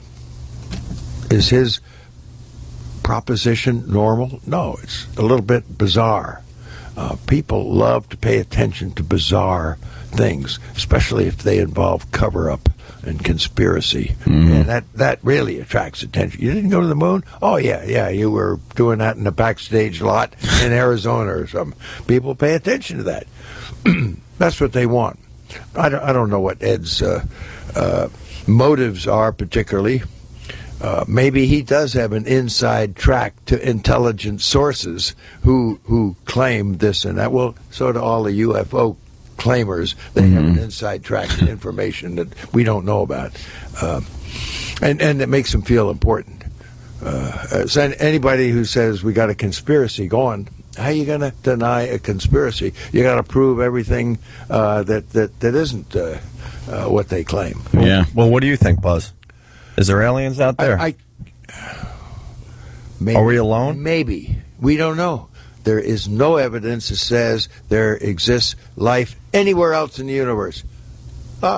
Is that probable? No. It's very, very probable that you're given the right conditions around billions and billions of suns, there's bound to be life that will generate itself just naturally, just like it did here in our solar system on the planet Earth. It doesn't seem so remarkable a thing. But there's no evidence. Now, we call ourselves intelligent, so out of all that life was teeming around the dinosaurs and everything, things interrupted. Little big rocks hit the Earth, and unfortunately, the dinosaurs didn't have a space program, so they couldn't stop the thing from coming in and hitting the Earth. So it gave rise to. It was okay for the apes to begin to come down from the trees, and they started walking around, and certain branches got smart enough to dig in the earth and found some funny stuff that if they got it hot enough, it melted, and they could make that into metal and get wires and create radios, and pretty soon they put together an automobile, a train, an airplane, a spacecraft, a rocket, and went to the moon. That's intelligence. That's pretty amazing. I think it is. Yeah. What do you think of technology today? Obviously, you've seen a lot of technology over the years. What do you think? Is it being used wisely? Things like the internet, with the way to communicate with anyone in the world at a moment's notice. It's mind-boggling, isn't it? Mm-hmm. You used to know what was underneath the hood of a car. You go in and change this thing and that thing. You lift up the hood now, and geez, everything's computer-controlled, and you can't squeeze much of anything in there. You got to take it to somebody else to fix what's going on. Yeah. There's no backyard little auto repair shop. And it's amazing. I got 2 cell phones. Yeah. 2 BlackBerries. And the new one's coming out in 6 months or whatever. And that's a rapid pace of innovation that's going on and production. And we don't send something back to the repair shop. We throw it away and got a new one when it comes out new. It ain't that way with rockets. It takes a long time to develop a rocket engine and put it through the testing that's needed to get the kind of reliability that we want, that you would want, to climb on top of that rocket and light the fuse. Most of us in the space program don't really like the word blast off. It's a little bit too violent. We like lift off.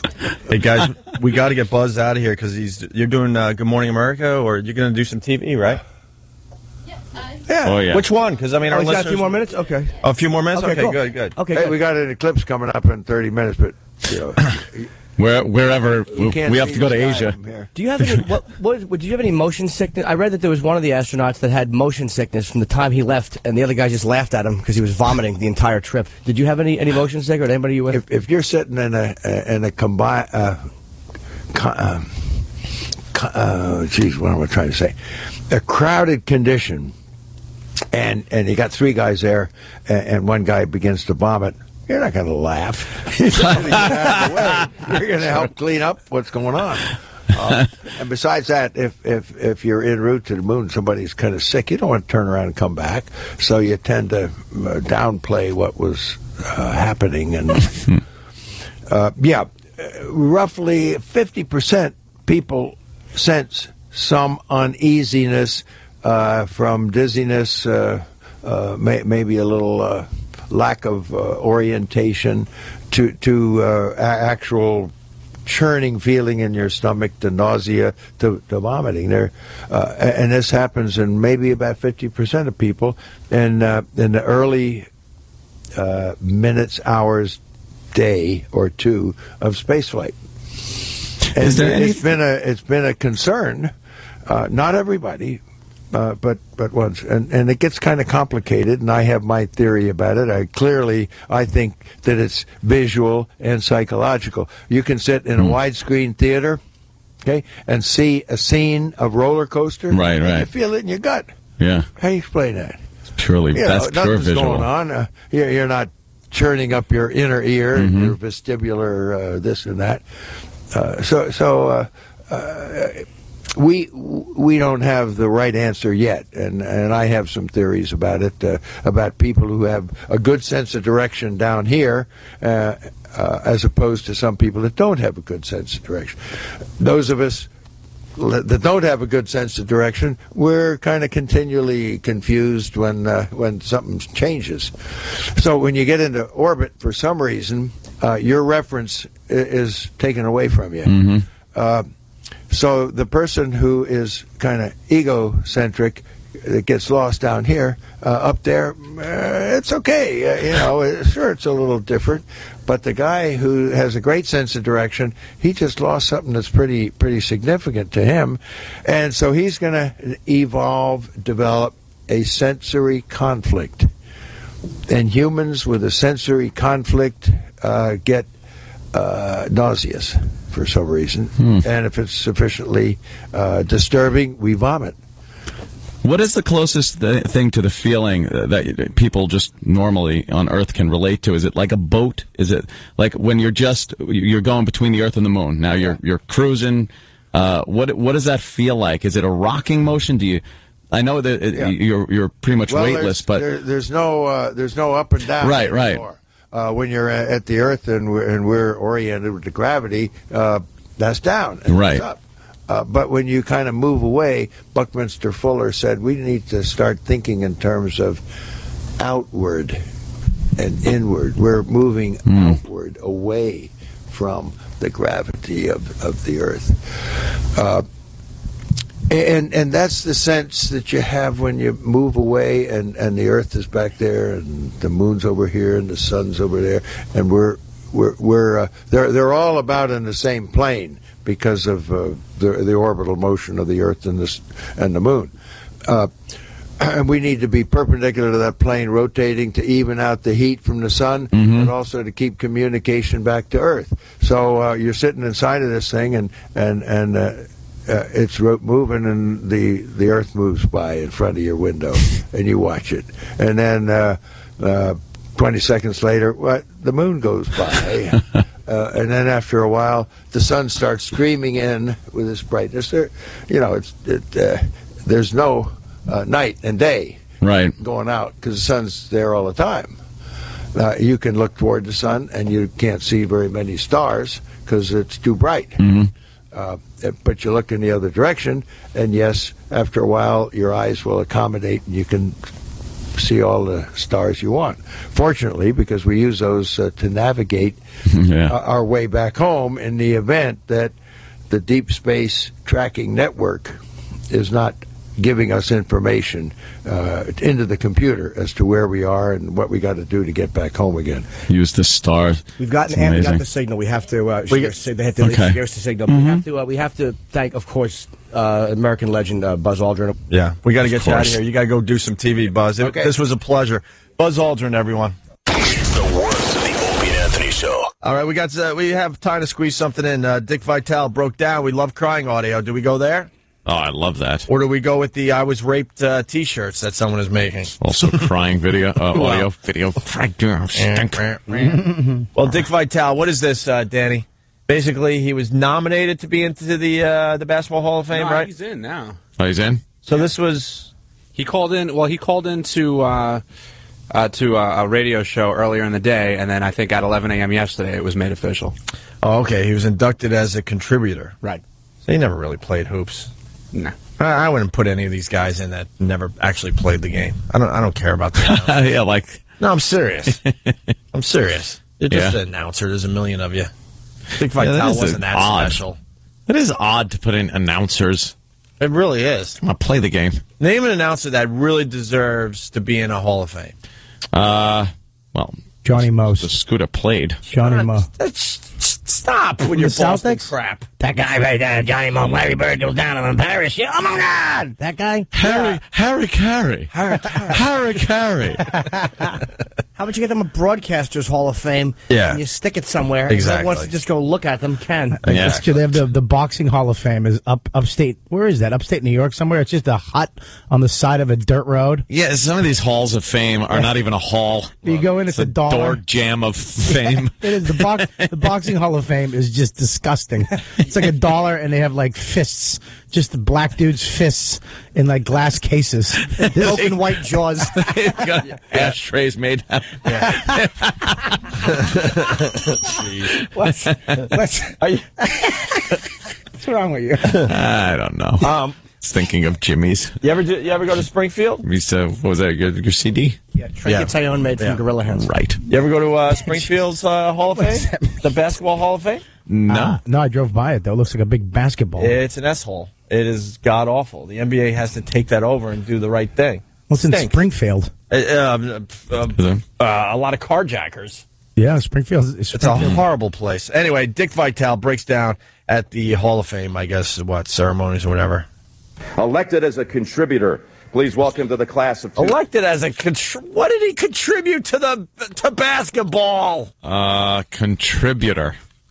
I don't know what that even means. Elected as a contributor. Please welcome to the class of 2008, Dick Vitale. Dickie V. Is it awesome, baby? What is it? I tell you, Jim, it's mind-boggling when I got the call because I thought I was going to become the Susan Lucci of the Hall of Fame with all the rejections. But when he called and he said, "Sit down," I'll be honest with you, I cried like a baby, and I sit here in awe. Look at these giants and all I've ever done. I can't run, can't jump, can't shoot, but just have had a tremendous, I'd like to think, passion about the game. Oh, my God. This is great. Anthony's crying. I'm crying over Anthony, here. what's wrong? I'm crying. Just put Visine in. Eyes are burning from Opie's dump. What? Don't blame me. You've had dry eyes all morning. Hey, Dick, get a hold of yourself. Exactly.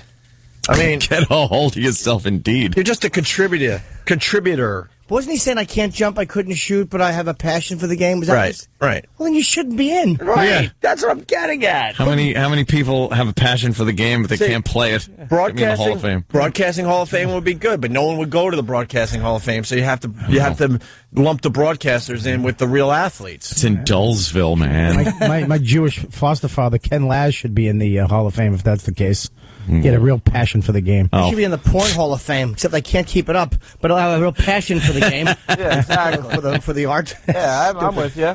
And then he continues. Listen to this. More Dick Vitale. My parents, I'd give anything for my mom and dad to be living today because they were my greatest inspiration. My mother, I watched her with a stroke. She would take her leg, drag her leg down the stairs, go downstairs and sew coats. My father would press coats in a factory and then come home and walk the mall till 12 midnight. And they inspired me and taught me about work ethic. All right. All right, get a hold of yourself. Who's going to badmouth their parents at an induction thing like that? Who would? Right. I wish my parents were alive to see this. Do you? What, see you bawling like an infant? It's father can realize he raised a Mary. Come up and slap you in the face. Yeah. You know, this gives us a good excuse to play one of our favorites. What's that? Oh, okay. When I grew up... Years ago, I left Dayton, Ohio. Yeah, did you? With 2 very bad knees. And a dream to become a Major League Baseball player. Listen to True. Best word ever. I thank God this dream came true. Mike Schmidt. Go back to Dayton, crybaby. Yeah. Mike Schmidt. And that flavor saver under your nose.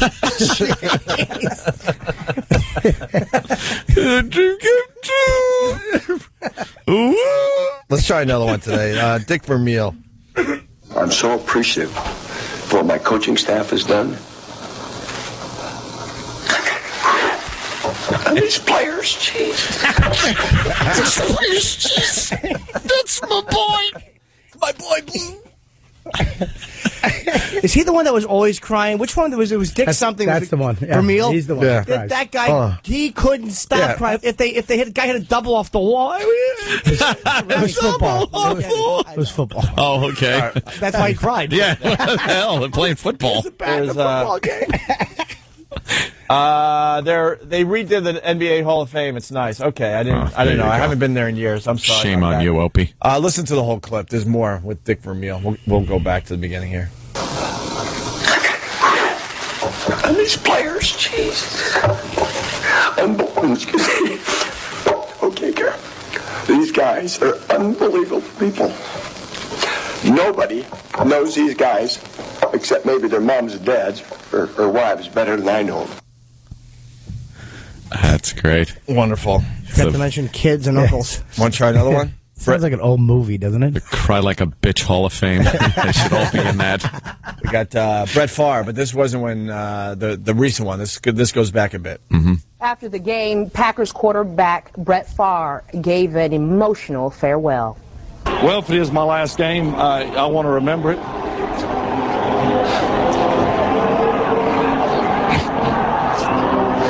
Stuff.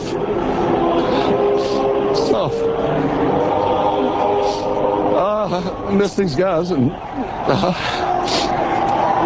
miss the game, but just want to let them know that. I wasn't planning on doing this either.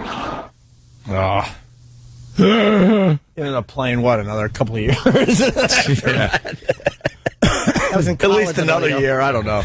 College. And then we got Brett Boone when he was cut from the Seattle Mariners. Pretty sad day for me. He's a snot sucker. Yeah. Yeah. You know, I've gone through a lot in this city.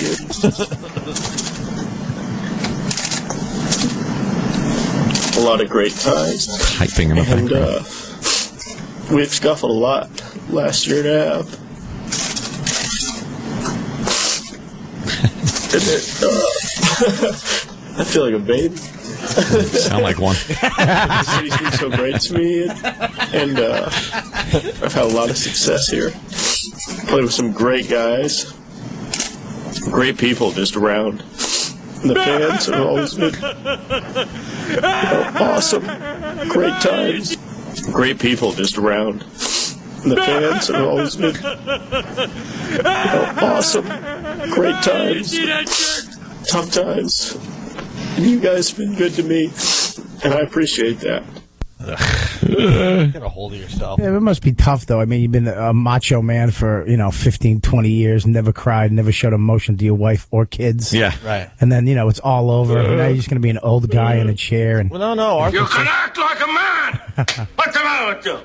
Bobby, my theory is very, very simple. These guys cry because they're no longer going to be able to go around America and bang broads on the road. Now they have no excuse. They're stuck with their wife at home day after day after day after day. They don't have it. They don't get to go to the cities and do their thing. Yeah, they're just home weed whacking, right? Tending to the gar, and it's actually cool for like a couple months. You're like, this is great, honey. Bringing out iced tea, sitting on a couple chairs you've never sat on with her, and then it's just all downhill. Yeah, I think today is nothing. She comes out one day. Did you take out the garbage? Did I ask you to take out? You're like, oh. You know, I was a Major League Baseball player. Now I'm taking out the garbage. He just cries every day after that, just like he did in his speech. His wife is like, "Oh my God, I'm married to a crybaby." Hey, do you think you could take the kids to? But I was playing when I first left Dayton, Ohio. You're listening to The Virus. The Ron and Fez Show starts